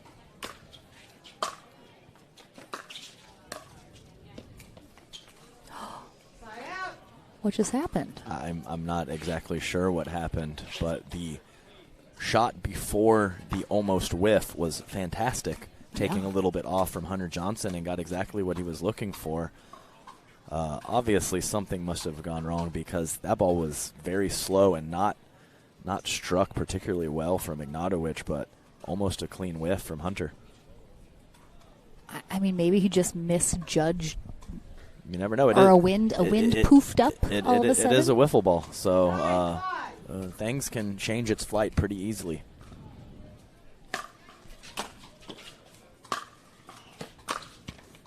You could see Johnson wanted to follow his return up to the net, but at the last second just kind of put the brakes on hard, stayed back, ultimately missing that next shot. And Ignatowicz will have a game point here in game one of the second semifinal. Again, Julian Arnold has taken one spot in the winner bracket final. The winner of this match will join him.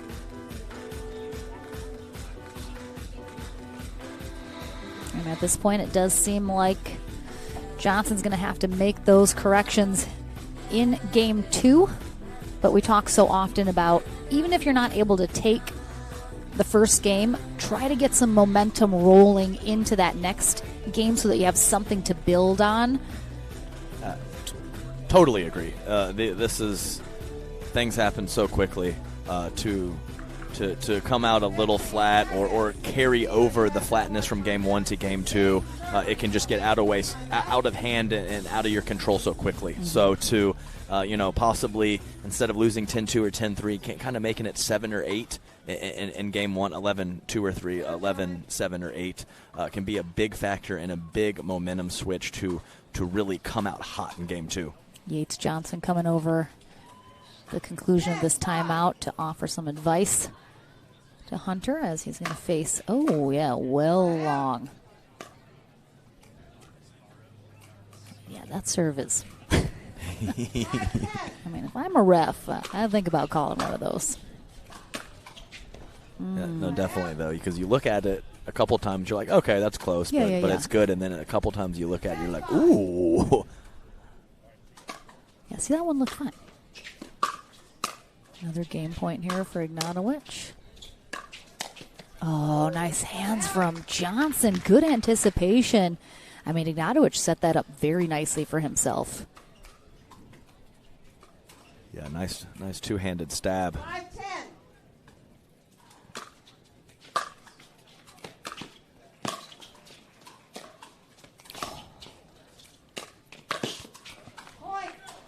Nice passing shots. And if you noticed a little bit with his brother, Yates Johnson, earlier, who had some inconsistencies with the spin serve contact point, kind of hitting it all over the place. Hunter gets some spin on the ball as well, but his contact point is very consistent. So he gets some depth and some power on that ball and the spin, and being able to strike that ball in this almost the same spot every time really leads to some consistent play. All right. I mean, we talked about building some momentum possibly into game 2, but, I mean, Johnson's looking to build the momentum in game 1. Yes. He doesn't need to wait till 2. He'll take game 1. Thank you very much. I made Ignatowicz. Good timeout here as Johnson creeping a little closer, putting the pressure on. And again, when you have players, both of them at this level, you just can't give them anything. Oh, sure. Because they can do so much with it, and then they're right back in it. You need to stay out in front. You need to. I mean, that's the problem is you have to play so consistent to try and not let them get into it. Yes. But that's just so tough to do. It's so tough to do. I mean, you're exactly right though. It's a lot of times you don't give these players anything, and they come out on top. Exactly. So to not only have to deal with that, but toss them some gifts, every so often or every few points, just makes that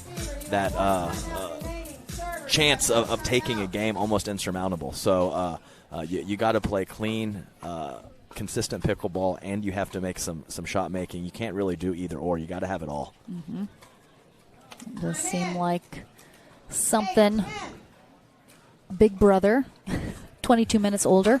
Yates had to say during that timeout, resonated with Hunter. That is so tough. I mean, that puts you within one, looking to tie it up, and now you're giving Ignatowicz back a game point.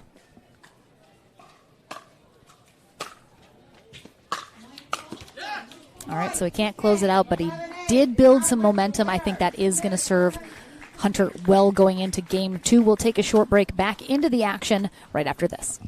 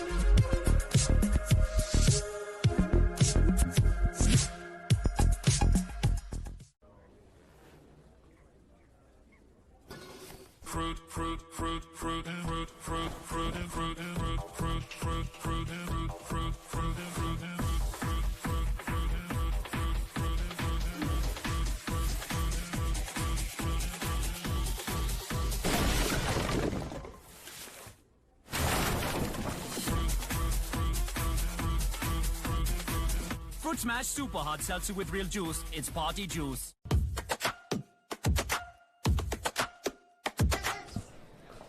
Back into the action here for the APP Sunmed Hilton Head Open presented by Lexus.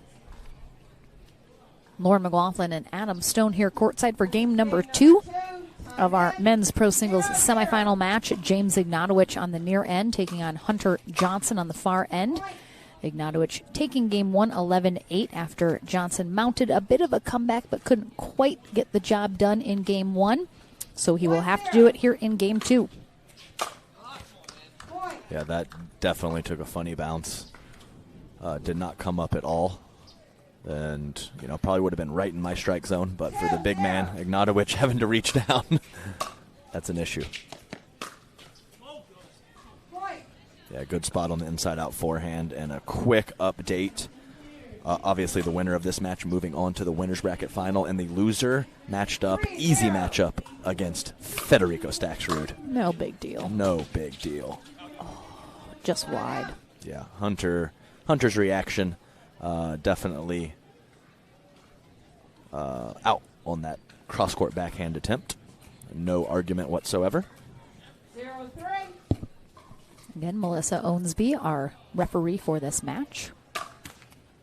I've seen Ignatowicz miss a couple. Must be illegal. I mean, 3-0.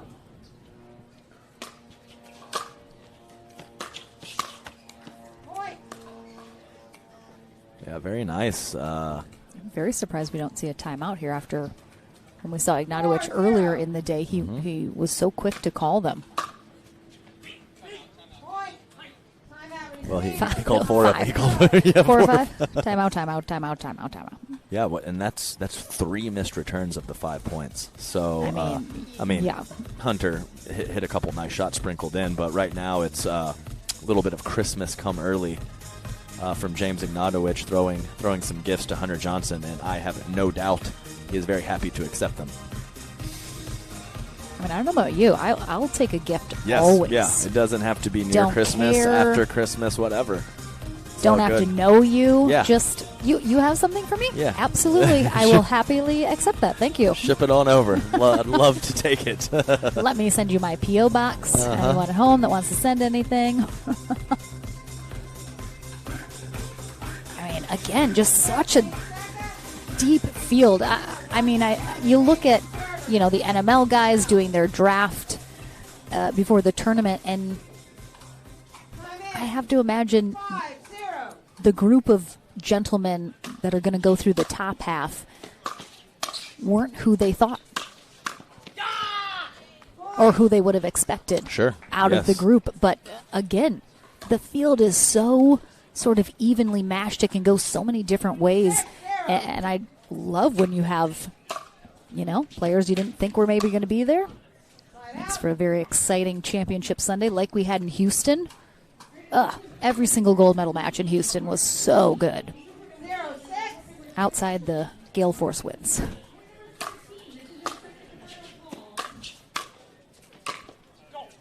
I would imagine the shout out to the NML boys who, probably didn't totally have their minds into this fantasy draft after their 2-on-1 $100,000 Yeah, exactly. matchup. That is priority for sure. Missed it, but yeah, in case you didn't know, Travis Rettmeyer, pro player, planning on taking on the NML boys of the blog, who I believe are a 5.09 and 5.13 dupers. They are really good players. In a 2-on-1 match for $100,000. I'm just hot take, Adam. Hot Yes. take. It's not going to happen for $100,000. Yes, I think that's a reasonable hot take. Maybe like 25 or something. But as of right now, everybody's in. I wouldn't be surprised if Rettmeyer just sends up a random buddy to just play around with the locals and just test out their skills, and then maybe continue with the bet, maybe drop it down a little bit. But either way, interesting storyline for sure.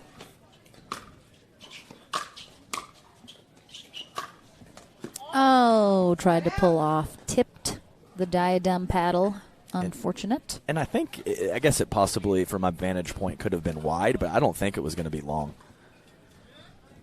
0-7.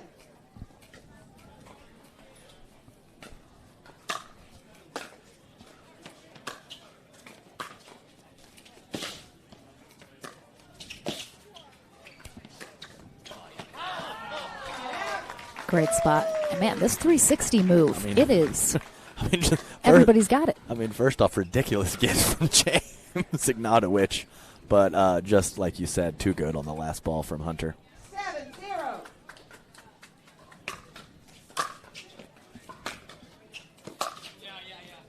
Point. Triple, yeah. Not good. Yeah, the beauty of pickleball, game to game, this can have wildly different results. And Ignatowicz, wheels falling off here in this second game. Yeah, kind of attacking that serve. It was a very good deep serve, and Ignatowicz, instead of letting that ball kind of travel to his normal contact point, kind of charges at it and takes it right off the bounce, and unsuccessful. Quick timeout, second and final for him, and yeah, it's just too much Hunter Johnson right now. Yeah, that's see it right here in the chat. Hunter just too good, and right now he is. But you mentioned it 1 minute ago. Game to game, very different thing. It's not just day to day. It could be point to point or game to game that these things change. So I think I'm going to go out on a limb here and say that Ignatowicz has the ability to come back in this thing, which is about the most obvious statement I could have made. So let's see what he's got. See if he can wiggle back into this or possibly build some momentum for game 3. Slide out.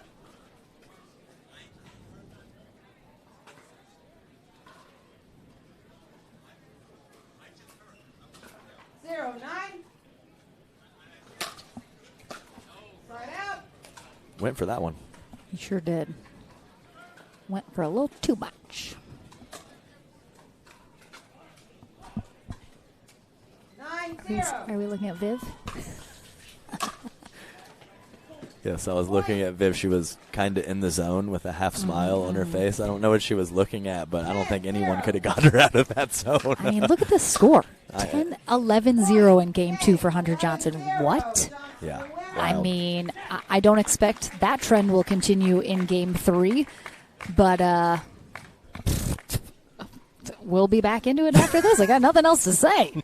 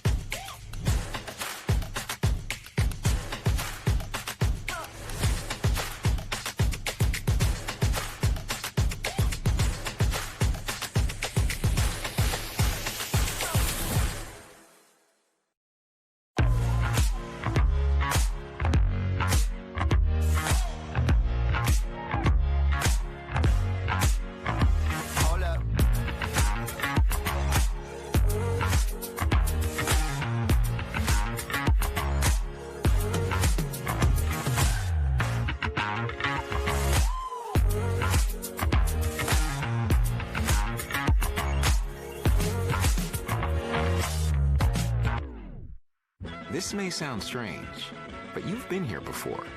You were here when this wrench was turned, and when this line was drawn. Oh, and when this stitch was sewn. Because you inspired the Lexus ES to be, well, more you. So thank you. We hope you like your work.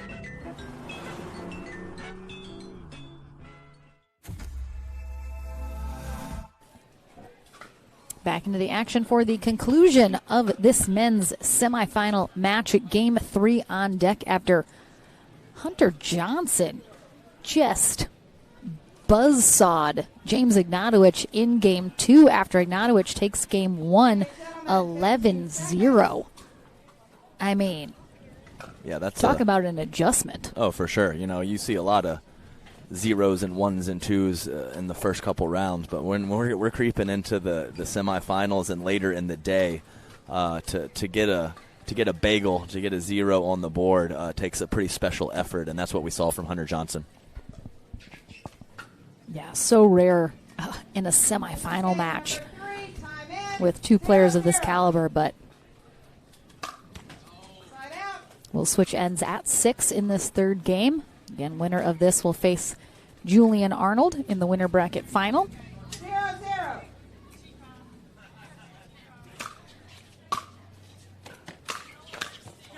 Point.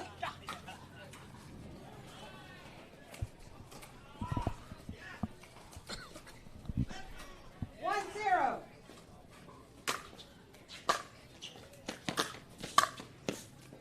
Side out. Johnson clearly misjudging where that shot was going. Yeah, he didn't hit the best ball, so him having to guess in that situation is reasonable, and he guessed wrong.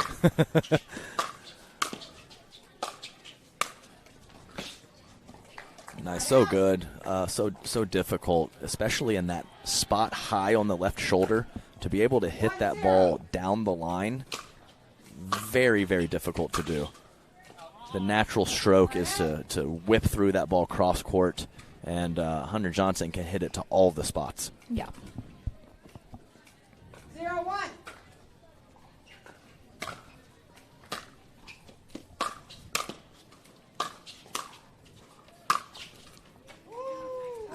Yeah, good decision. That ball kind of fluttering, hanging there in the air.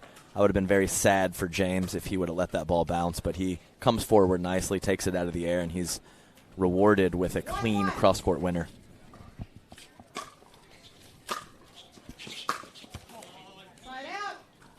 Yeah, he said feet. Lost his balance a little bit. Had a little slide and kind of recovering back to the middle before he executed his shot. Very self-aware there. Knew it was a mistake right away.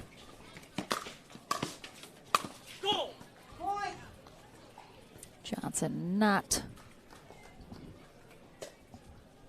taking any chances with that possibly being out near that sideline. Could have put away. 2-1.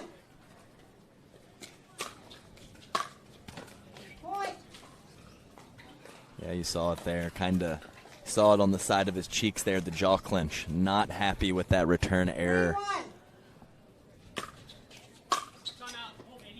Yeah. Especially because he's had more than one or two. Yes, and he's on point. When he doesn't like something, he calls it before the point is over. I mean, the ball was still on his side of the net, and he called timeout, knowing that ball was going to go 3 inches wide. Saw it a couple times in a previous match.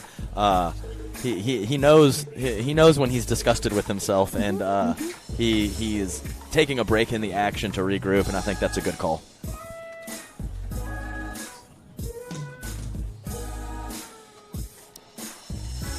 Take a quick look-see at the back draw of the ladies' event.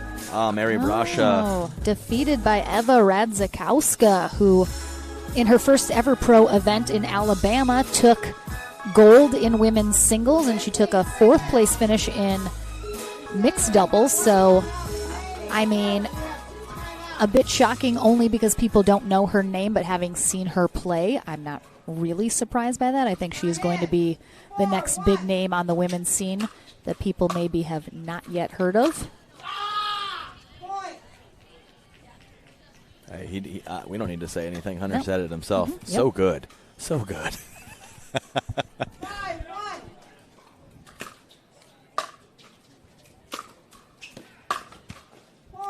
Yeah, wheels coming off. Just a perfect storm right now for Hunter Johnson, with him collecting a couple errors and then when James does come up with a quality shot, he is absolutely there for the response. So just high-level play, high-level shot making, super consistent and super powerful with his shots right now. Just clicking on all cylinders right now on a 17-1 run in this games 2 and 3, and he obviously James taking that first game. So just an incredible run from Hunter Johnson, and we'll see if he can continue. And if he does, for a few more moments, he will capture this semifinal match. Oh, look, you got your airtime. Yay! Excellent. I should have maneuvered something instead of just pulling out of the tournament. I should have worked something out with Julian, where he's got to give me $300 or $400 of the appearance fee. I got to be better. I got to think about that next time. Well, we're happy to have you in the booth, no question. All right, the end change complete. Hunter Johnson will finish on the far end. James Ignatowicz on the near end.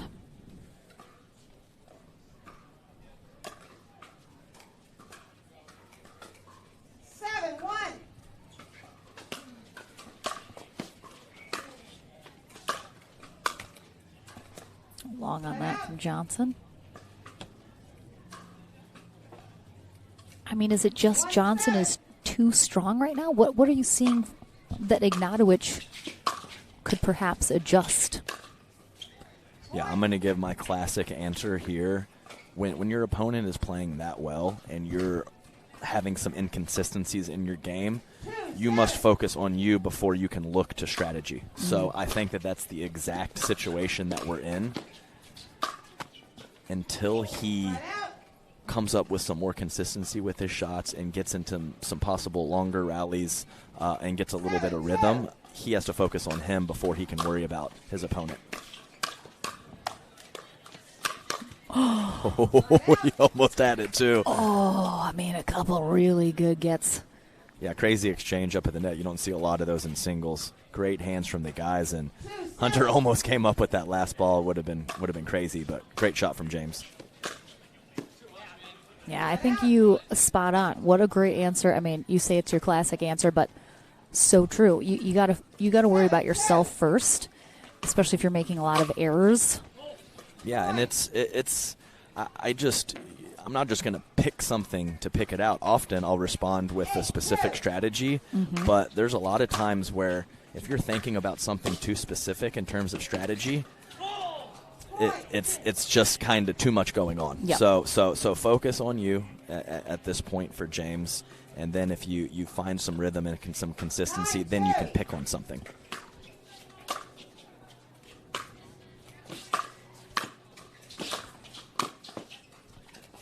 Yeah, a little long on that. Yeah, I agree. Kind of floated up there. Thought it might drop, but definitely sailing long. Oh, we got a dogfight in the stand somewhere. There are always a lot of doggies at Palmetto Dunes and Hilton Head.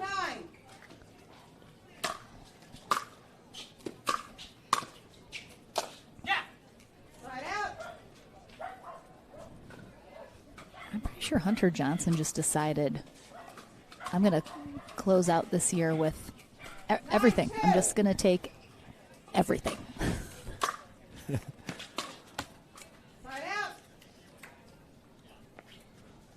Yeah, I mean, just shocker. I'm half an inch away from another spectacular shot, but quite a cushion with a 7-point lead in Game 3.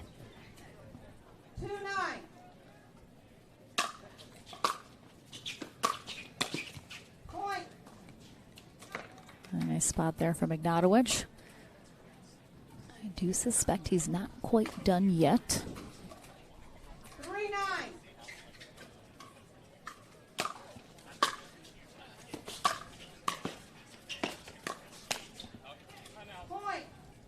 Good timeout from Johnson after Ignatowicz puts a couple points on the board. Just closes that gap ever so slightly, but Johnson, of course, doesn't want to give him any more breathing room than he has. Yeah, smart move. That's the old school Wes Gabrielson. If you lose 3 points in a row at any point, you take a timeout. Yep. And that time he just one-upped him and took it after 2, and I think that's the smart move. shout out to Wes Gabrielson, legend of the game. I love Wes. Hope you're doing well up in the PNW, buddy. I always see him putting on those great clinics and some local tournaments up there. But, yeah, big shout out to Wes. Johnson I think, again, just needs to, just refocus. He's doing everything he needs to do. This is, you're exactly right, Lauren. This is not like, oh no, the momentum has changed. It was just a point or two of slight error and some good play from his opponent, and this is obviously just how it works in the pickle.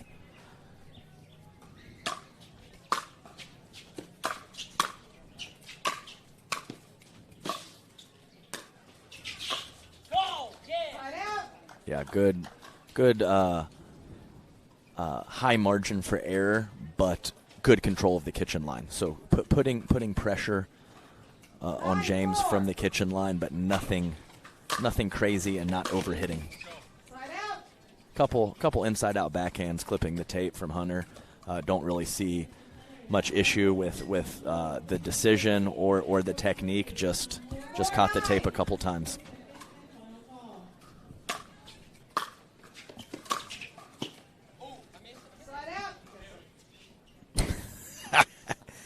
I mean, he's got a funny demeanor. I like it.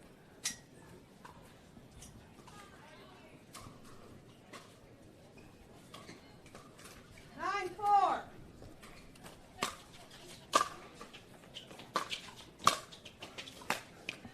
you just hear the stutter steps off Johnson. Wow, my gosh. Crazy firepower. I mean, you think, he makes great hands. Nope, James is there. Yeah, the higher that paddle gets, the longer it's going to sail. 9-4. Oh, beautiful spot there. I was thinking to myself, as he hit that, I was thinking, he's been stuck at 9 for a second, just needs to get to that match point and put even more pressure on Ignatowicz, and he got it. Wow. Unbelievable. I mean, Hunter Johnson having himself a moment these last few tournaments. My goodness, he heads to the winter bracket final where he will face Julian Arnold. And by the way, Lauren, we didn't even see the match on CC1 that he beat J.W. Johnson. So we're impressed with what we've seen, not to mention he beat the number 1 seed in the mix earlier. So my goodness. So Ignatowicz heads to a very, very tough back draw, hoping to get back into that bronze medal match as it is getting close to wrapping up back there, but more amazing pickleball action still to come. We head to the Franklin studio and then back on court here in Hilton Head right after that. This may sound strange, but you've been here before. You were here when this wrench was turned, and when this line was drawn. Oh, and when this stitch was sewn. Because you inspired the Lexus ES to be, well, more you. So thank you. We hope you like your work.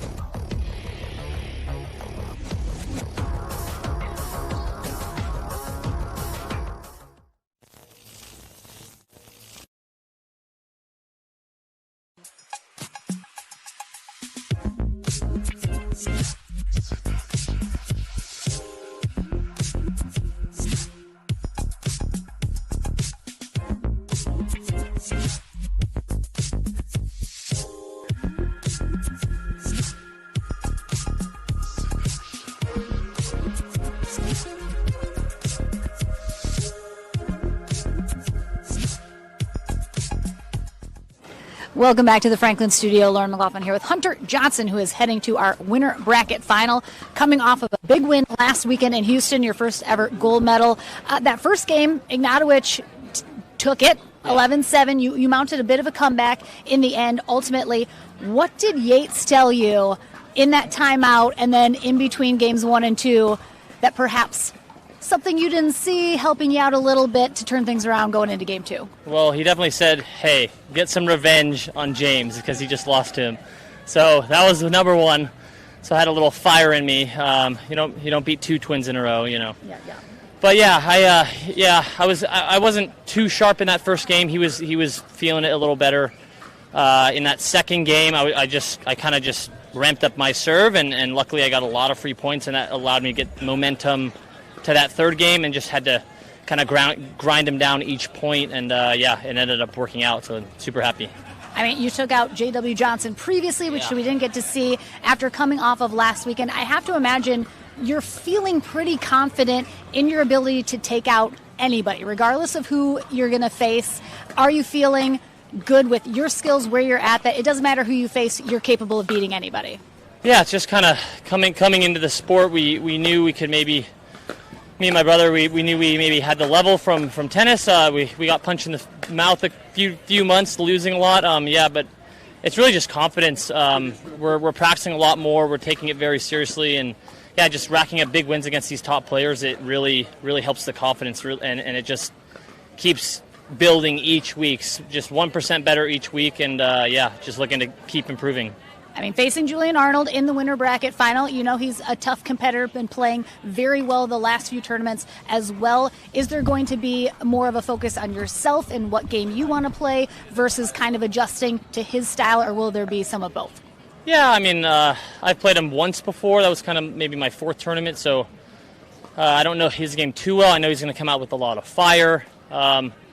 Just kind of going to play my game and kind of adapt as the match goes on and see what happens. All right, well, congratulations. You're already on the podium for the second week in a row, of course, going for that top spot. But congratulations to Hunter Johnson into that winter bracket final. We have our ladies up next. Salome Davidze takes on Anna Bright. That's coming up right after this. Shout out to Item. Oh, sorry. Just kidding.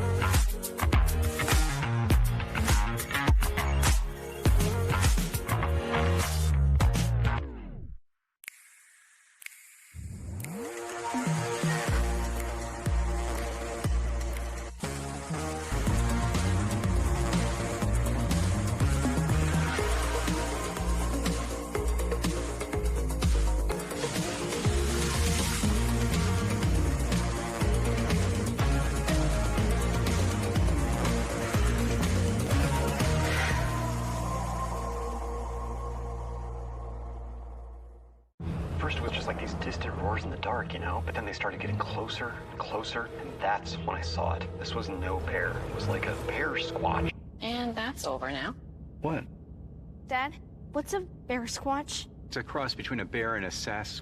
It's made up. With capability comes responsibility. The legendary Lexus GX. With Apple CarPlay support. He's usually sleeping. He'll never sleep again. The APP Sunmed Hilton Head Open, presented by Lexus. Brought to you by PowerPlate, the official recovery tool of the APP Tour. Sunmed, your official CBD of the APP Tour. And Pickleball Central, your pickleball superstore. Catering from beginners to pros. Welcome back, everyone, to our ladies winner bracket final. We have Salome Davidze taking on Anna Bright. Both ladies guaranteed a spot on the podium. One of these ladies is done for the day after this match, however, though, as they will secure a spot on Sunday in Championship Sunday in that gold medal match, and the loser will have one final match to attempt to get back into it.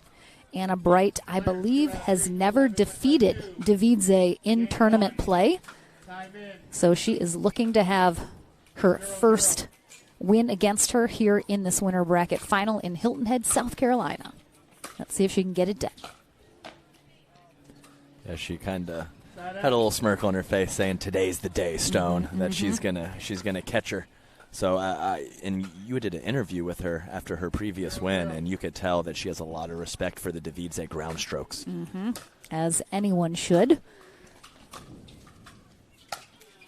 Yeah, so I think spot picking on when to come in. We saw her usually on the second, maybe third ground stroke come forward against Mary Brasha, so we'll see if she continues to do that or maybe waits for a more optimal, perfect ball to come in, respecting the play from the back of the court from Davidze.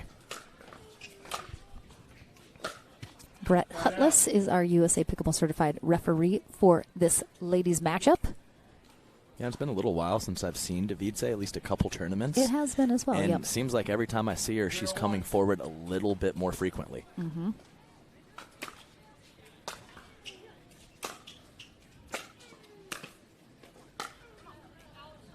Point.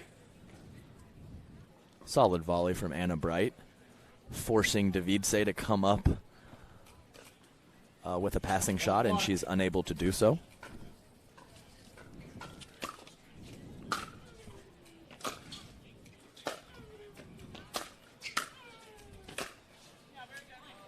Great spot there from Bright.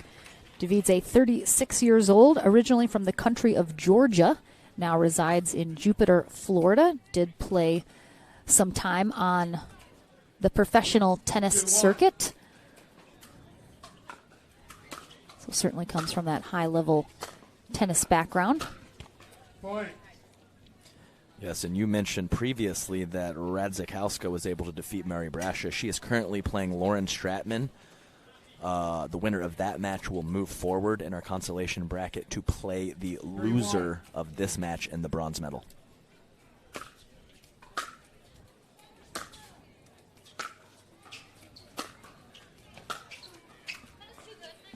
Side out. Yeah, completely okay with the point construction there from Anna Bright and the passing. And the approach shot. She said it, not me. Too good from Davidze, and that's going to happen sometimes. No worries. I thought Bright picked a good spot to move up, too. I thought she had a good shot at that.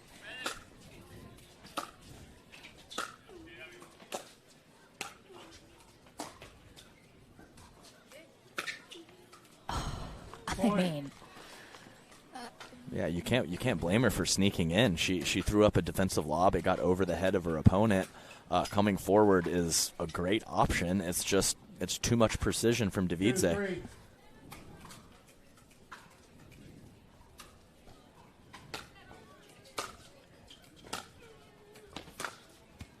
Point.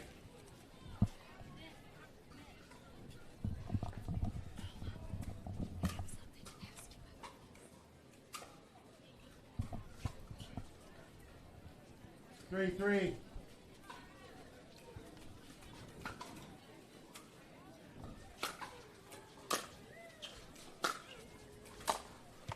Point. Slight miss hit from Anna Bright.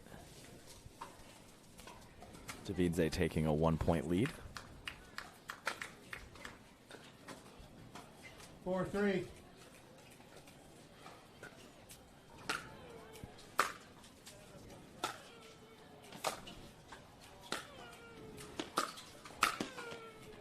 Point. Yeah, I mean, Davidze used to literally never come forward. Yeah, it's literally been a complete total progression from 5%, almost moving up about 10% on the amount that she's approaching the net every time I've seen her play, and it's about 4 or 5 times now. So it's great. I mean, it's not like, she was staying back and losing and making an adjustment. Yeah. So she was still having success staying back, but still tinkering with her game to find that optimal balance of staying back and coming forward. So cool to see her working on her game, even though she had some pretty solid results with how it was. Always a way to get better. Love this game, love this sport. Easy to learn, hard to master. There is always something to work on. Always. Whether you're 2.5 or 7.0, it does not matter. Mm-hmm. Without question, but it is Davidze, and again, only a 2-point lead here in this first game.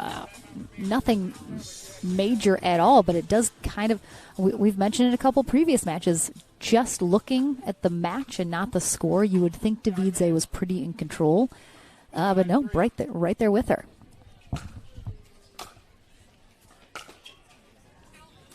Really nice inside-out backhand from Anna Bright. Davidze stepping over to the middle, not able to get back to where she needed to on the forehand side.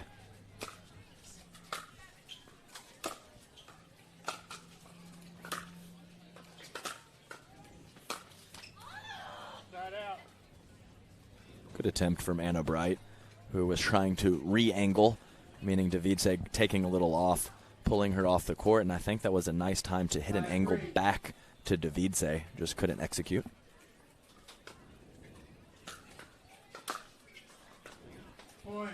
Have you ever seen in person the Davidze two-handed backhand drop serve? Oh, no. This is a thing, huh? It is. She's only pulled it out a couple of times. I want to see. It's really good.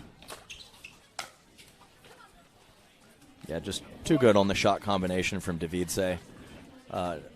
Reasonable ball from Anna Bright, forcing Davidze to change direction to approach the net, and she just did it seamlessly. 7-3.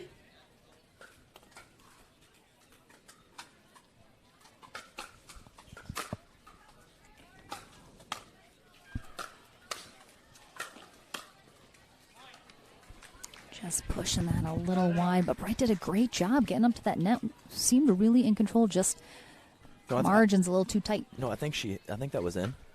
Am I wrong? Oh, I thought she missed it. Yeah, I mean, it was obviously very close on the sideline, but just from Anna Bright's reaction and how she walked back to the baseline, I think that ball was in. Well, we're going to find out in a second, that's for sure. We do have a cracked ball, so I'm going to switch that out.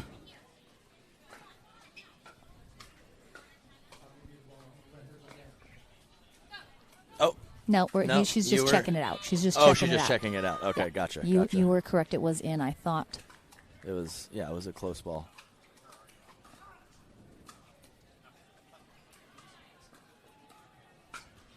All right, we have approved.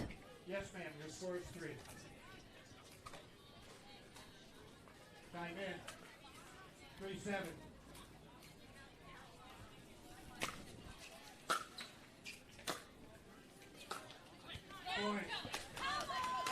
Nice job, Anna Bright trying to harness some energy from the fans.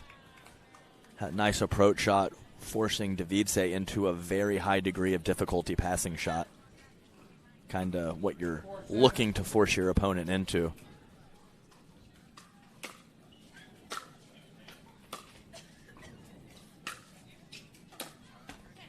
Out.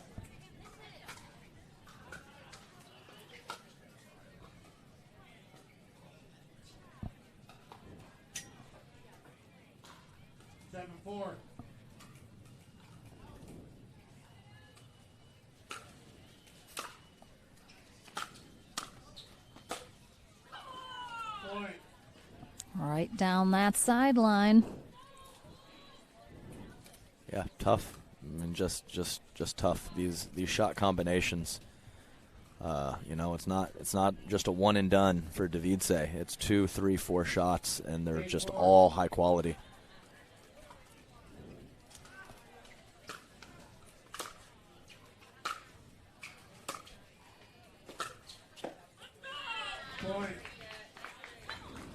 All right, Davidze starting to pick up a little momentum, and we're going to have a timeout here from Bright as she senses just that as well. Yeah, it's just a tough spot right now. She obviously from that interview earlier, respect for the depth and the heaviness, I believe is the word she used, of the ground strokes. So not terribly comfortable staying back grinding it out with Davidze because of how heavy a ball she hits, but not only is it the heaviness, the depth, and the power, it's the precision when Anna Bright comes forward. So she is definitely stuck between a rock and a hard place right now. Very, very smart girl, and I'm sure she's going to tinker with a couple different strategies and try to figure out some patterns that are working for her, because right now her opponent is just not giving her anything to work with. Davidze 2 points away from taking this first game. Time in. 9-4. Point. Yeah, nice serve. Had a nice back and forth texting with Anna Bright this last week about some doubles strategy, and she definitely has a mind for the strategic side of the game. So for sure, if anyone can figure it out, she can, even though she is pretty new to the sport.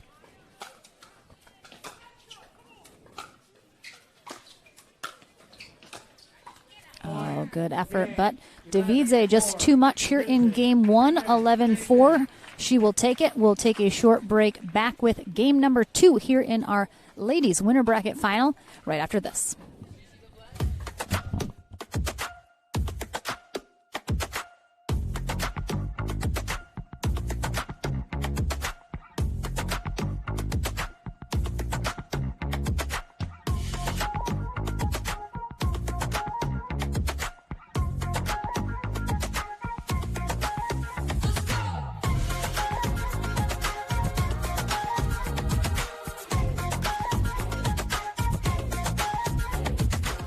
This may sound strange, but you've been here before. You were here when this wrench was turned, and when this line was drawn. Oh, and when this stitch was sewn. Because you inspired the Lexus ES to be, well, more you. So thank you. We hope you like your work.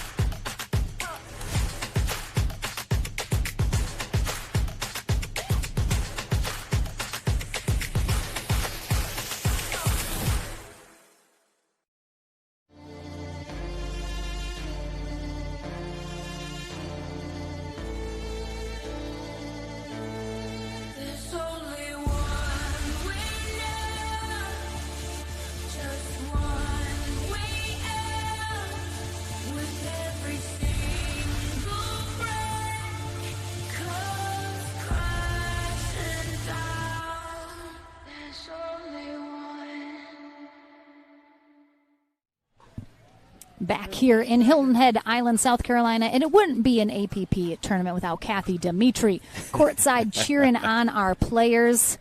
We got the chicken, we got Anna Bright on a stick. What more could you want? Here for game number 2, Salome Davidze on the near end, Anna Bright on the far end. Davidze taking game 1, 11-4. Looking to head once again to another final. Interesting. Davidze has one of the wider service positions that I have seen. I'm going to have to keep tabs on that. You also generally see people in singles. You see her now. She's standing a little bit closer to the center line. You see that a lot. But in some of her serves, I don't know if it depends which side she's on, but she'll stand way out by the corner and get that angle versus. So if she's tight to the middle, or relatively tight to the middle on the left side, and then out wide on the right side, I guess she's looking for a backhand on that third shot. So that would be the most common reason I could see, but maybe we can dig a little deeper and figure that out. I mean, look at her. Way over in that corner now. Maybe we can ask her in the Franklin studio. Oh.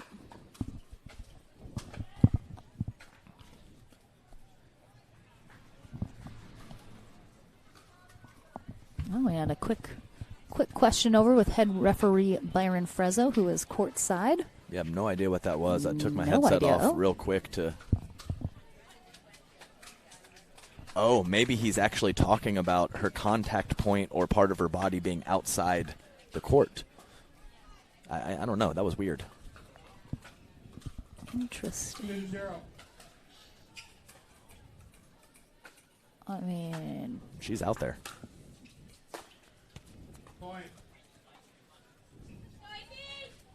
But right now, Davidze pretty much a runaway train, as I do believe Anna Bright had 2 or 3 points quickly in game 1. So this is quite a run that Davidze is on right now.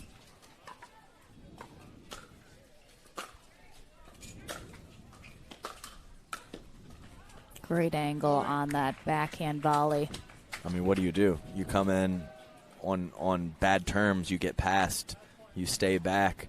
She either grinds you out or comes forward on her terms. Just a very well-rounded match so far from Davidze.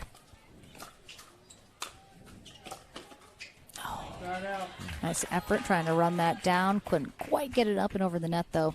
So, yeah, when things aren't working out for you, just get a let cord. It's usually maybe a way to turn it around. Yeah, that's right. You got start clipping that net. Sometimes the situation gets dire. You got to come up with something.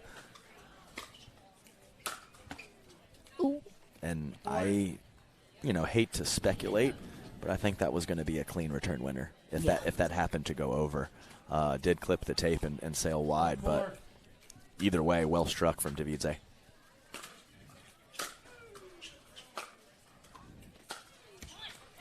And she is one of the players. She is venturing into doubles a little bit, but she is one of the players remaining that really mostly plays singles. Mm-hmm. Yes. Almost exclusively.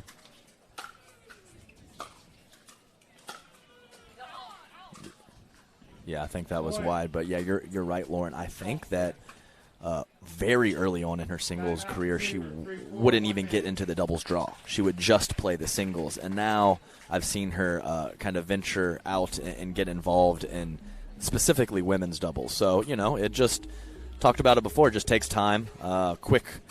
Quick adjustment period as a professional tennis player playing a lot of tennis growing up. So, a lot of those skill sets overlap, but not all the way. So a little bit longer process, but good to see that she is making an effort to sharpen up her doubles game. She obviously has the talent.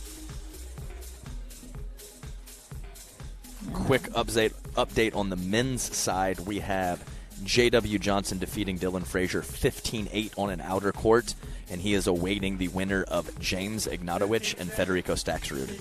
I did just see both of them heading either to their court or finishing their match, so we should have an update on that one soon as well.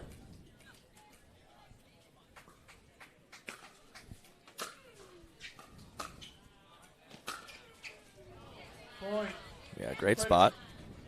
Getting the ball back. Davidze will be serving at 4-3, as we mentioned, and pretty big time control. But three points from Anna Bright, and this game is very tight with a 1-point lead.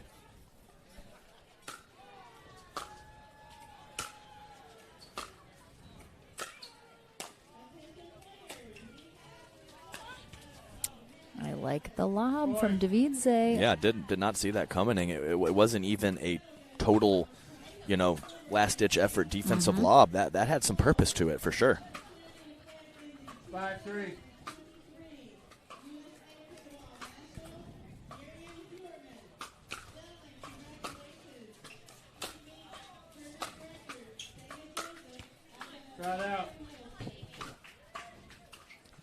quite getting low enough to lift that ball over the net. Happens to the best of us.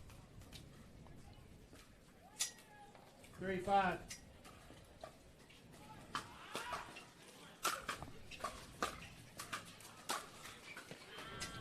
Yeah, too good. Kind of see it on Anna's face. She didn't need to say too good. Reaction said it all. 5-3.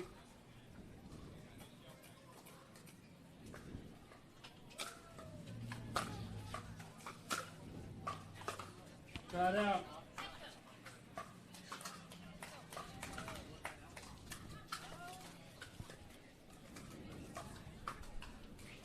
Three, 5.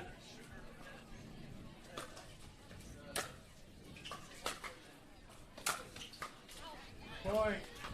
Very nice shot. Great approach. Penetrating deep into the court. Davidze not able to come up with the passing shot.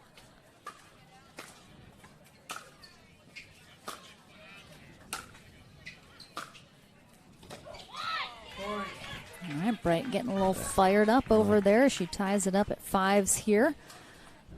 Definitely giving Davidze a couple shots to give her a little trouble. Definitely, and early in her career, very impressed with her mental toughness, and she gets in a tough spot. It doesn't take long for her to come out of it.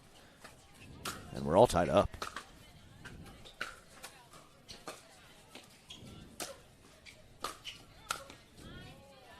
Might have been going long regardless, but Davidze puts that one away. Yeah, and it's really tough in singles. There's obviously plenty of adjustments that you can make and strategies that you can implement, but there's a lot more options to get in favorable patterns or changing up patterns in doubles. Sometimes it's more difficult in the singles game.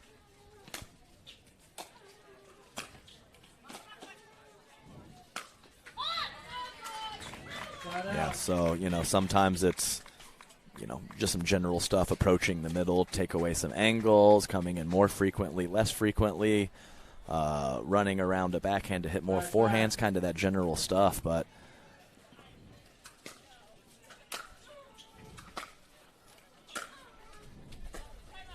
yeah, she's deciding she's going to think about that. In the doubles game, definitely you can pick on a certain player. There's a lot more softer shots, so there's more time to go to certain spots and pick on certain shots and patterns that your opponents dislike or are uncomfortable with. So a little less time to put balls to the specific spot. You have to play a little more high percentage strategy and then maybe make some adjustments here and there. So definitely difficult to come out of a funk on the singles court more so than the doubles court, but Anna Bright doing her best, giving it her best shot to do that after it looked very dire, being down 4-0 and 11-4, and she's come back to take the lead in game 2. Yep, she's in a good spot. Again, saw her getting a little fired up over there, which we all know is how Anna Bright plays her best. Yeah, she'll throw in a smile every now and then, but sometimes when she has a scowl on her face, that's when she's really ripping it and really playing her best. Time in. 6-5.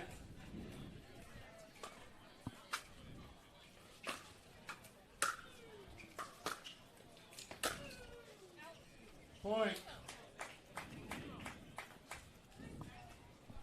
A little too much on the pass, but another, not earth-shattering approach shot, but a very solid approach shot.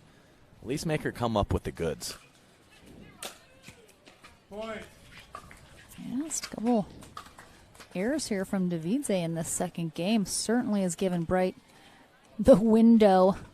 Yeah, I believe to get back in here. I think that's an 8-1 run after a 4-0 deficit to start game 2. So 8-1. I mean, that's a serious run from Anna Bright.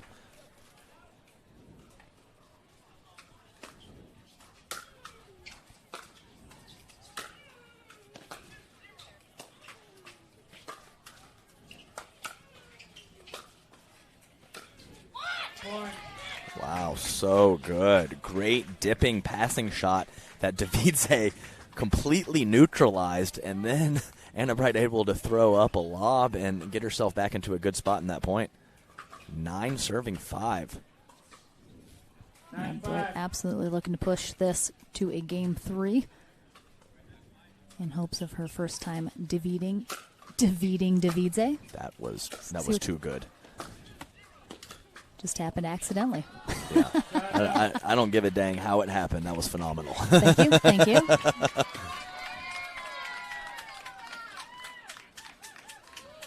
Big side out here for Davidze. Looking to get back into this.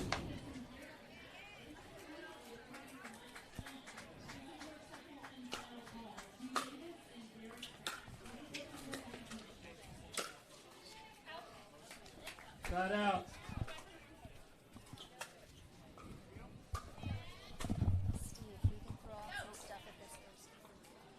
Nine, 5.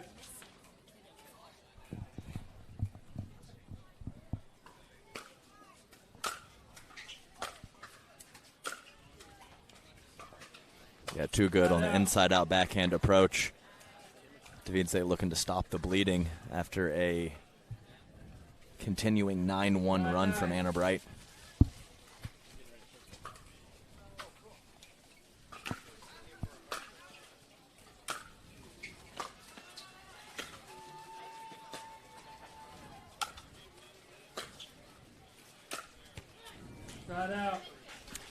Davidze does not come out on top of that, but I do like her movement on the court from the overhead with the lob. She has really good court movement, moves her feet really well, gets into position.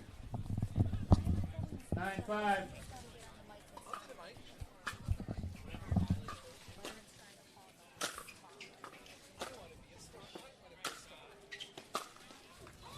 Ooh, Anna Bright, what a spot in that back corner. She's going to have herself a game point to try and force a third here in our winter bracket final. She wants that spot on Championship Sunday, no doubt.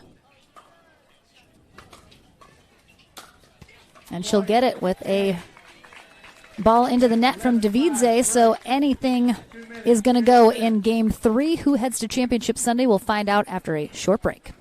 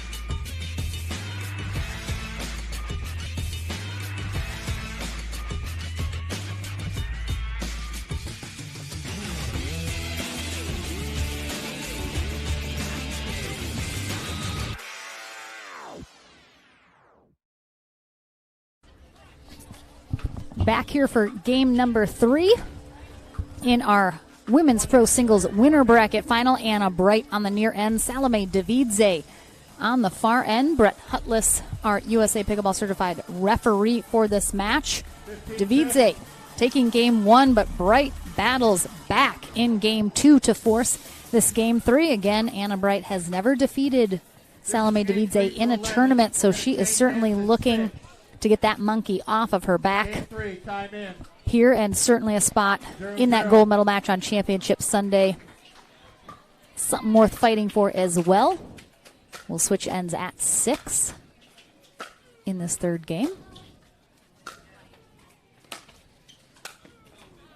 Nice combination from Davidze, but this just shows there's been so many times in my career where I certainly wasn't giving up, but I was just getting steamrolled. You have to stay mentally tough because it changes so quickly. Davidze couldn't miss a ball, and all of a sudden, we're in game 3.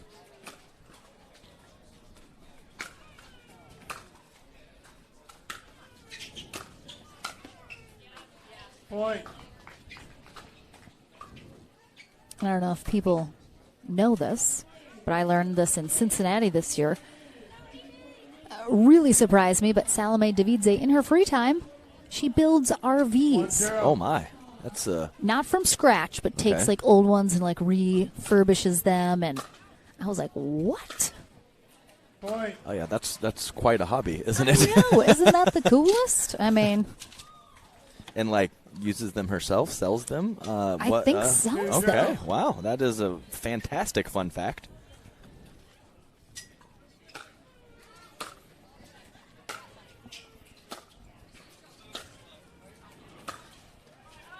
Yeah, it's tough. I mean, it's right on the line. Anna Bright, knowing it's close, but nothing she can do when it paints the white.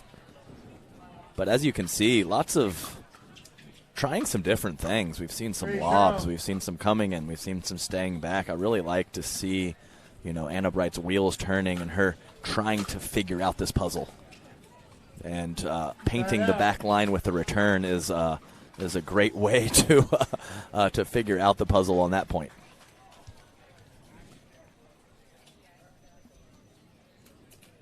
Zero 3.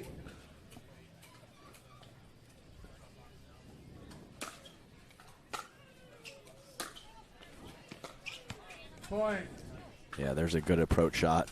And I'm not sure if you guys could hear it at home, but Anna's saying, "Come on, Anna, let's go." So using her first name. Always talk about how important that is. The foreigners using their native tongue and the Americans using their first name is a big indicator they are serious. Oh, yeah. When you're talking in the third person, it's you mean business. Oh. Yeah, Anna kind of breaking to the open court. A little late on her split step, but a great spot to pick behind her by Davidze. 3-1.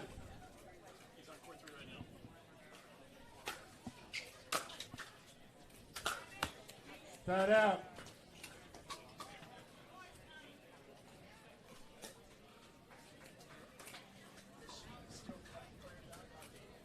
One 3.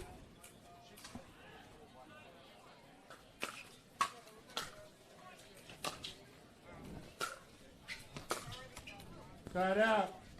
Just missing the pass. Pretty legit crowd for a Thursday. Oh, yeah. Often they trickle in on the weekends, a little bit smaller crowd on Thursday. But they like their pickle around here, don't they, Lauren? Hilton Head Island, Palmetto Dunes, we are always packed to the gills here. I guess it makes sense considering, I don't think a high percentage of the people here are workers. So there are a lot of retirees. Helps the Thursday flow, definitely. 1-3.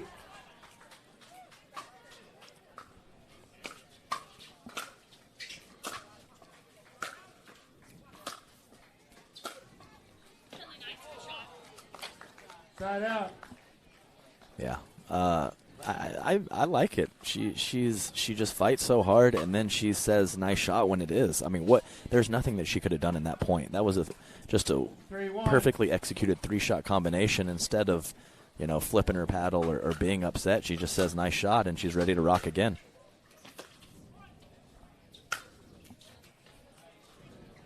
Point. It's possible that I missed something under her breath that was a little less positive, but I mean, it was a combination. I don't mind it. Some adult words mixed with great shot. It's just a nice balance. You just got to have it in life. Yeah. Point. So yeah. it is 5-1, 1 minute. Davidze up 5-1, and Brett's going to call the timeout, 1 away from the end change. So again, sometimes we always talk about in those tiebreaker matches, calling the timeout right before a potential built-in timeout to not use it, but she knows that. She knows that, absolutely, and she still felt like she needed it to readjust, whether it be mentally or whatever the case, and get back into here. So I appreciate that. And she's just trying to channel some of that. Some of that Kathy energy. Some of that Kathy energy, exactly. Maybe she should just go touch Julian Arnold's shoulder and just get some of that Andiamo energy. I don't know, but first of all, can we just point out that Kathy is holding my head in Anna oh, Bright's yeah, well, why stick? wouldn't she be? And a rubber chicken, as usual. Mine is so, in front of Anna's yeah, as well. there you so go. Interesting choice. Just point that out. Hey, if you're on fire in the booth, I mean, people need to know that. Thank you, Kathy. Time in. 5-1. All right, Davidze looking for the end change here, and she will get it. Yeah, and you could actually see Anna Bright wanting to come in off of the return, but the serve was just so deep and heavy that she decided to stay back, and I do think it was the right decision, even though she lost the point. But just another example of the heavy serve / heavy ground strokes sometimes from Davidze. They just don't allow you to do exactly what you want to out there. Yeah. I mean, that we talk about it so much. That is part of it, where you can do sometimes everything right, and your opponent is just doing it better than you. Of course. So I always talk about being self-aware in this game, and there's a big difference between getting steamrolled because you were garbage or doing the wrong thing or making the wrong decisions, and there's a difference between getting steamrolled when it was just too good from your opponent and it was just their day. So knowing the difference between the two is just absolutely huge for your progression as a player, and sometimes in the moment it's not terribly easy to figure that out. So absolutely. It's always a process. 6-1. Coming up after this will be our men's winner bracket final. Hunter Johnson and Julian Arnold will take court following our ladies' match. Great spot there from Bright. Yeah, and the wheel's turning. You've seen some of those lobs, not just bailout defensive lobs. Lobs with a purpose to get Davidze off of that kitchen line, and she was able to do so on that point and then rip a passing shot on the next ball.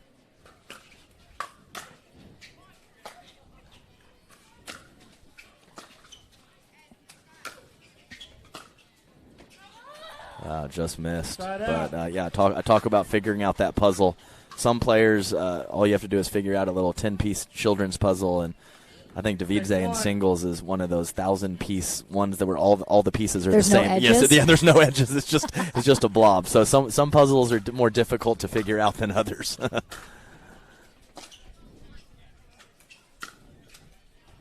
Yeah, too good. Just so cleanly struck, up high on the right at shoulder level, and to push that inside out for the clean winner is just spectacular shot making from Davidze. And we appreciate everyone joining us at home. Lots of you guys watching on YouTube and Facebook. And this is just day one, everyone. Oh.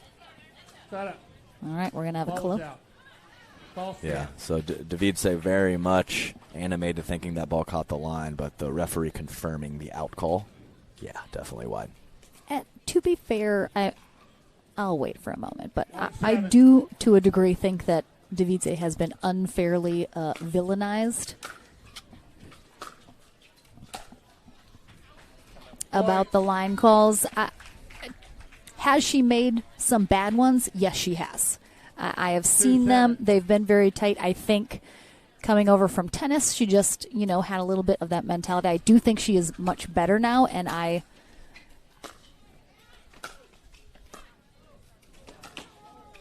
little pushing it wide there. But again, has she made some bad calls? She has indeed. But are there some beloved pickleball pros in the game that are also kind of some hookers? There sure are, but nobody wants to. No one wants to talk about that. Good choice of words there, hookers. I mean, take that how you will. But she's not alone. She's not alone, and I think people really pile on with that being the only thing that they talk about with her.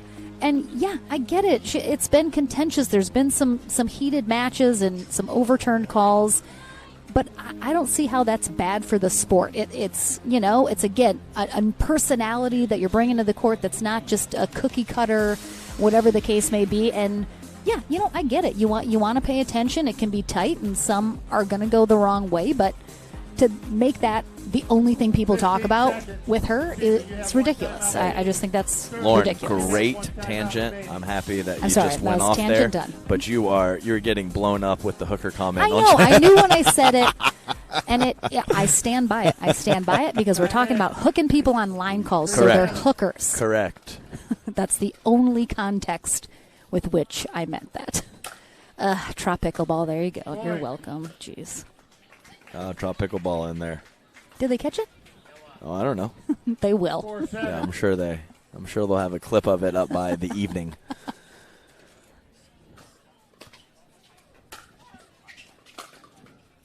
Point. Yeah, great ball. Well struck from Anna Bright, giving Davidze a taste of her own medicine with that inside-out backhand. 5-7.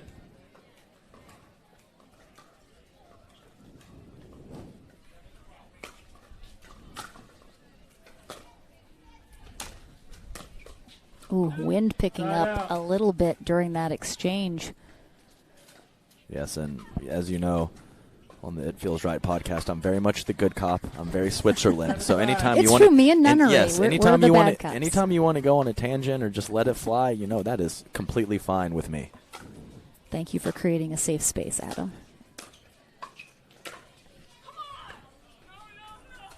Side out. Yeah, I don't think she's happy about that one. Let's take a little look-see. Definitely wide. Yeah, definitely wide in my again, opinion. it's close, though. And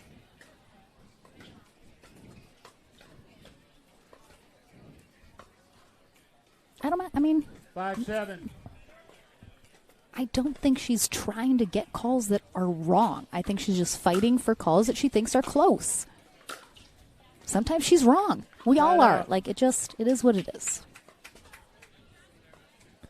And what it is was a nice backhand cross-court pass from Davidze right there. 7-5.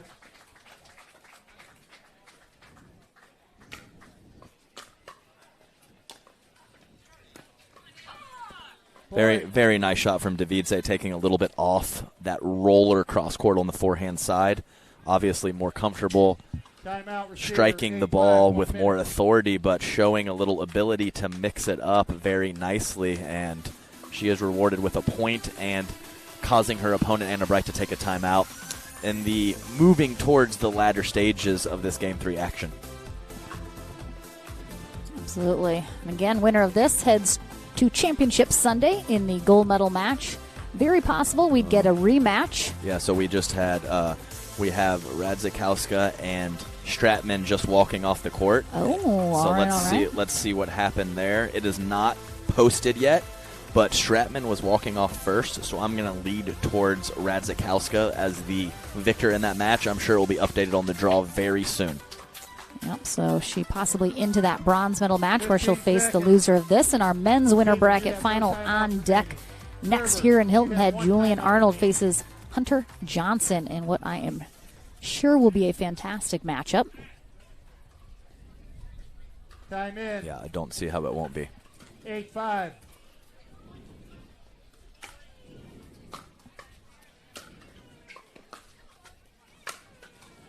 Point. Nice little double inside out with the approach shot and the high volley put away. Anna Bright breaking hard to the open court, and rightfully so after leaving that ball up. But perfect decision from Davidze to go behind her on that ball.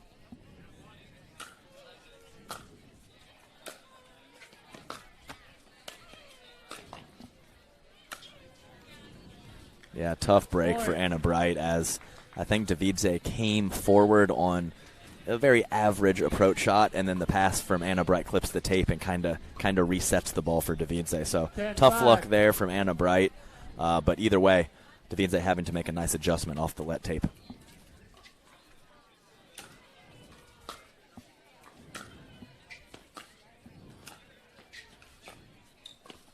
Point. Game. And Match. Davidze is the victor here. She will 11-5. head to another Davidze.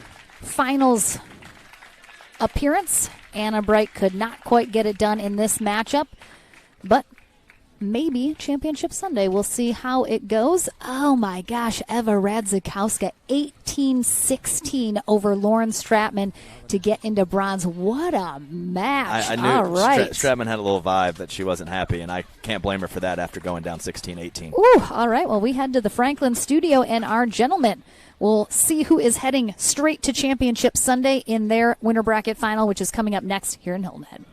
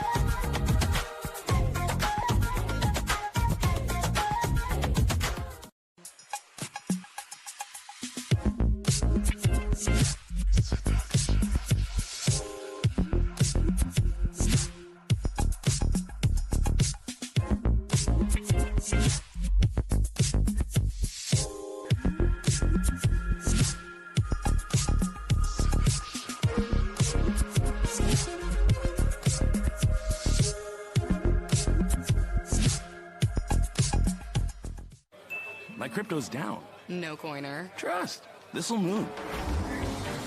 Do their fragging seat. Rez, hit me. I got my ult. That's 472 horsepower and 395 pound-feet of torque. Well, what's up with this team sheet? Inverted fullback and a false nine? The limited slip diff lets you hammer the throttle. You don't get it, so you go all in. Poggers. Stick it in the onion bag. The Lexus IS, all in on the sports sedan.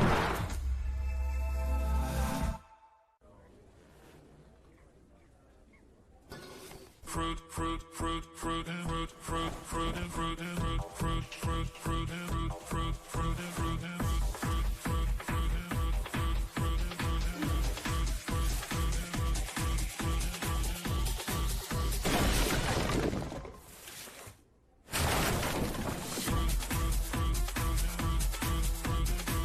Fruit Smash Super Hot Seltzer with real juice. It's party juice. Say whatever, right? Why not?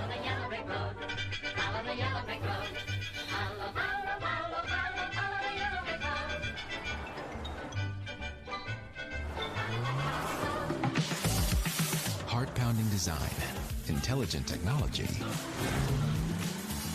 courageous performance. Discover a new world of possibilities with a bold new take on the Lexus RX.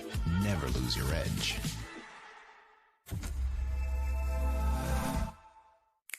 Welcome back, everyone, to the Franklin studio. Lauren McLaughlin here with Salome Davidze, who heads to Championship Sunday in the gold medal match. You've been around pickleball not even that long. You've had definitely some finals under your belt now. You are still kind of focusing on that singles side. I know dipping your toe into doubles, but do you just really feel like right now in where your game's at, the progression, just singles is really where you feel most comfortable, you're most successful going in towards the end of this year? I definitely feel more comfortable in singles, but you can see my volleys. I'm getting in there way more, and I've been really working. And it is definitely effort for me to get in there, and I have to make myself before the point when I'm standing there. I'm thinking, get in, get in, get in. So I want to progress to doubles. I really want to improve and play with different girls and different boys. So I'm working on it.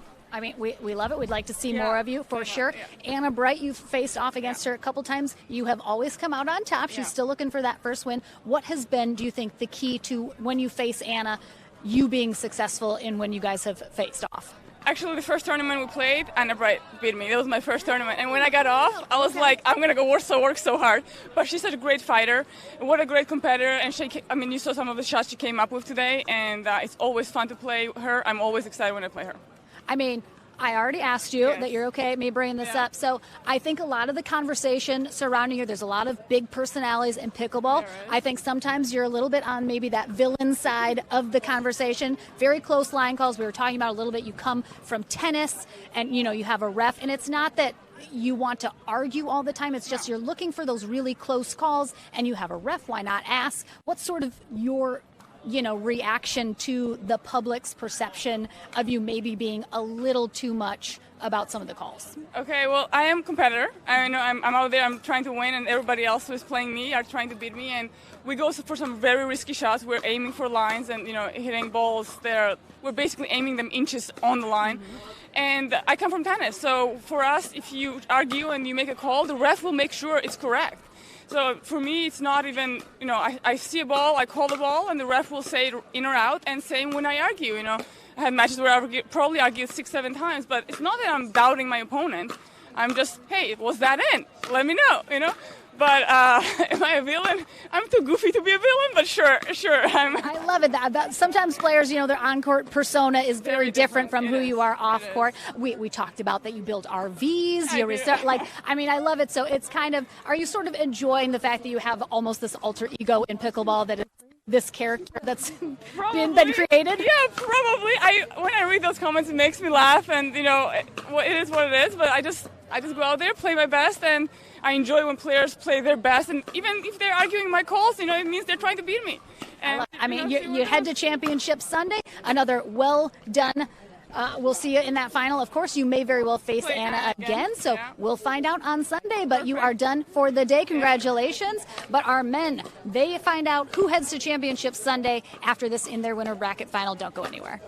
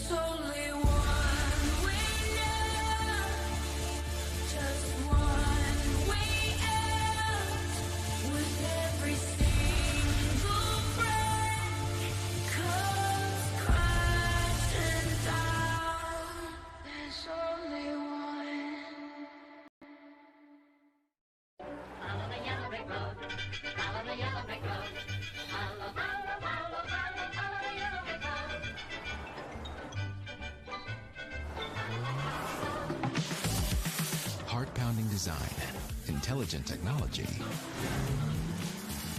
courageous performance. Discover a new world of possibilities with a bold new take on the Lexus RX. Never lose your edge.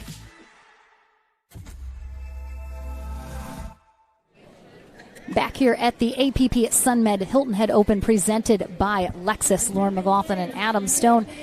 Here for our men's winner bracket final, we have Julian Arnold taking on Hunter Johnson for a spot at Championship Sunday in the gold medal match. Again, could very well have both of these gentlemen in that final, but one of them will head directly there, and the loser will have one match to get through, which will be our bronze medal match in the back draw of our men's bracket. How many do we have left until we're into that? So we will have Federico Staksrud playing J.W. Johnson on an outer court, and the winner of that is into bronze. We'll play the loser of this for, I believe, what will be our last match of the day, because after this match, we will have the women's bronze, which is Radzik Hauska and Anna Bright. All right, so 2 matches left to go here in Hilton Head for our first day of streaming. 3. Well, we have this 2 match. After this, I 2. said. Yeah, no, did you say that? Didn't I? I don't know. Didn't I? Everyone, what'd I say? It's hour 6. So things happen we've in hour already seen what's happened today. I'm just. Oh, putting out the vibe, Hunter Johnson. You missed it. You missed it. He was putting out the vibe. I missed the Hunter Johnson vibe. I felt it though. Yeah. I felt it. I mean, he was over here high kicking above his head. He was leg swinging. I mean, he was all the vibes. Yeah, he was going for it. All right, Inga Carr will be our USA Pickleball certified referee for this match. Yeah, this is. This is an exciting matchup. That's all there is to it. Probably the hottest guy on tour in terms of singles, up against the fieriest guy on tour, coming off some great singles play at the MLP a few weeks ago and a gold medal at Alabama, like you mentioned previously. So we have two hot players. Something's got to give. Something's got to give.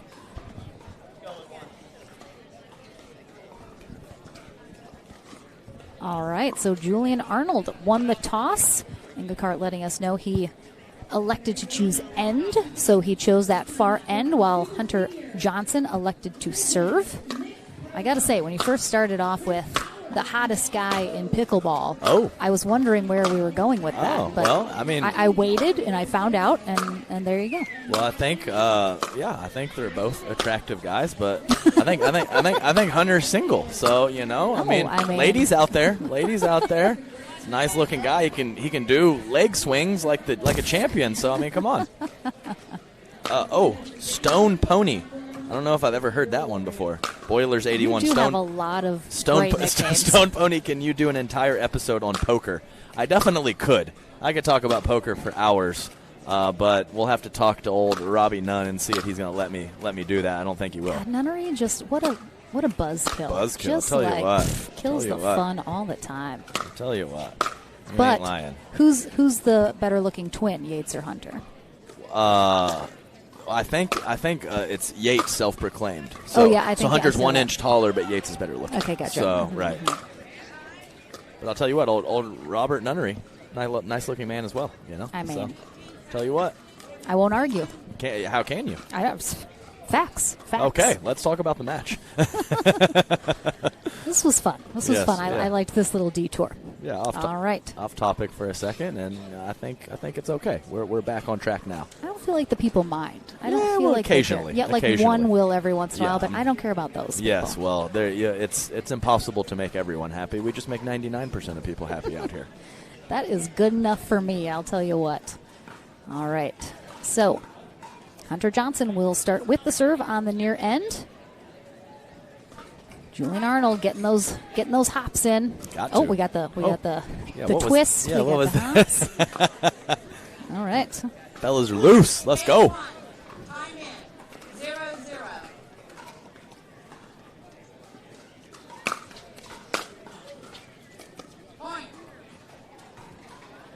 Good start.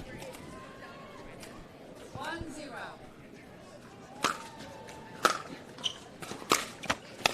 Oh, good recovery.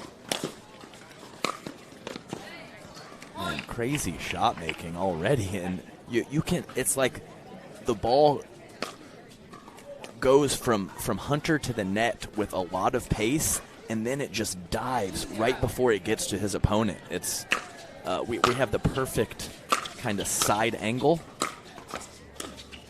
Oof.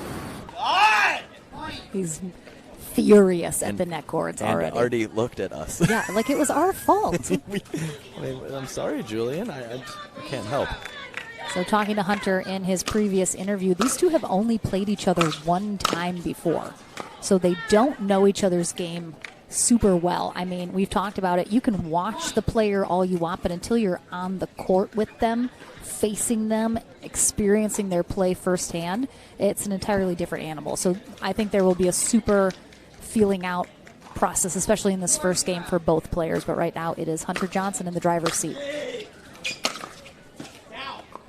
He just needed to up the grunt. Yeah. I mean, obviously that's what it is. Fire up. You see Lauren Stratman coming by with a chuckle on her face. She just is like, you guys see what I deal with?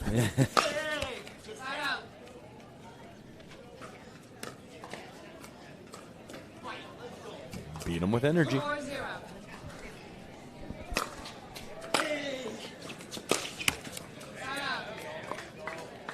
Yeah, I mean, the last two tournaments has been these two coming out on top. Julian Arnold taking the gold in Alabama and Hunter last week in Houston. So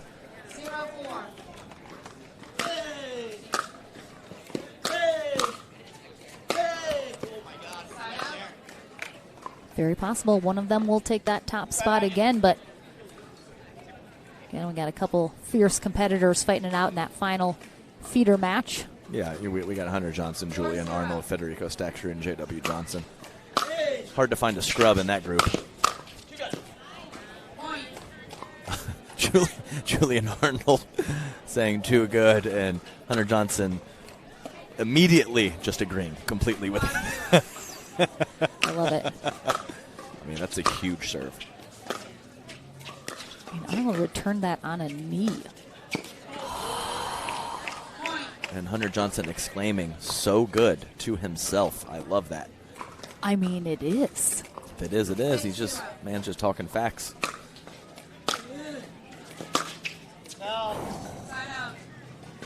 Just missing that. 0-6.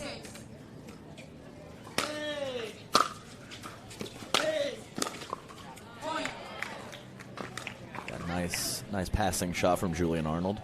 Not completely out of the reach of Hunter Johnson, but forcing him into a very difficult attempt at a drop volley. Follow that up for a big serve, so already shrinking that 6-point lead by a third.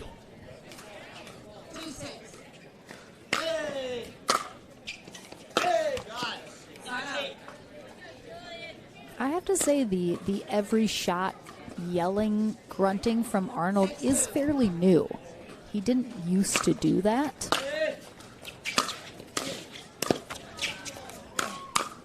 Oh, the hands.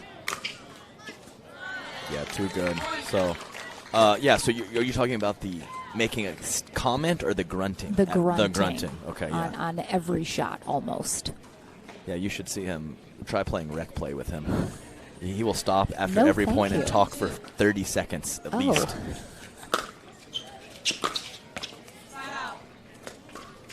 He's pretty intense on the court. He's a pretty happy guy off the court, though, for the most part. He's one of those people that I think his on-court persona is very different than off-court. And all you need to do is check out his player profile. I believe he played at I don't know where he played tennis one UCLA. year, and he's UCLA, and he's an avid poetry reader and writer. He is. I've spent a little off-court time with him and Lauren, just kind of around at tournaments, and he's kind of really sweet and nice and just calm.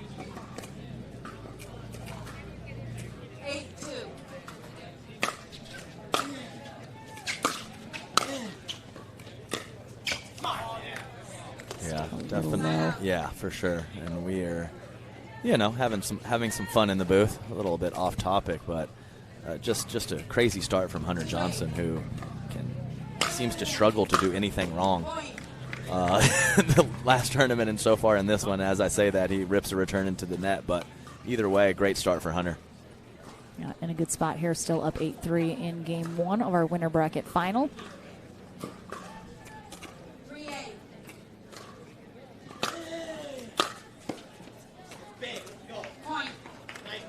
Julian doing our job for us, saying, "That's a big, let's go," and it was. It was. I love when he yells at himself to fire up, as if there's another level of fired up he's not already at.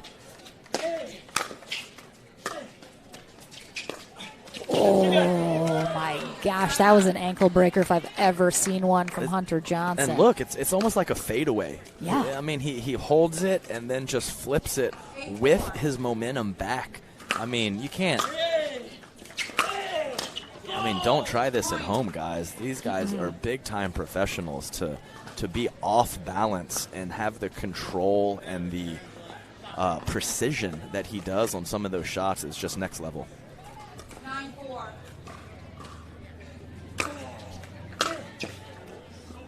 Point. Insane. 10-4. Game point. Oh, nice attempt to pick up there from Arnold, but just, again, Hunter Johnson too much. But, again, they've only played each other one time before. Arnold's got a lot to consider now going into game 2. And Lauren, very interesting interaction at the net. Julian just looking at him the whole time like, what the hell, guy? Like, what do I have to do? That was ridiculous. Anyway, continue. Yeah. We'll take a short break. We'll see if Arnold's got an answer here in game 2 right after this.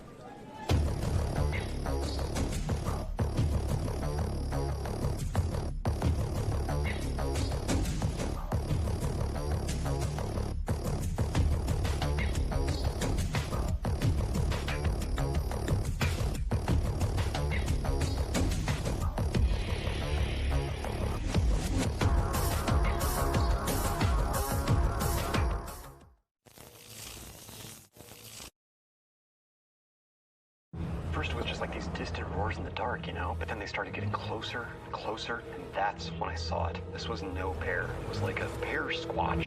And that's over now. What? Dad, what's a bear squatch? It's a cross between a bear and a sass. It's made up. With capability comes responsibility. The legendary Lexus GX. With Apple CarPlay support. He's usually sleeping. He'll never sleep again.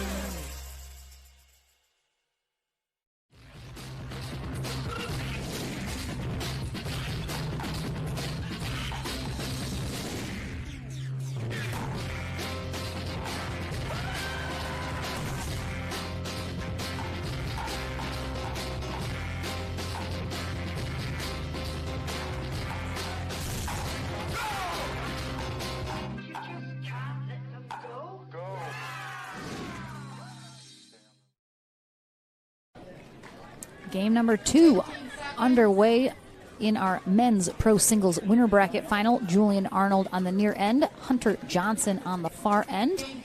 Here at the APP Sunmed Hilton Head Open presented by Lexus, Lauren McLaughlin and Adam Stone.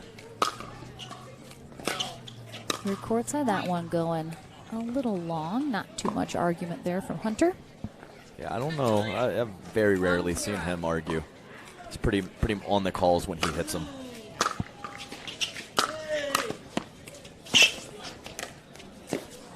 That is disgusting. It was, I mean, that's one of the better passes we've seen Julian Arnold hit today, and he has a feathery drop volley touch and then rolls across court short angle winner on the forehand side. I mean, it's just silly, silly shot making right now.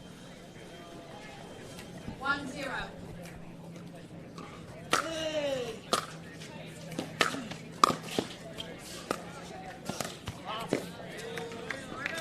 A little better drop attempt from Julian Arnold, forcing Hunter into a little more difficult shot, and he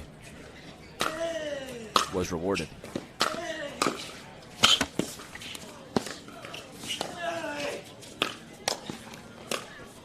How is he not on the kitchen?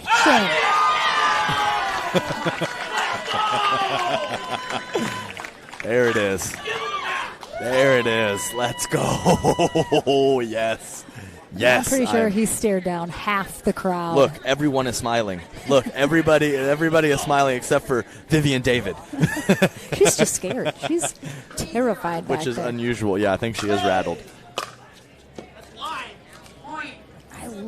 I love that. I love that. So give him a match. Give him a match. More than that, with a 4-0 lead to start game 2, Julian Arnold stepping up the energy to another level. No one knew he had it in him, but he does.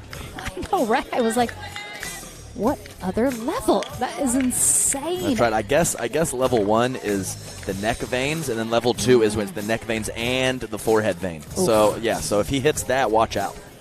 And I think we're there. I think we're there, Lauren. I think I saw it. I think I saw all of the veins. Oof, my goodness. He's so lucky Kathy Dimitri is right there in the front row to give it right back to him. He needs that. He needs that.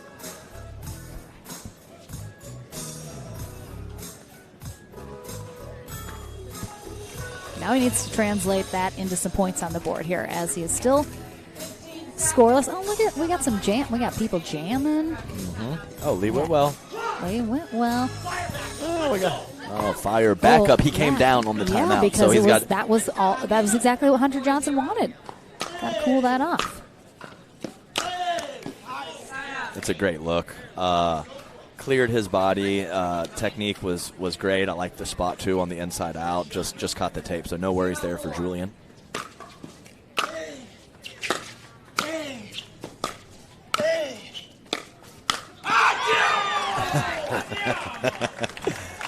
So good. And just for everyone at home, when I say clear your body, meaning when you're stepping around to hit a forehand, usually to your left side, or obviously to your left side as a right-hander, you're getting your body out of the way so that you can make contact out in front. Yeah, I believe there he kind of started his forward movement before he had executed his shot, and he paid the price with an error in the net.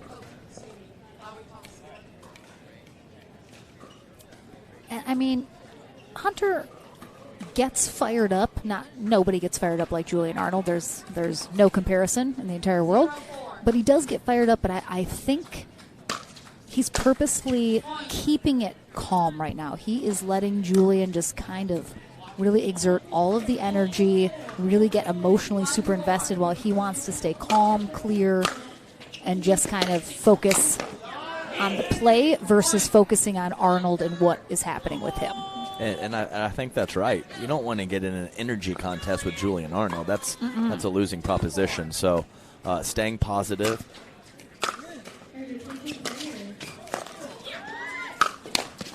Oh, the hands.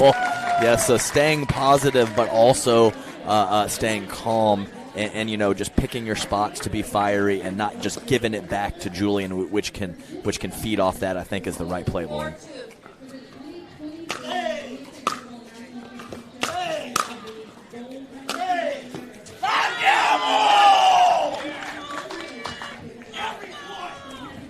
He just spit on himself aggressively, and I like it. I'm glad it wasn't me. Yeah, so you were close. So I am in the splash zone. There's no question.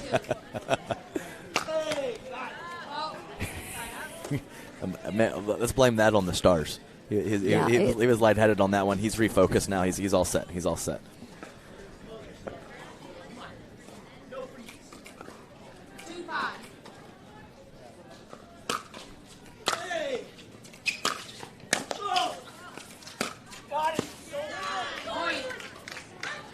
think Arnold exclaiming that the initial volley that he hit was going to sail wide, and from the angle we just saw, I don't think I agree with him, Lauren. Yeah, I mean, certainly not to the extent he was maybe thinking in his mind. Yeah, so good with the court coverage there after a nice, crisp volley and then just sliding to the middle of the court to finish with the two-handed backhand. Hunter Johnson at his finest.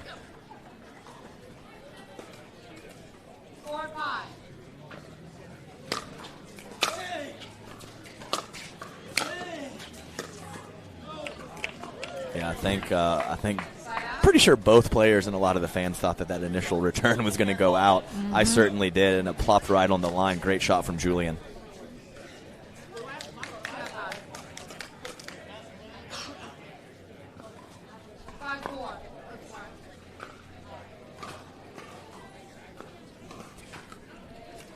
A few people in the chat saying they've never had so much fun on singles day.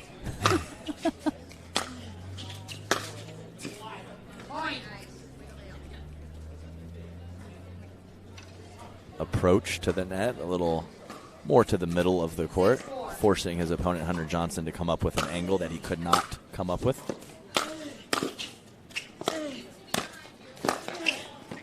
Great pickups.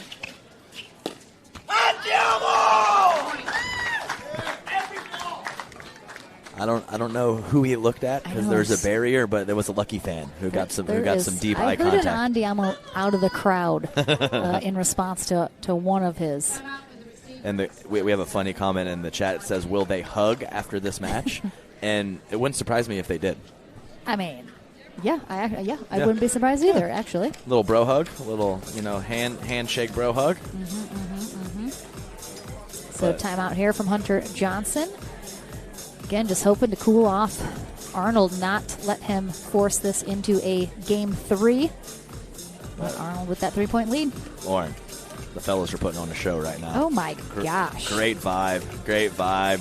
Lots of smiling fans. And you can I'm one of them. You can ask for anything more. Yes, in a singles match. That's right. I'm literally one of them. I'm having trouble getting a smile off my face in between points. It's electric atmosphere and electric play from the boys in this winner's bracket final. It was Hey Shay that said that. Oh, Hey Shay. Will they classic. comment? We got to give a shout out to Shay. Hey Shay. One of our fave commenters. And I say that just because I want to see how many people get mad that I didn't say it was them.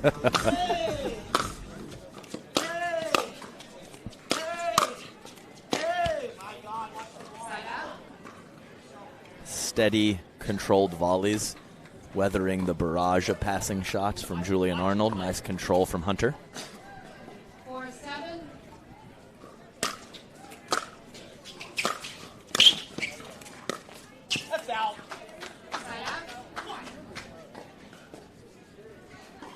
I appreciate innocent pickleball. I'm sure Julian is still going to give Hunter his props regardless if he wins or loses. Classy and sassy.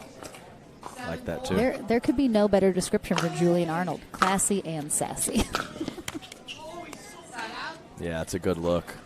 Julian said it. He's so beat, and I agree with him. That ball struck nice out in front, balance from Julian. Just missed. No worries there.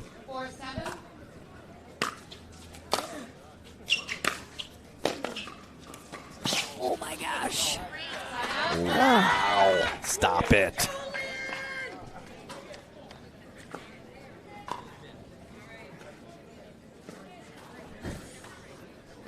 Got disoriented for a second. He didn't know where the ball was. He found his bearings. I didn't take it. He's all set. Found his bearings.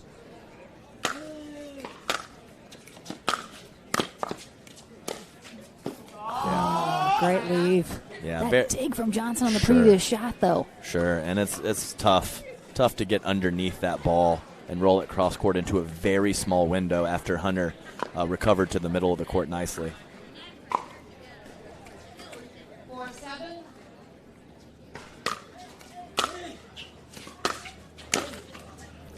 So had a chat with Mr. Johnson and got a little fun fact that Yates Johnson is the cleaner type A of the twins, and Hunter Johnson's a little messier and type B personality. I see that.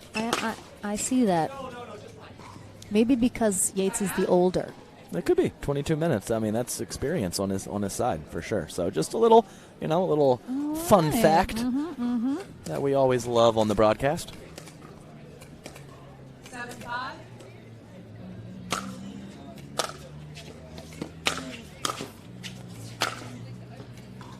Side out. Yeah, Julian checking with the crowd, who really should not give their opinion, but they often do. If it confirms the call, right, I think certainly. Right.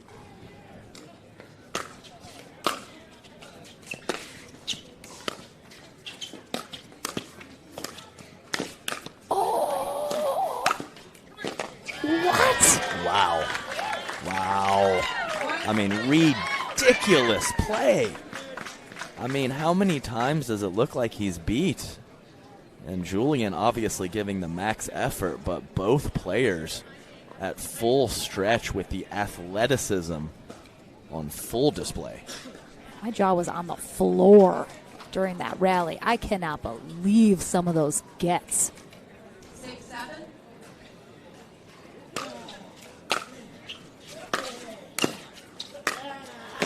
Ooh. I thought it might have been going wide over here. I mean, Julian's off the court hitting that, and then he pushes that one wide.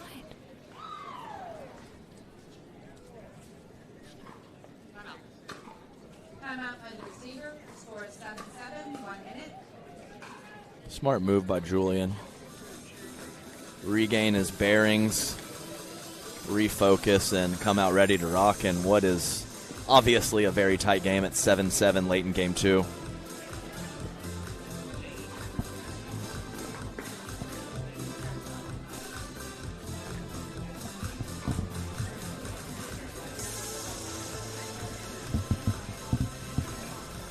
Just saw Miss Stratman over there chatting with Yates.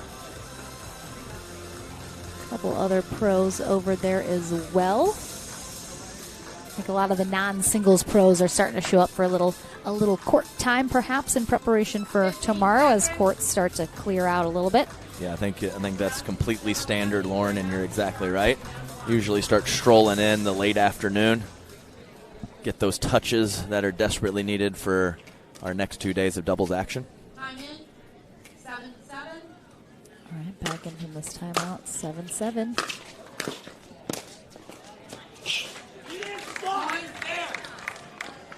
Yeah, great court coverage from Hunter, and while they are very crisp and quality, he's getting a beat on the cross-court volleys of Julian Arnold. Right, when I say that, Julian hitting a nice down-the-line volley. But I think some of those carving volleys, meaning the spin, getting on the outside of the ball, on the forehand and the backhand side, Hunter Johnson a little late getting to in game 2, and now he's got the beat on it.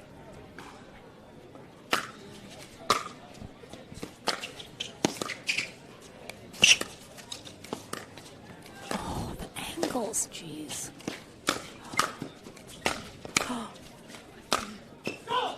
Wow. I mean, this is so crazy. Even Julian giving him a taste of his own medicine with a 360 in the middle of that point, but just not enough with the crazy court coverage from Hunter Johnson. 8-7.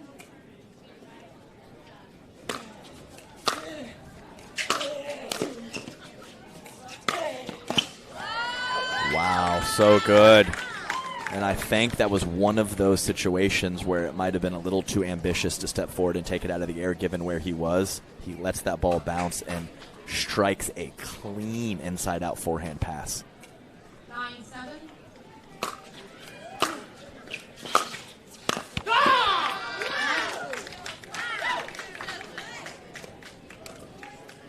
I mean, it really looked like Arnold had a shot here in the second game.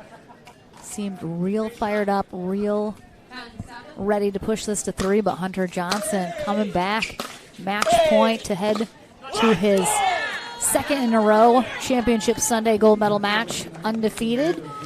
but Arnold not done yet. Certainly not going to go quietly into anywhere, let alone the end of this match. And a great volley from Julian, mixing up his spots, thinking he was going to go cross court, but he pushed it right up the line. That's right, he says. So great adjustment from Julian, mixing up some of those volley spot picking. So we'll see if he can continue to do that and keep Hunter Johnson on his toes. Or sorry, not on his toes, on his heels. Looked a little like Hunter almost lost his balance a little bit there. Yeah, kind of a funky step. And Arnold within one of tying it up and taking away Johnson's match point.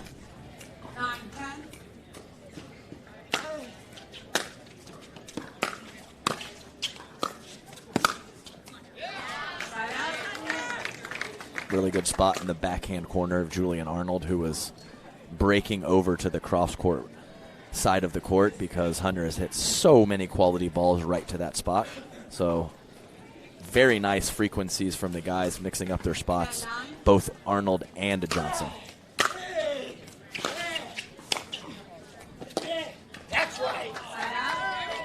Oh, looks like Hunter's kind of going with some of the grunts on the shots now too. I think at this stage, I think he is starting to try and match the energy a little bit more just to close this out.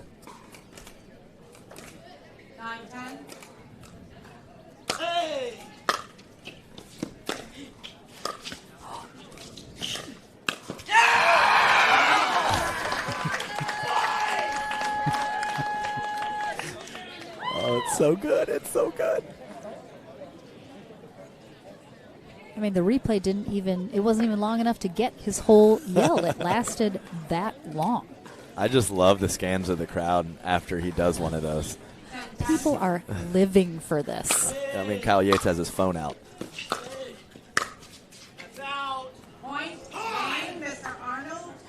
Yeah. Kyle Yates definitely taking a video of this action. I can't blame him. Game point for Arnold to try and force a third. Can you imagine we might get one more full game of this? 11-10.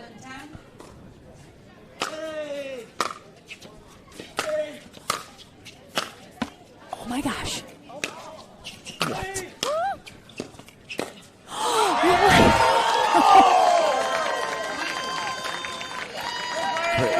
Was that net quarter pole? I don't know what that was. I think it was still off the net, but it was just right next to the edge, so it just popped up. Wow. So it's just so tight on the end there. Yeah, I mean, it's right on the, you can see it. Yeah, it's right on the net of the black part of the net. And you can obviously tell from Hunter's reaction that there was no way that ball was going to go in if it doesn't hit the tape. So, but great concentration from Arnold to stick with that point. We're getting a whole another game of this. I don't know if I will survive it, but we'll find out after this short break.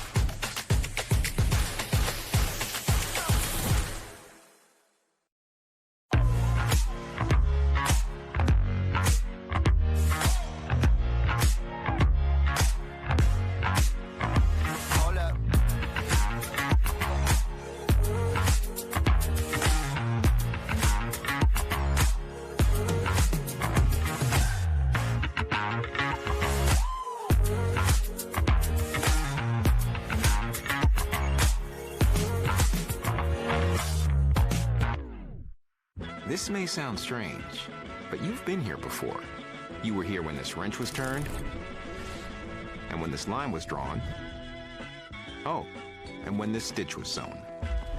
Because you inspired the Lexus ES to be, well, more you. So thank you. We hope you like your work.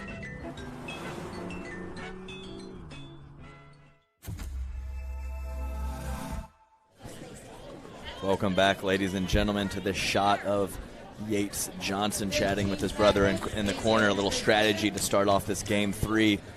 I'm definitely going to apologize to the viewers out there. I got caught up not doing my job and just being a fan for that second it was game. Tough. It was tough. very tough. There was probably a little more analysis I could have given, but I was just loving the vibe so much.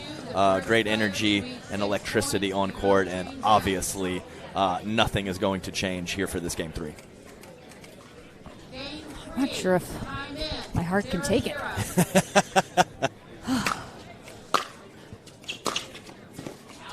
And a quick update, Lauren. We have J.W. Johnson defeating Federico Staxrud 15-10 to wait in the bronze medal match for the loser. All right, so unfortunately for these two, it's J.W. Johnson get back into the mix. And I think at this point we are not going to have a loser. We're going to have a not winner in this Yep. match because loser is absolutely the wrong word after the display these fellas are putting up. 0-0. We'll switch ends at 6. Point. Yeah, definitely wide. Yeah, it's a tough spot. I didn't see it Did look land like it missed a little bit. perfectly, but looked like the trajectory was going a little bit long.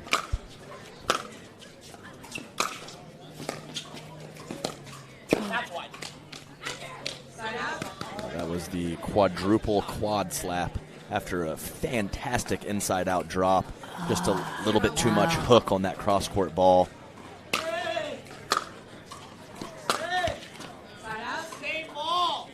Did some slight eavesdropping on the Yates and Hunter Johnson conversation. I won't give anything too deep away. Just Yates telling him to never think the point's over, mix up his serves a little bit. Pretty much the vibe I was getting from that conversation. Foot fault from Arnold. You said right foot. This one's further back. Football. Oh, yeah, I mean, there's no question. Arnold has never once thought he's foot faulted. Ever. Ever. Ever. I think it's definitely 2, if not 3 today. Yeah.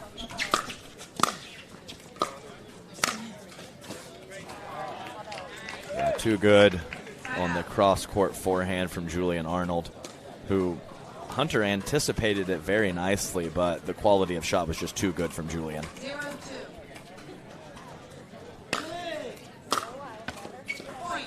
Right into the tape.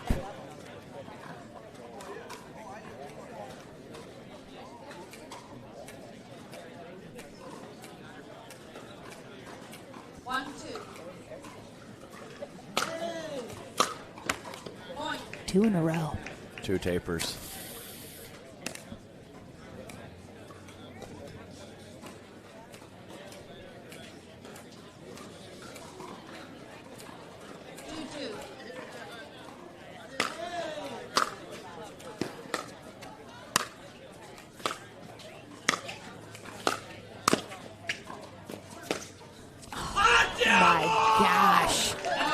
I mean, Johnson did such a great job being at the line and just handling whatever Arnold was throwing at him, and then he just pulls that out of his bag, and what? Yeah, Julian closing off that front shoulder to the court, almost turning his back to Hunter and whipping through cross court. So good. Great adjustment and concentration from Hunter Johnson off the net. I don't care how slow that ball is going coming off the let cord. Always important to focus and make clean contact, and it's rarely easy to do so. 2-3.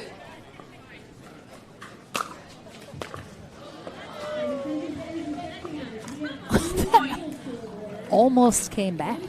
The Holy Trinity, depth, pace and spin on that serve. A lot to handle for Julian Arnold, and unable to get it over the net. Just misses it down that sideline. Yeah, and let's be clear, Lauren. He had it lined up. He had it lined up and just barely missed a spot.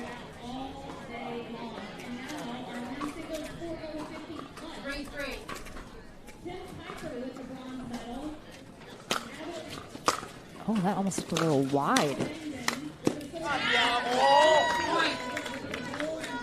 Yeah, it just forced some slight hesitation from Hunter. So just a half step slow getting to his spot because that serve was very close to being wide.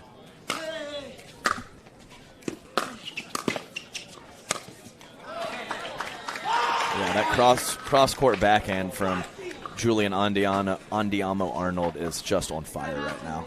The forehand, an obviously much easier finish to the point, but that set up with the backhand on fire. Andiamo.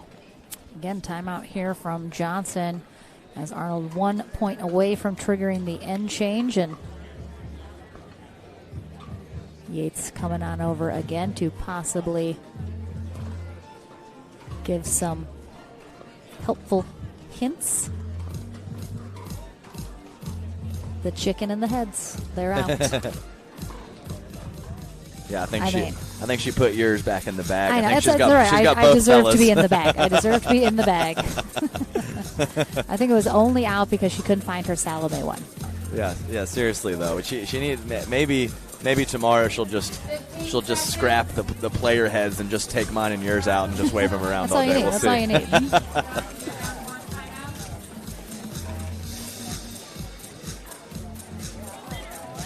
Again, close one, and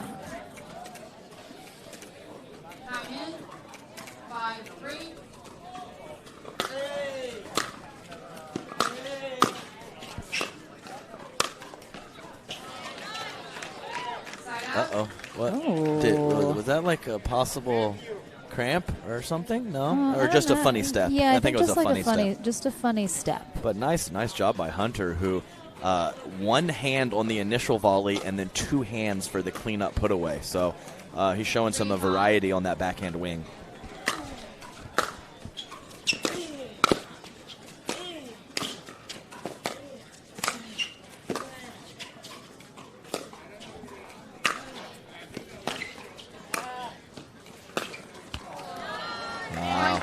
I think his reaction said it all. He put his tongue out, little winded. Might have got a little fired up, but I think he's better to keep that energy in the tank after a point like that.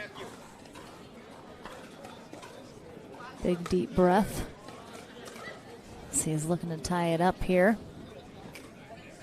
4-5.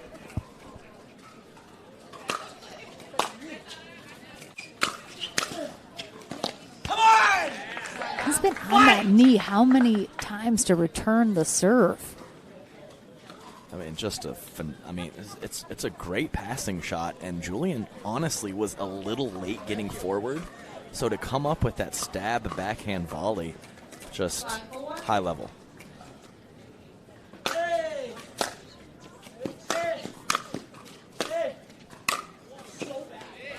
I just couldn't quite keep it down.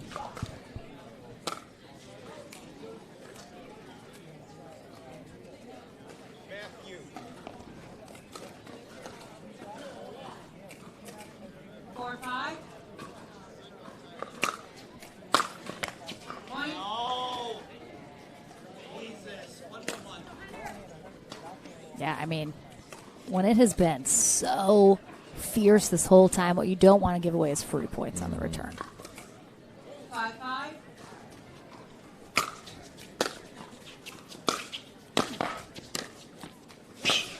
What a good. It's because he keeps getting them back, and Hunter is then forced into the error because he's getting frustrated. I mean, again, a bit of an unforced error technically, but Julian's just getting everything back, and that just you try to go for too much when it's not working. What effort from Arnold.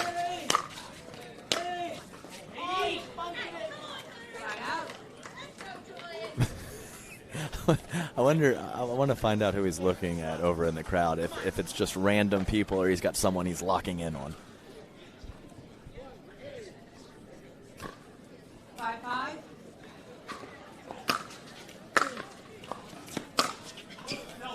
Side out. Missing the passing shot, but I'll tell you right now, Lauren, Hunter Johnson is destroying his serve. He is hitting it so hard and really consistent with his contact point and where the ball is going.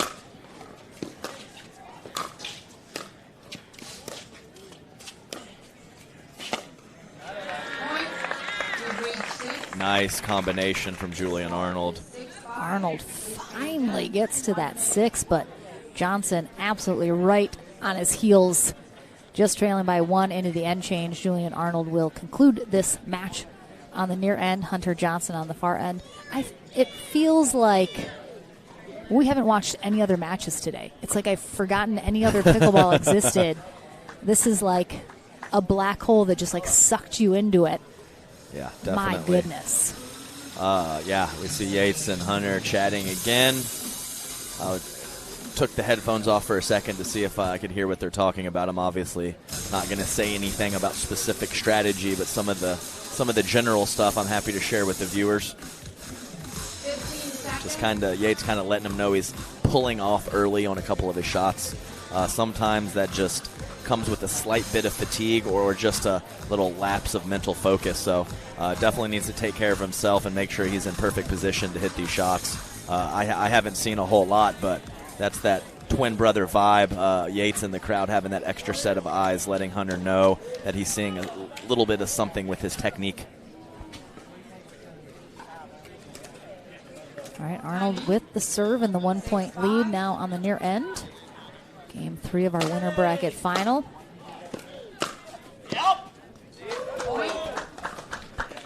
great spot up the line, balancing out the cross court and the up the line backhands. Very nicely, Julian Arnold.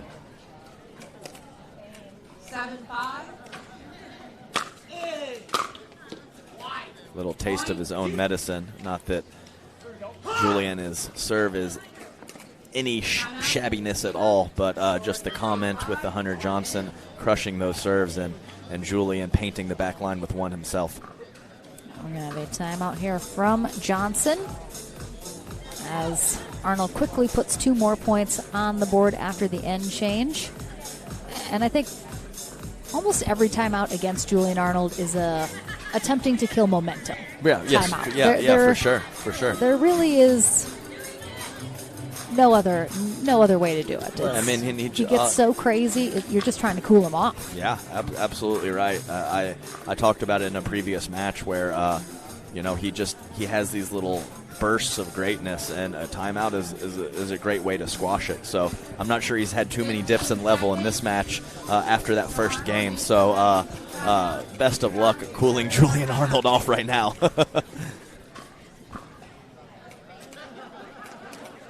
Time in. 8-5.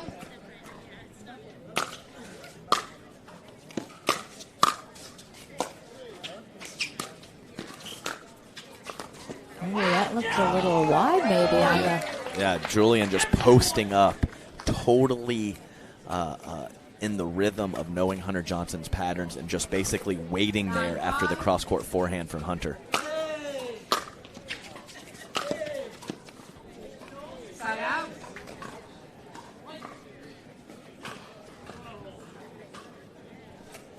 All I know is I just got a notification that Pickleball has tagged me in a reel, and I...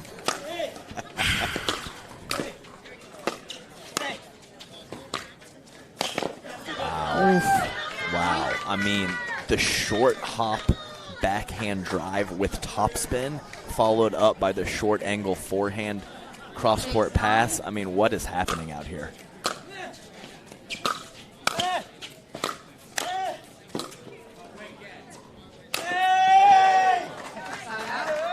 And a lot of people in the comments have mentioned, and it is true, it's really tough to be returning serve right now because you don't have a lot of room to work with. So that is certainly tough for every player, especially on the men's side with these huge crushing serves.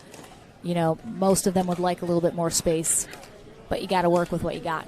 And definitely it's a tougher position to be in there, adjusting as best as they can.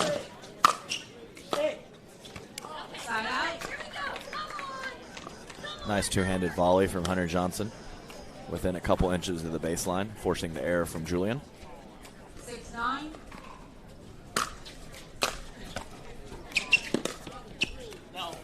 I think he actually had a little more time than he thought. He kind of scampered up to the ball like, oh no, and by the time he got there, overran it a little bit.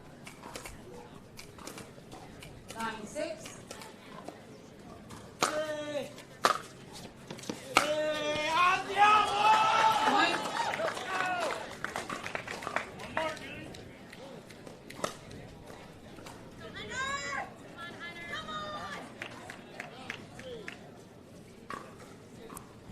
Match point here for Julian Arnold to take that first spot in Championship Sunday for our men's pro singles gold medal match.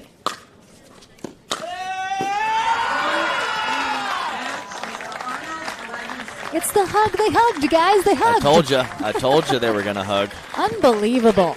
Unbelievable. That was a banana split and a half. Oh my. Oh my gosh. I need to take a rest. The adrenaline dump I'm going to go through right now is going to be crazy. Julian Arnold done for the day. He takes that first spot in Championship Sunday. Hunter Johnson will face J.W. Johnson in the bronze, but we have our ladies bronze medal match coming up first. Eva Radzikowska faces Anna Bright. Do not go anywhere.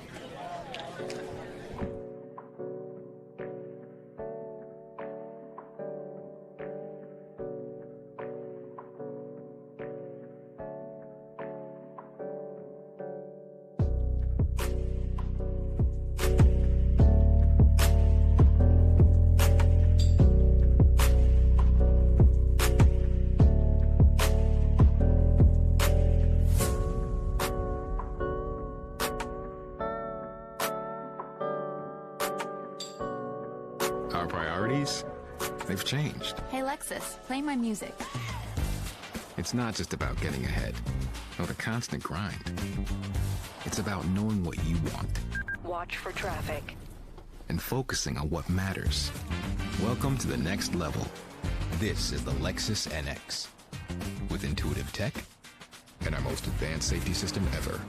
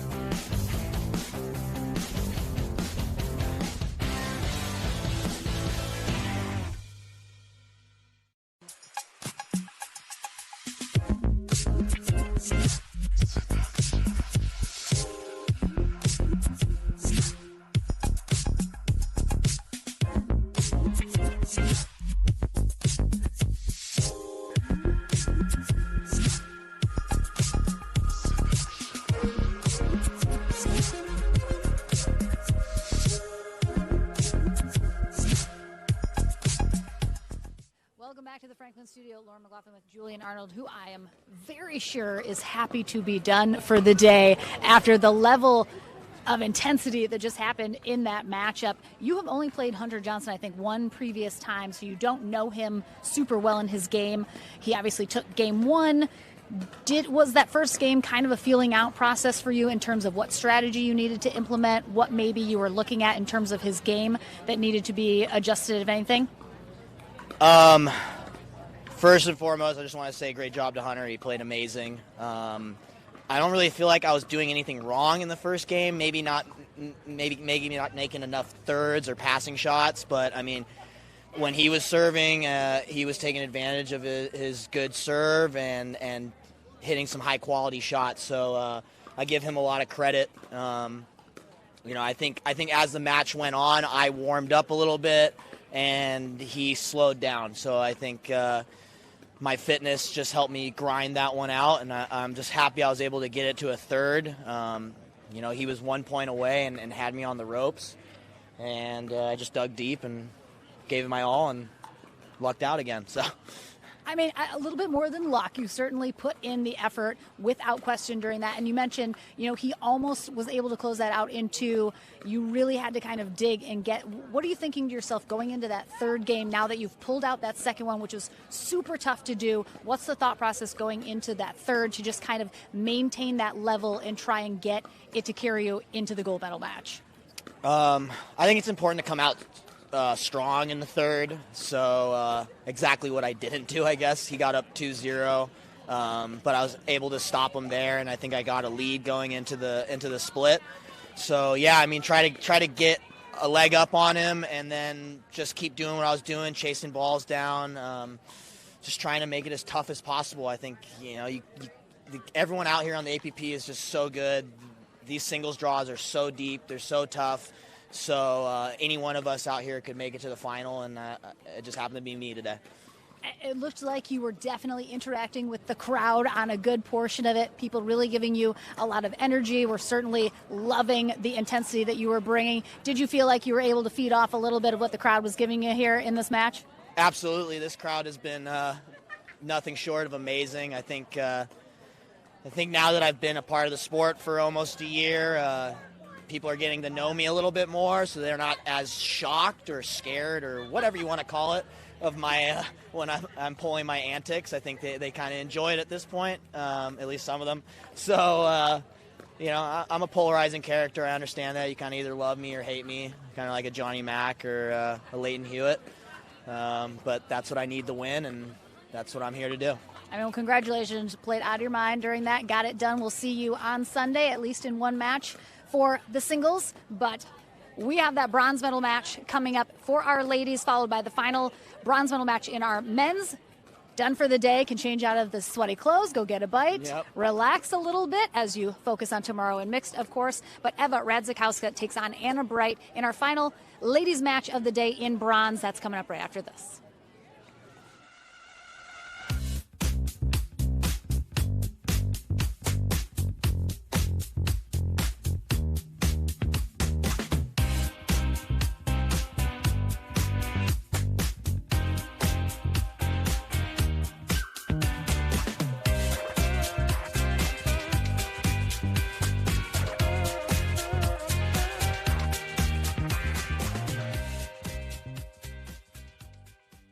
First it was just like these distant roars in the dark, but then they started getting closer and closer, and that's when I saw it. This was no bear. It was like a bear squatch. And that's over now. What? Dad, what's a bear squatch? It's a cross between a bear and a It's made up. With capability comes responsibility. The legendary Lexus GX. With Apple CarPlay support. He's usually sleeping. He'll never sleep again.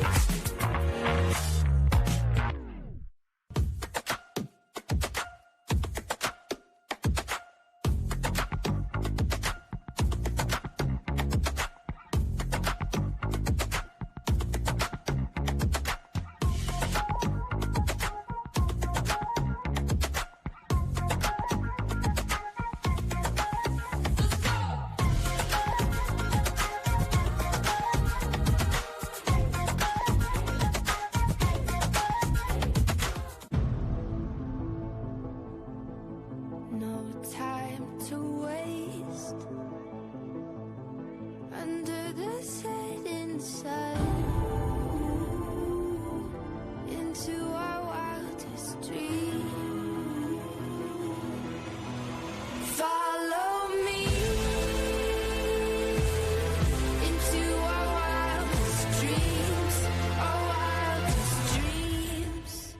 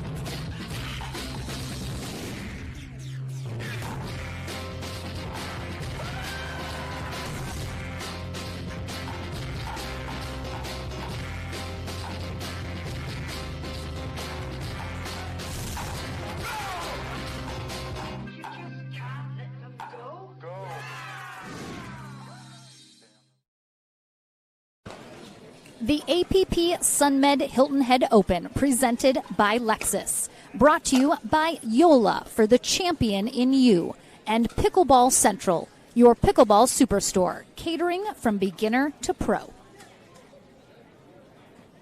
You're the beginner, Adam, I think is who they were referring to. Fair enough. Yeah, I mean, I didn't know which side of the coin you wanted. Welcome back, everyone, to our final match on our ladies' side of the draw here. Our women's pro singles bronze medal match. Anna Bright will face Eva Radzikowska, who could very well be a brand new name to those of you at home who are tuning in. If you joined us for the Alabama Classic, however, you should remember her name. She took gold in her first ever pro tournament in the singles bracket in Alabama, defeating Megan Fudge in that matchup. And she's gotten through some tough competitors here today. She is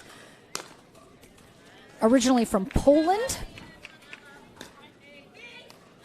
43 years old, now in Marietta, Georgia, but played some professional tennis in her younger years. Yeah, hot start from Anna Bright. Great crisp volley and a nice passing shot there. So my first time to see Eva play, so I'm excited for that. I'll tell you what, she looks like a dang athlete. You will be impressed, I have no doubt. She, of course, faces a tough competitor in Anna Bright. But again, Bright probably seeing her for the very first time in this match right now. And that can be tough. Absolutely. It is a real thing, that first encounter. A little long. And she did, I was extremely impressed in Alabama that for her first ever time playing pro singles, actually singles at all. She told me it was the first time she'd ever played singles in a tournament, but she comes to the line very well. Not all the time, but enough that you'd think she had been around for a little while. Yep. Already can see some technically sound strokes from Radzikowska on both wings, backhand and forehand.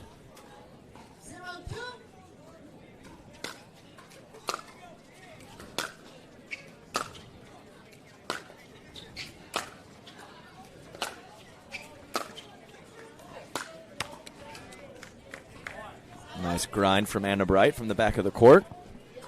Isabelle Gauthier is our USA Pickleball Certified referee for this match out of Montreal, Canada.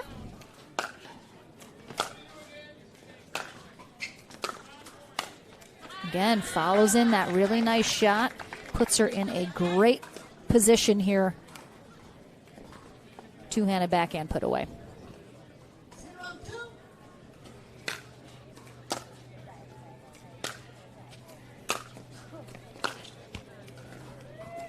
Yeah, so I think these ladies are definitely in a kind of a tough spot. They obviously have the talent and the shot making to put on a show like the fellas did, but man, that last that last match was a tough one to follow, that's for sure. Oh my gosh, I'm not sure anybody could follow that up. Maybe if you put Rafa Hewitt versus Travis Rettenmeyer? Yeah, maybe so. But as you said, it would be hard to find a matchup that could supply what we just saw.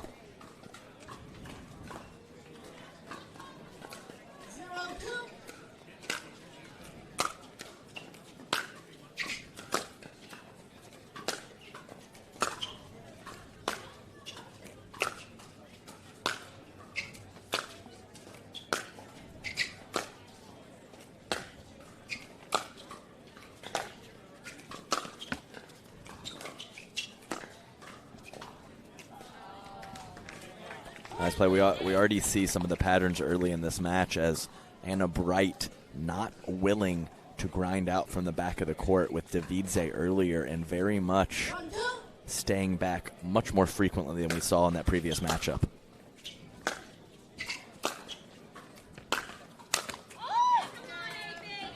Making me look bad approaching the net on the very next point, but got exactly what she wanted, unable to convert that high forehand volley.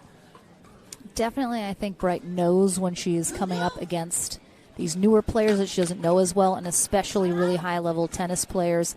She knows because she did it as well when she came into the game, which is they're going to want to just sit at that baseline and hit those ground strokes and outlast you. And so she knows that's the game, and she's, I think, appropriately cautious about coming to the net to face those possible passing shots. Slight miss it, opening up that front shoulder a little early for Radzikowska on that forehand service return.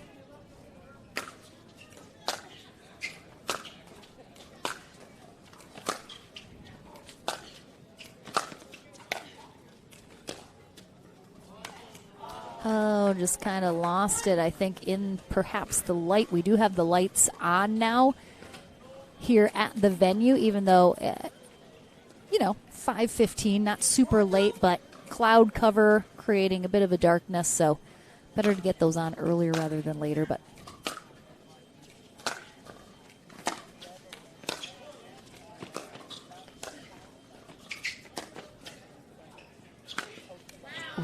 nice job from Bright running some of those down. Yeah, crazy angle on the high backhand volley from Radzikowska. But yeah, we saw it earlier with Davidze. Anna Bright trying to get her out of rhythm with a few lobs, and we've already seen a couple in this match, even though that last one was very defensive.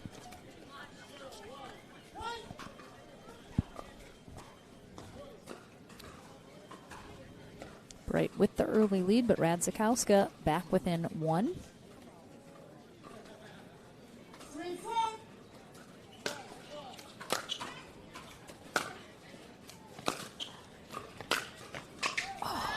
Unlucky. Yeah, obviously an inch lower, that does not come over, but it was a good target and a good spot from Radzikowska. Anna Bright blew out a tire. Got to tie her shoe. The break in between matches, cool to see a lot of pros sprinkled in the practice courts.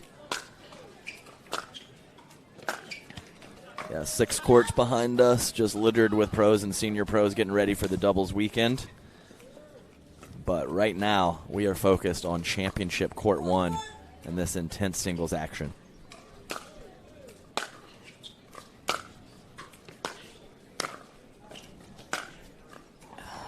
Just Just too good down that line. That's right, forcing Anna Bright to hit up on the initial pass and then able to finish it on the next one, even though the ability to get underneath and lift that over the net by Anna Bright was pretty solid on that first volley.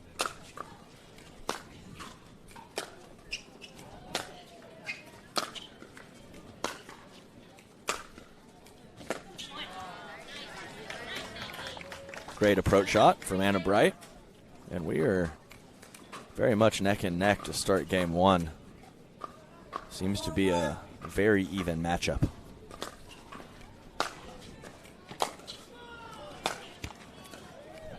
And with these two, I believe, facing each other for the first time ever, it'll be interesting to see if at some point somebody figures out something about the other that can widen the gap a little bit in terms of that score, or how perhaps game two plays out here in this bronze medal match. Nice shots from Anna Bright on a very small run of 2 points to take a 6-4 lead in game one. And you're exactly right, Lauren. Talked about that feeling out process, looking for a little chink in the armor that they can pick on, and I'm not sure they've found it yet. Yeah, nice deep approach. Radzikowska not able to get through that ball and pushing it wide, and a 2-point run turns to 3 for Anna Bright.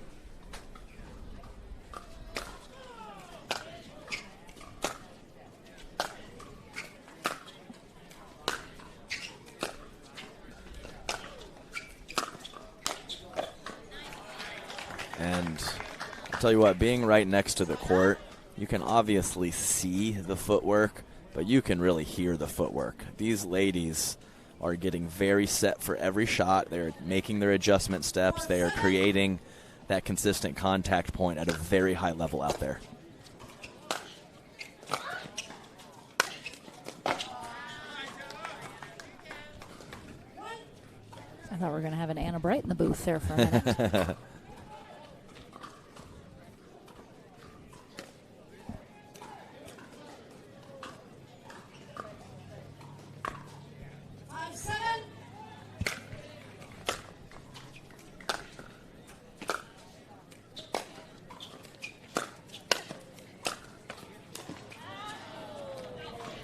Ooh, that was much closer than I think anyone thought it would be. Radzikowska exclaiming as she was for sure she missed that and almost caught that back edge of the court.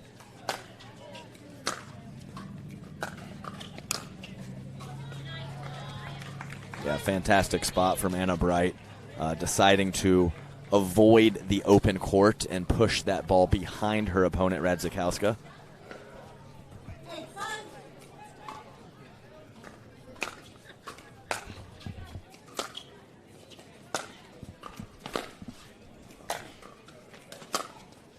Ooh, nice spot down that line. Yeah, that was a very, very nice shot from Anna Bright, because I did not hate the approach shot from Radzikowska, just too good from her opponent.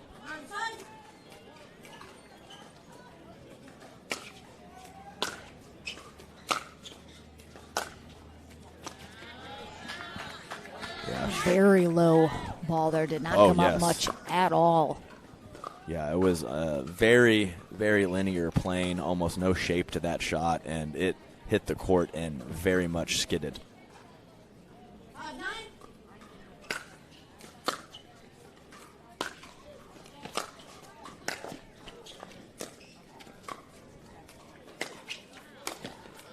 Wow. You can see the difference between a defensive lob and an offensive lob, and that was an offensive lob, and it was executed to perfection by Anna Bright. Yeah, she's gotten Radzikowska a couple times on that, or at least pushed her off the line. Yeah, you don't think about it too much in the singles game, so most players, when they do decide to come forward, they're coming in pretty hot. So having a little change of pace in your back pocket to keep them off the kitchen line can be a good strategy, and Anna Bright has used that to her advantage so far in game one a couple times.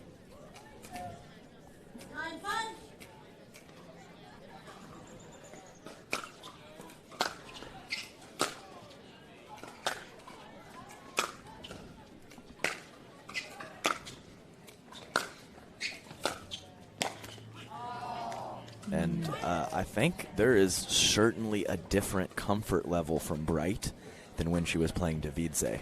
So not that she is at all blowing Radzikowska off the court, but she looks very comfortable in what she's doing and the patterns that she's in right now.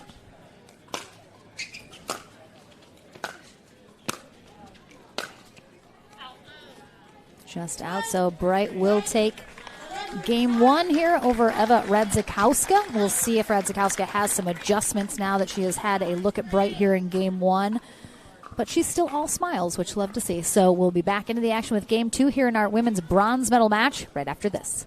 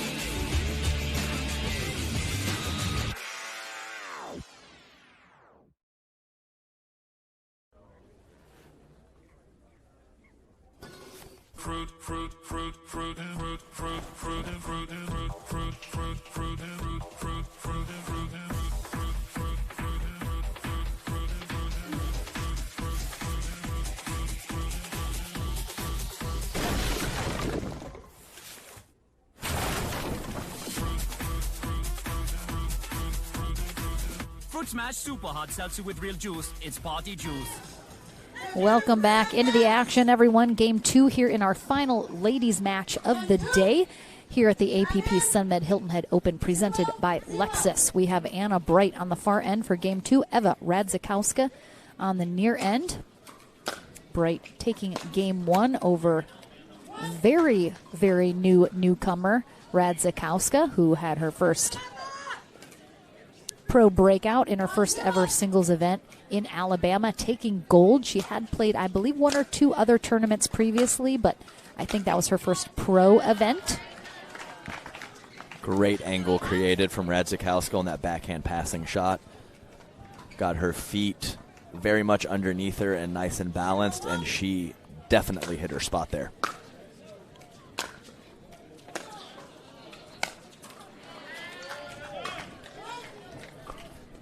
Yep, that's the defensive lob. Just trying to get yourself back in the point. A little bit off balance and in a tough spot.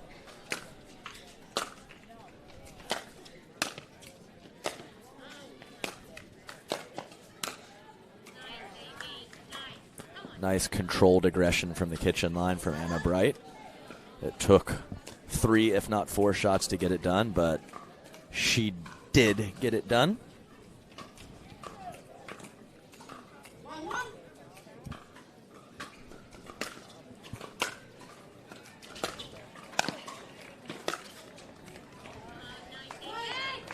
I'm also pretty sure Bright may have taught Ignatowicz some of her serve mechanics. Gets a little high on that side as well.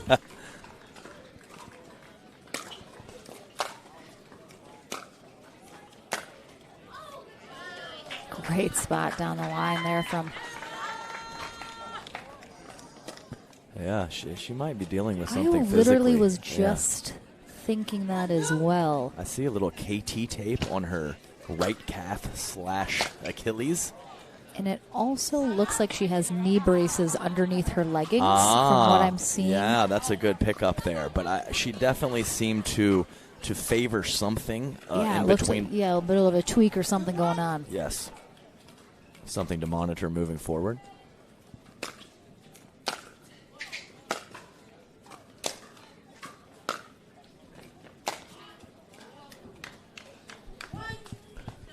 She obviously looks to be in slightly better shape than me, but just slightly, barely noticeable. But got to give her a lot of respect out here grinding with the youngsters at age 43.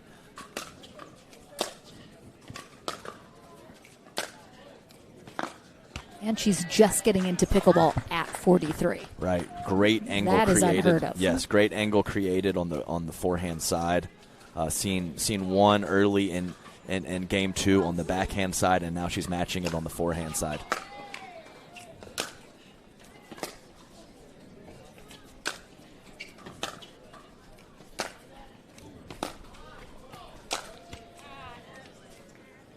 Yeah, Anna Bright was not there. So very happy that passing shot didn't go over the net. I think that Radzikowska picked a good spot and hit it well, just couldn't quite get it over the tape.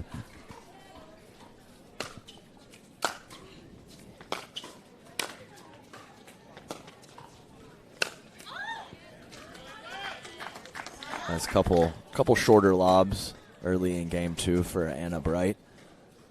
Got to get a little depth on that ball, as her opponent is obviously a pretty tall player. I believe Radzikowska, probably I'd put her at 5'10", 5'11". At least.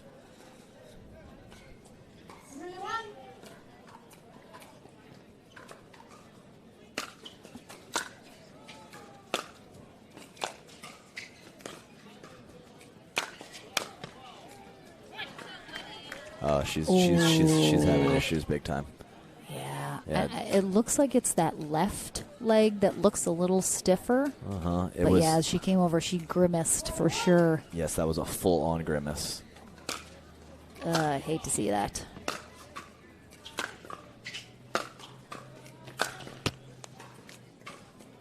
Yeah, injuries are stupid. Very frustrating, and it's tough, especially when you're obviously have the goods to play at a high level, and something's getting in the way of that. Never a fun situation.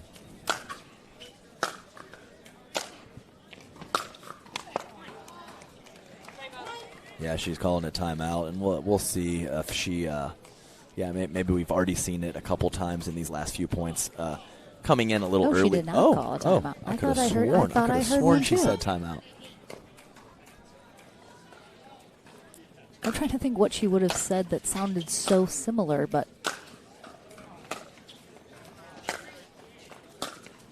yeah, I think based on seeing her in Alabama to now, it definitely looks like she's moving a little gingerly. Yeah, just definitely. I mean, she's still moving super well, moving way better than I ever would on my best day in history, but definitely not doing quite as much as she was doing in Alabama when I saw her.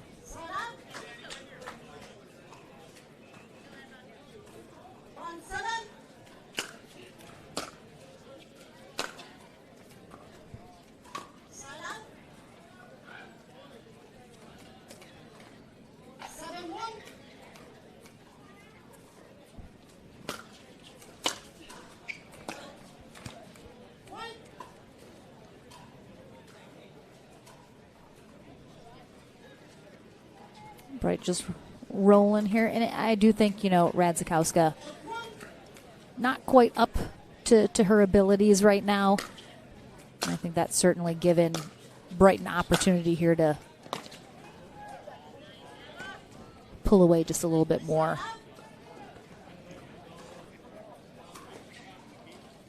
Yeah, I think you're definitely right, though. There's some form of knee pad going on, whether it's built into the pants or underneath.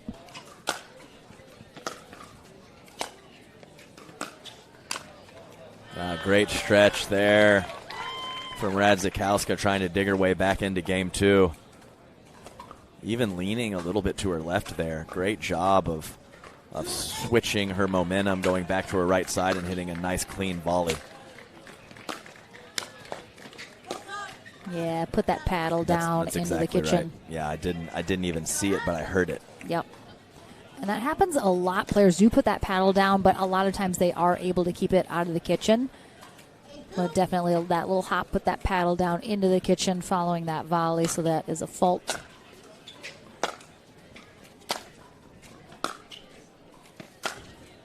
Ooh. I mean, that's the thing is if she gets the right opportunity and has the moments to just hit the shots that she can hit, I mean, she's in a great spot, but Bright's keeping her on the move a lot.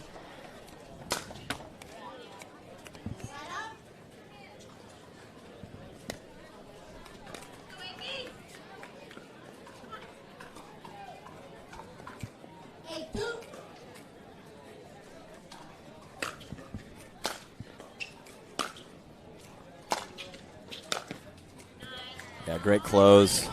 Obviously seeing her opponent, Radzikowska, a little bit off the court, so a nice job by Anna Bright sneaking forward and cleaning up the point with a nice backhand volley cross court.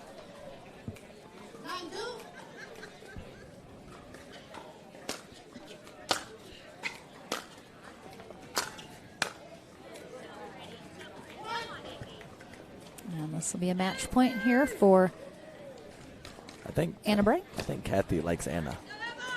She likes so but many But even people. maybe Yeah, more than, maybe. than some other ones. Might Which is be cool. top- Which is cool. Near Yeah. the top of the list. I think so. Oh, looked a little long from Radzikowska on the far end, but Yeah, definitely close. Bright playing that, so I assume it hit that back line.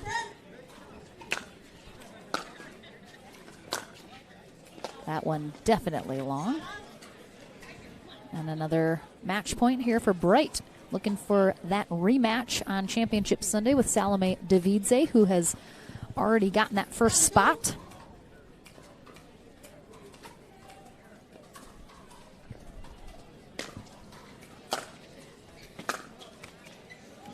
All right, Radzikowska holds her off one more.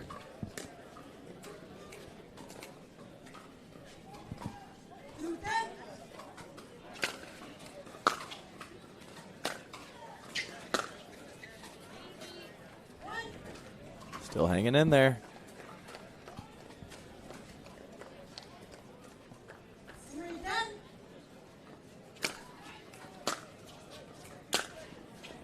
Uh-oh. Came out of that one a little early. And I think it's number 2, if not number 3. Three. But either way, we'll see if the third time's a charm for Anna Bright.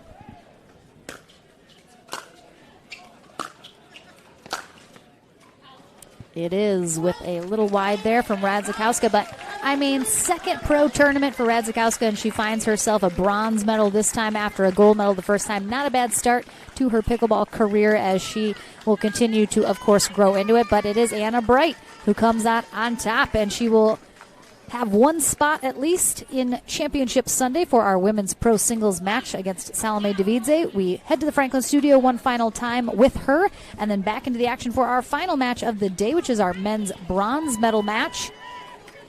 J.W. Johnson faces Hunter Johnson. Correct. Johnson and Johnson. That is coming up next. Don't go anywhere.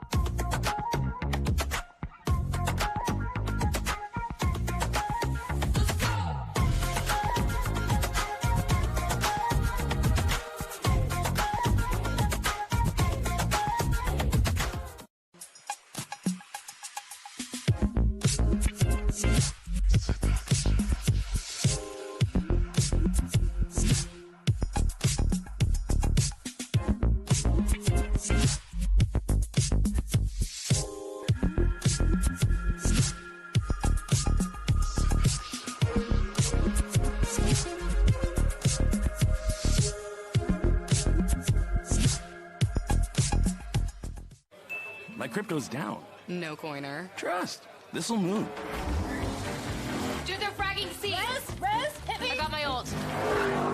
That's 472 horsepower and 395 pound-feet of torque. Well, what's up with this team sheet? Inverted fullback and a false nine? The limited slip diff lets you hammer the throttle.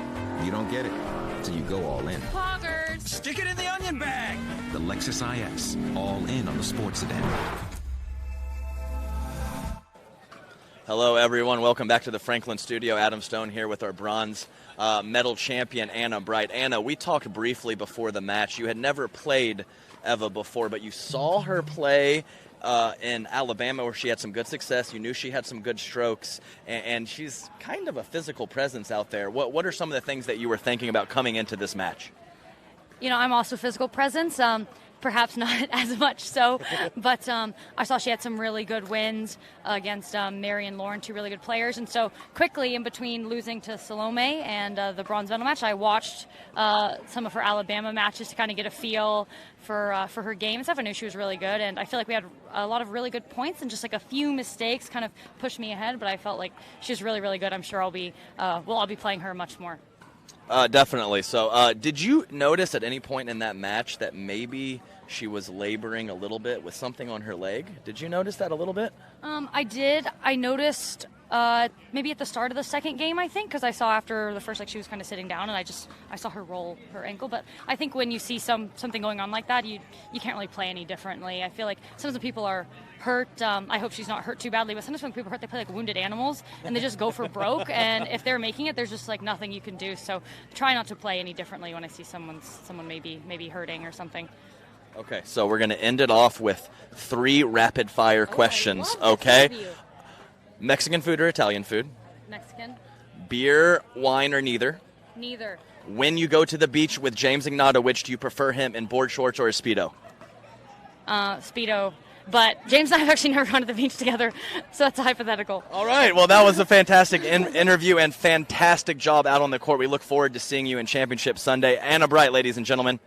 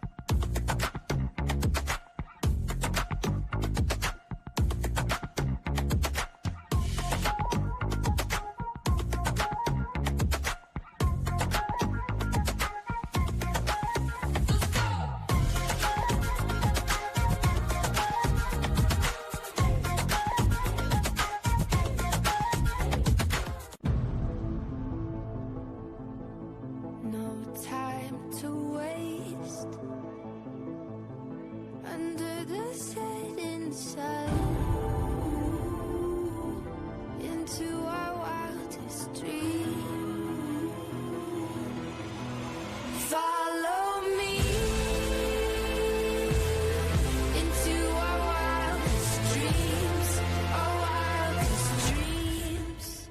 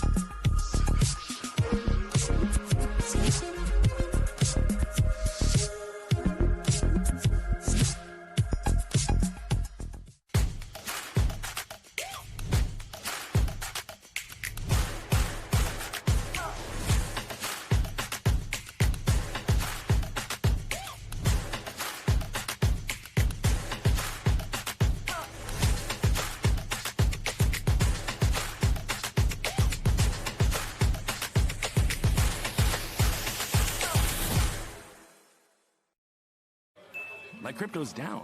No coiner. Trust. This'll move. Do their fragging seat. Rez, hit me. I got my ult. That's 472 horsepower and 395 pound-feet of torque. What's up with this team sheet? Inverted fullback and a false nine? The limited slip diff lets you hammer the throttle. You don't get it till you go all in. Poggers. Stick it in the onion bag. The Lexus IX, all in on the sports sedan.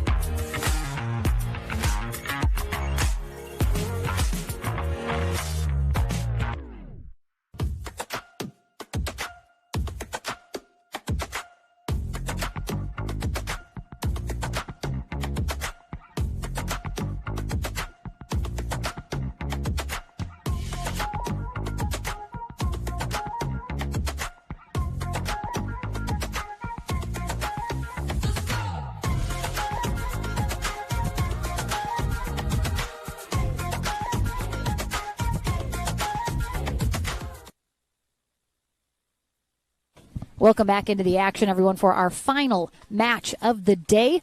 But, of course, before we get into that, we must do our Sunmed recovery point of the day, which is playing right now. I did not realize that was already going on. Excuse me. Can we play it again? I wasn't ready. We're playing it again. All right, Julian Arnold on the near end. Let's start over. Hunter Johnson on the far end. They had some absolutely outrageous rallies. I'm sure this is just one of many.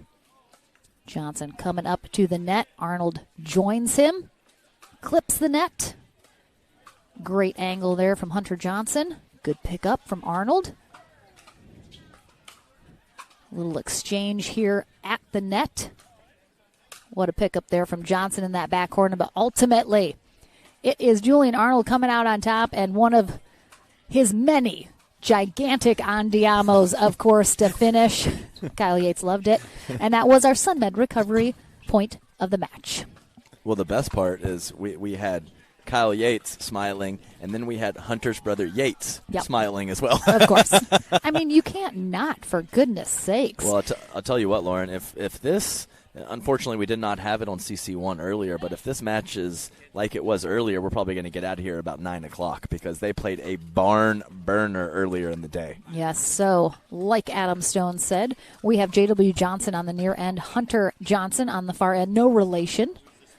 They faced off in the semifinals earlier today. And it was, Lauren, it was 10, 12, 11, 8, 11, 9 in that semifinal matchup. Yeah, that is as close as it gets.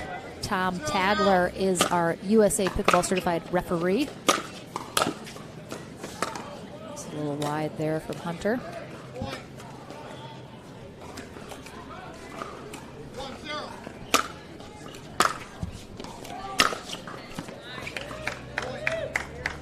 Oh, there we go. First time on championship court. We got Mama Bear in the stands.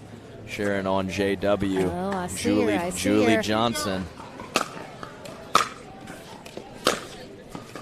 Oh, just a little wide. Yeah, and you have to watch at the Palmetto Dunes Tennis and Pickleball Center in the evenings and the mornings. It's a little crisper, so I expect that ball to be flying a little bit quicker than it was 2 or 3 hours ago. Yeah, didn't get where he needed to get for the consistent contact point there for Hunter Johnson, leaving that passing shot into the net. 2-0. Little off balance.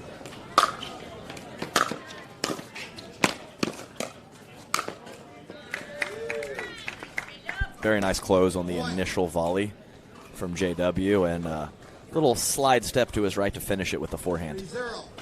I did just realize we're not really going to be able to say Johnson.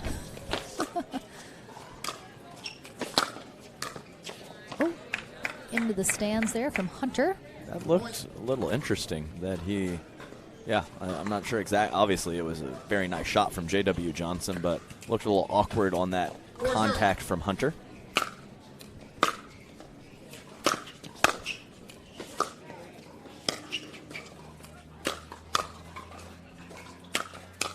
Oh, great get on the volley.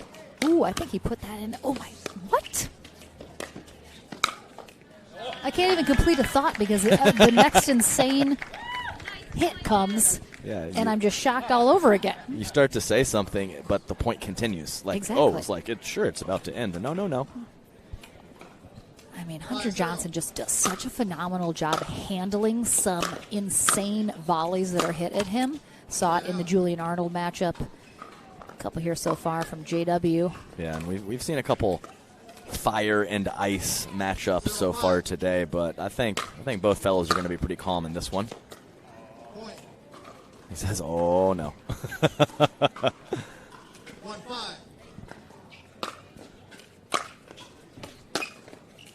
Oh, too good. Yeah, I mean, too good for sure.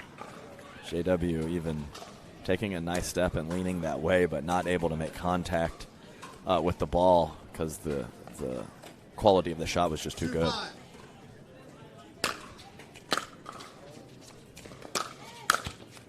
And we saw Hunter earlier just crushing that serve. Yeah, you can hear JW's feet dragging as he's going to the kitchen line. Very, very interesting. 35.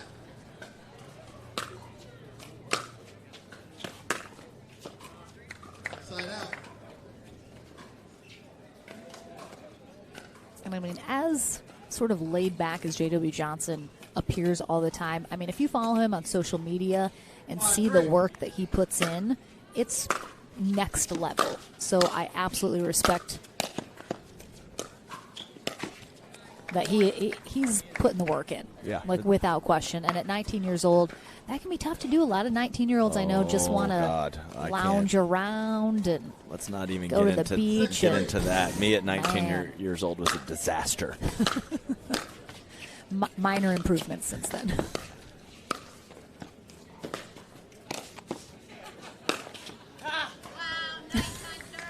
Hunter Johnson again put his tongue out at the end of that, like, really? You're going to make me work this hard to come out on top of some of these rallies? 3-6.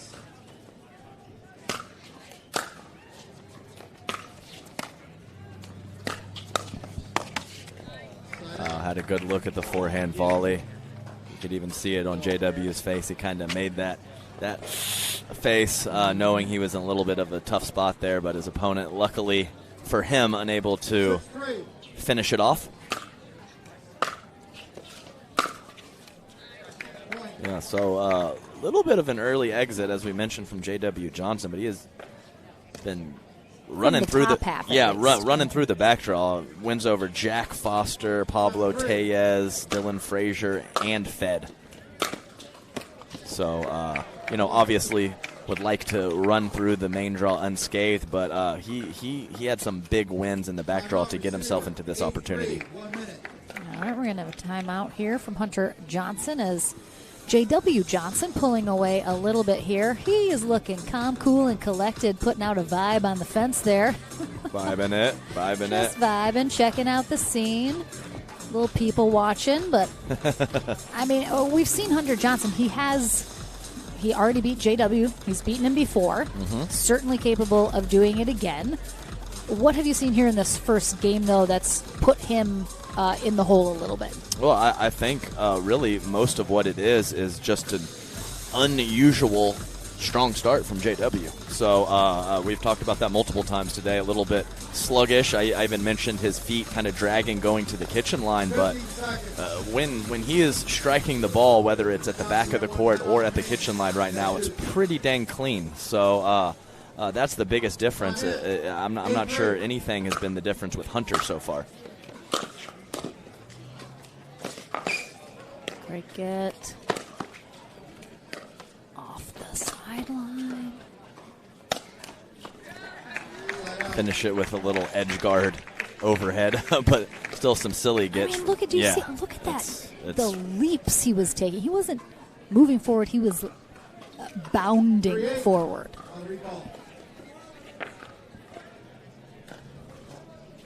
3-8.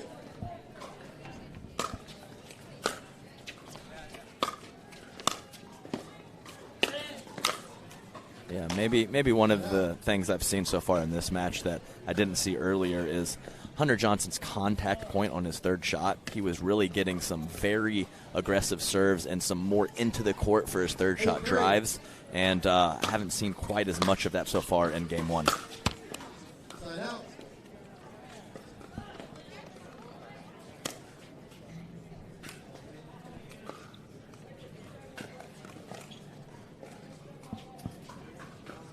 Yeah, 3.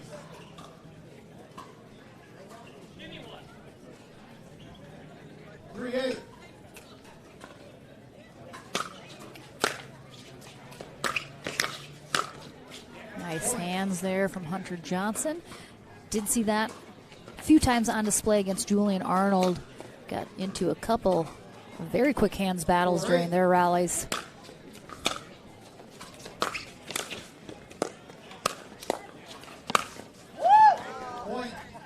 That was JW. What? No, it wasn't. You stopped that. That was him with the squeal? Yes. Wow. Unprecedented vocal display from JW. I mean, look at Johnson. the range. Look at that range. Yeah, that was kind of soprano-ish.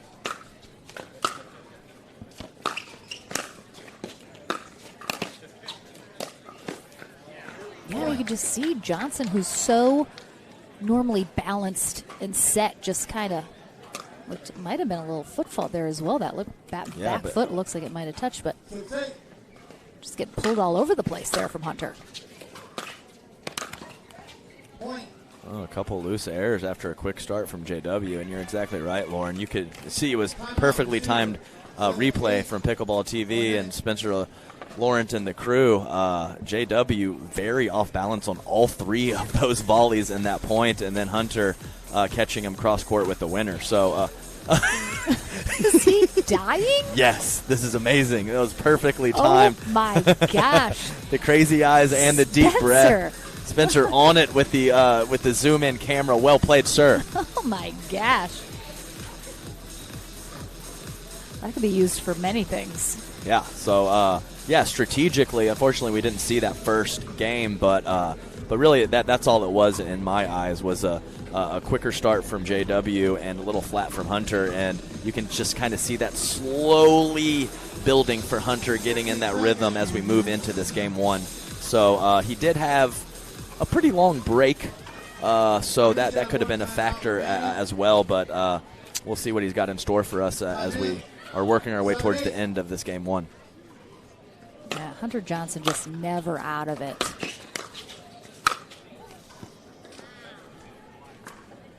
Got it? Yeah, I didn't actually see it land. We have a little barrier in our way on that close, near to us sideline.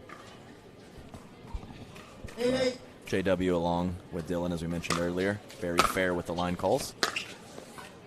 Probably, sometimes I've seen them have a little... Just a little too fair? Yeah, a little of that prof Corinne Carr issue where they're giving their opponents points.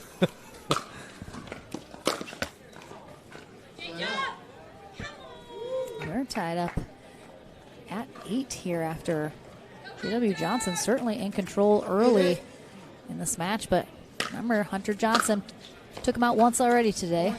I mean, was it not 8-3? Am I mistaken there? I think it was 8-3 in this game. So great run from Hunter. Correct.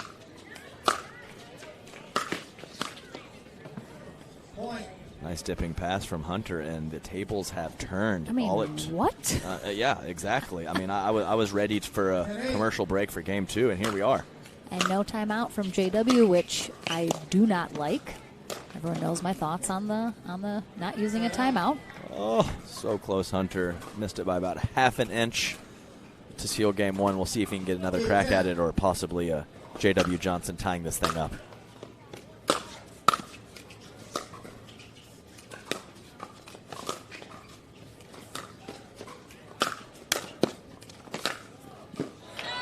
Wow. Yeah, too good. And we saw the initial backhand drop from JW Johnson kind of float a little bit, but the second one was very nice and set himself up beautifully for that forehand passing shot.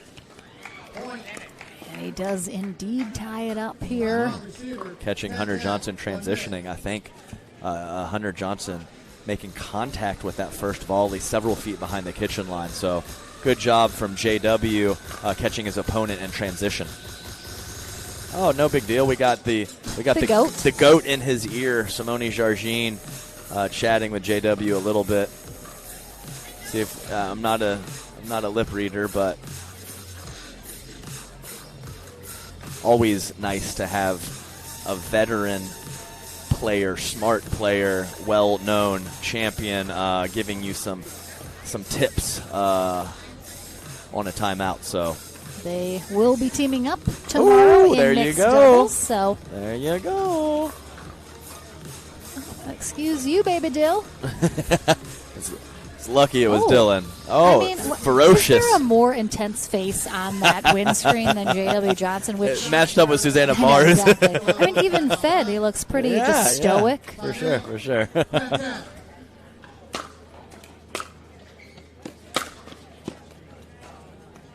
Well, nice job by JW to get those 2 points to tie it up. But ball back over to Hunter. 10-10.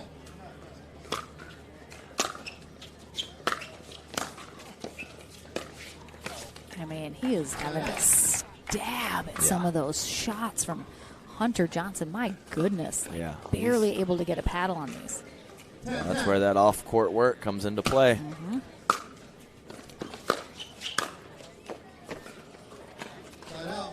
Okay. Yeah. It almost looked a little awkward, but the result was not. I think JW tried to hit that. Good for his sake. It was good that he didn't.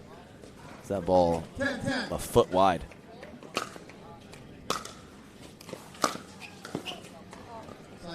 Yeah, interesting stroke. Kind of coming inside of the ball in an awkward spot to hit it inside out and not particularly close to keeping that ball in.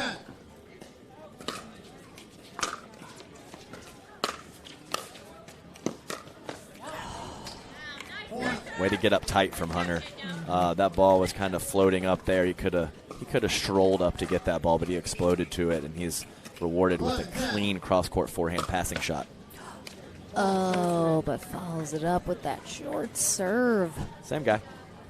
I was thinking, since he's wearing the black socks and black shirt, which is typically a Yates Johnson look. Right, Diggs. Again, just making him hit one more.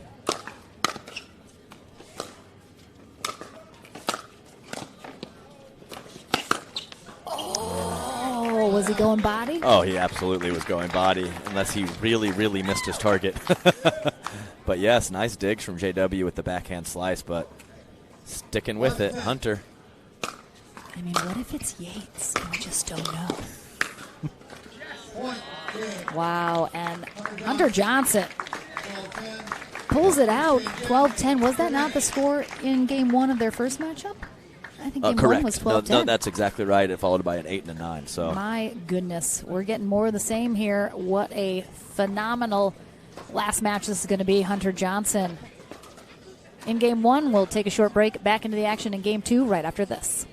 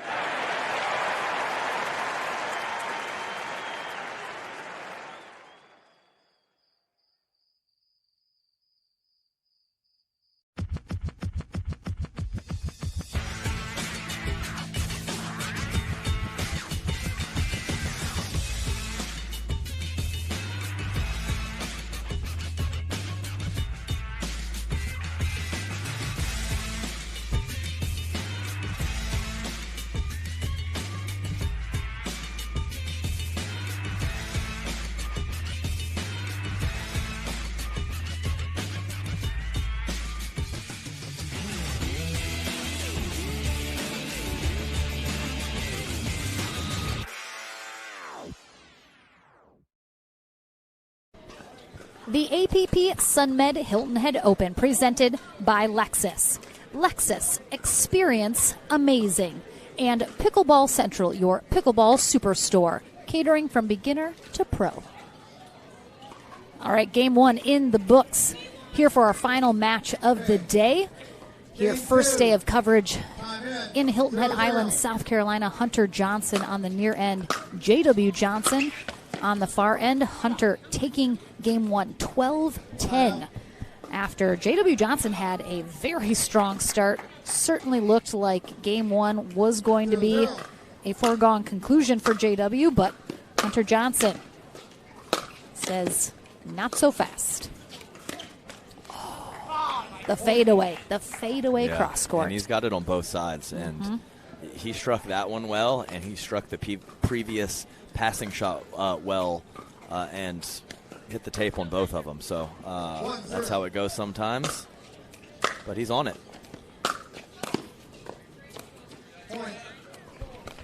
I mean, both of these players are just hitting some unbelievable passing shots, and they're forcing the errors from the other because you see them getting pulled off their feet, not able to get a good paddle on it. Oh, boy. That was a soft landing. I think he's okay.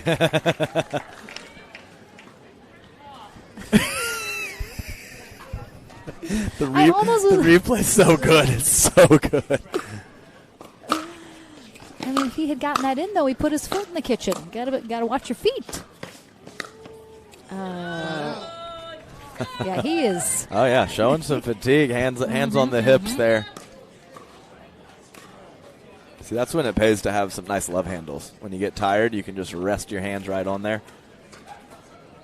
I think mine are a little bigger than his. Oh, well.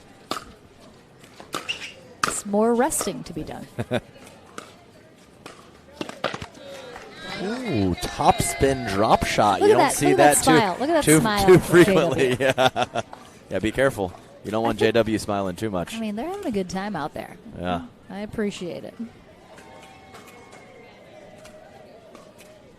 3W.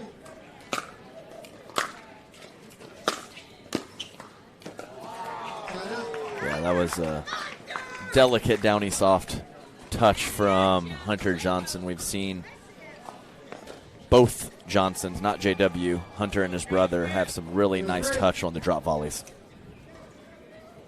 Oh, I see a Johnny Goldberg sighting. Oh, my. Oh, that's going long. The Hunter Johnson serve still doing what it needs to do out here.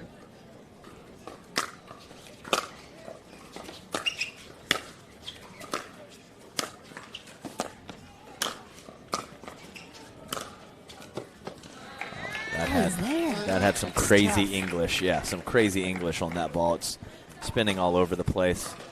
And, nothing too major, but some slight signs of fatigue from Hunter Johnson. I mean, after playing that Julian Arnold match, Yeah. how could he not be? I Yeah. was exhausted just sitting here watching. And again, had a really close 3-game match with JW previously as well.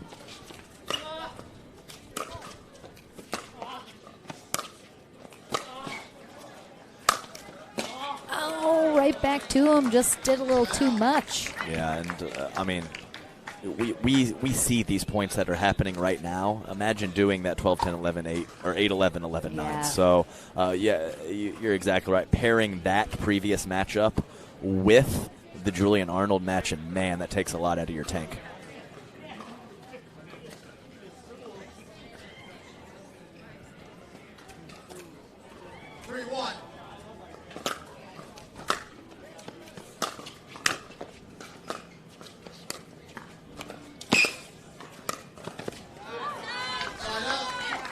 I was just thinking to myself, he's got to be careful bringing J.W. Johnson up to the net, but follows it with that Ernie. Well done. That was maybe the only way that was going to come out for Hunter. Right, and a little half Ernie there, and I do like that decision. He needed to be close to JW there. If he was a little bit off the line, JW would have been there on the cross-court ball.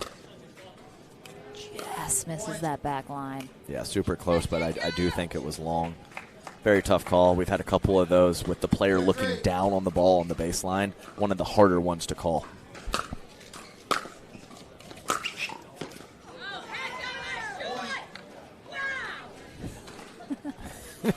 Kathy.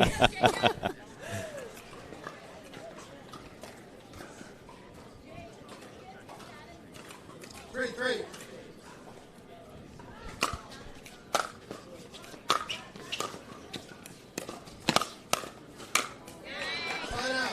Yeah, nice read and anticipation from JW up at the kitchen. Looked like, he showed his shot. Mm-hmm. J-Dub read that super well. Right, and I think you're right, Lauren, because normally he holds that a little bit longer, and that, I wouldn't call it a telegraph, but he did give it away a little bit. Point.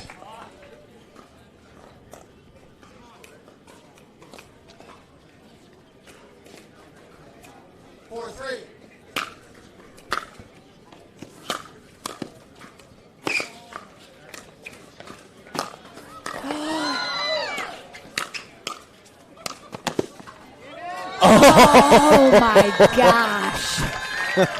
Did you hear the screams from the crowd on that one? Did JW hit that around the post, or did he just? I mean, that was ridiculous. It was. I mean, it might have gone maybe right up over the post.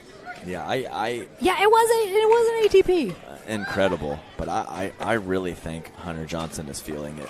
Yeah. I'm picking up on some little cues, and I hope that he can maintain his level for the rest of this match. Even walking a little gingerly, it seems like. So I hope it's a small, not a big issue.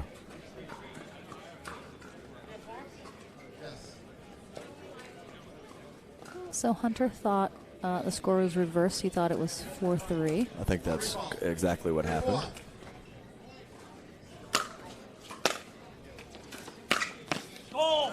Oh my. Steve Taylor in the background. That's a great shot. Oh. Cameraman extraordinaire, Steve Taylor. Mm-hmm. Oh my, a couple freebies. So he looks over at the booth. He's very happy with that. He said, I'll take it. Absolutely, he will.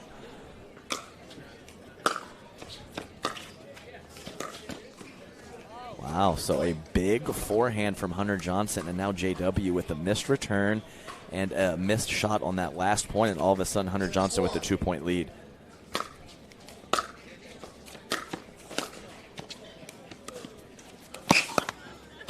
Oh my gosh, the net probably just saved Hunter. Kept him in this. Oh my gosh. Ridiculous degree of difficulty. That ball is so low. To be able to get that over the net and bring it down to keep it in and keep it away from J.W. Johnson, very nice.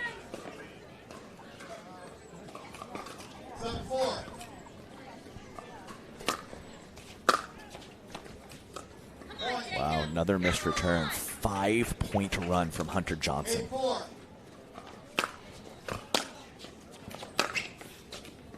Did he get it? Yeah, he got it. Make that 6 points. Gosh.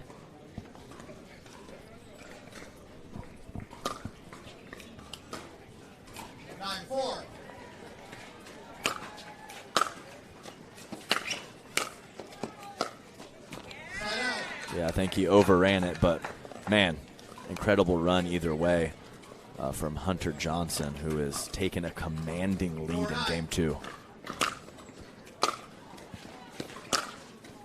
Oh my goodness. Yeah, great hold from the back of the court. Look at this paddle speed. Just barely even moves back there. Yeah, unbelievable pace created with that swing. I don't get it. That one misses a little wide, though. Certainly, I have to imagine with Hunter showing some signs of fatigue here, he's going to want to close this out in 2 without question. And good way to JW do it. Helps him. Yeah, good way to do it with certainly not an unforced error, but probably one that he normally comes up with. Again, Julian Arnold in the gold medal match on Championship Sunday. Winner of this will go to face him. Hunter Johnson defeated by him in the winner bracket final. And he defeated J.W. Johnson earlier, so.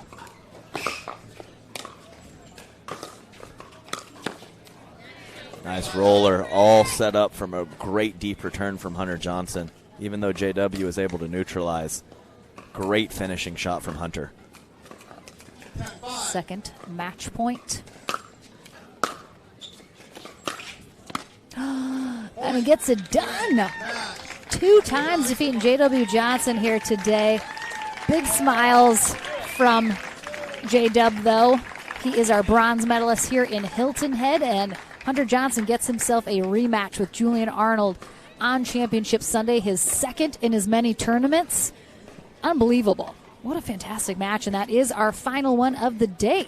So, Adam, thank you so much for joining us. You'll, of course, be here all weekend long as we kick off into our 2-court coverage tomorrow for mixed doubles day here on Hilton Head Island in South Carolina, back at 10 a.m. Eastern time for that live streaming. So definitely stay tuned. A big thank you to Nicole Hobson at our tournament desk, keeping things running smoothly today. Our USA Pickleball certified referees, of course, all of our volunteers at Palmetto Dunes, absolutely doing the most to keep everything running really well, getting everybody everything that they need. And, of course, Pickleball TV, we got Spencer, Sam, Ashley, and Mitch in the house rocking it out. And, of course, Steve Taylor, as you mentioned, taking those phenomenal photos that you will see online.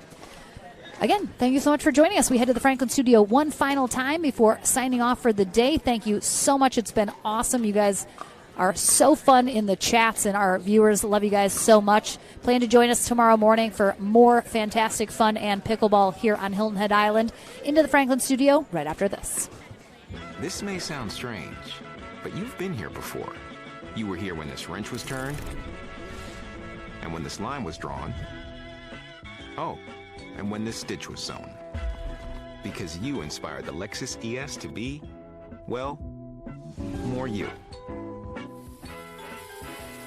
So thank you. We hope you like your work.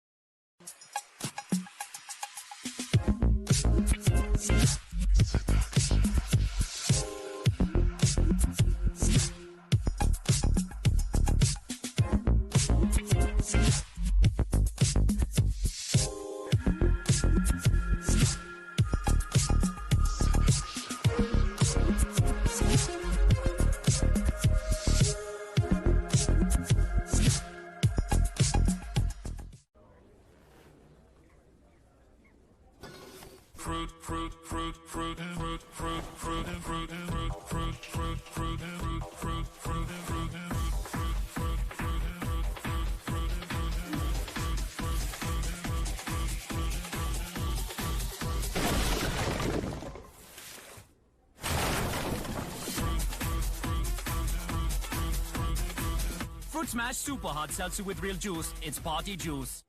Welcome back to the Franklin studio, Lauren McLaughlin. First of all, black socks, black shirt. Are you Yates, and have you parent trapped us? Yeah, it's pretty humid here in Hilton Head where the APP is. Oh my gosh, I can't even think.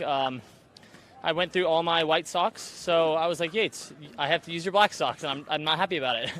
I mean, you still performed. I appreciate that you could still get it done in black. Yeah, I figured I'd match, black shirt, black socks. I like it. But Hunter Johnson heading for a rematch on Championship Sunday with Julian Arnold. I mean, you faced JW earlier in the day, and then that matchup with Julian, out of control. Yeah. You're about to die right now, I have to imagine. How are you feeling? Were you feeling, a little fatigue in especially that second game of this matchup? No, I'm not tired. Fresh as a daisy. Fresh as a daisy. I'm going to maybe go do an ice bath and get refreshed. Yeah, I mean, J-Dub's the GOAT. I mean, just to beat him in 2 times in one day is like, I never even thought it was possible. But yeah, the match with Julian was amazing. I mean, that's what people love to watch. I mean, I'm glad we could do that at the APP tour. It was just an exciting event, exciting atmosphere. I'm looking to get my revenge on Sunday, so we'll see how it goes. I mean, coming off that gold medal, of course, in Houston last weekend that we talked about before, you're feeling much more confident in your abilities and getting it done, beating some of the best players in the game consistently now, going to Championship Sunday 2 times in a row. It's just got to feel good, and you have to feel good knowing, you have tomorrow off possibly, and you have a little bit of time before you have to go in to that matchup fresh on Sunday. So will you be going back? Things to think about and look about look into with Julian before Sunday? Yeah, I mean, I've always looked at videos and kind of I have notes. Try to go back and regather my thoughts, see what I did wrong in that match.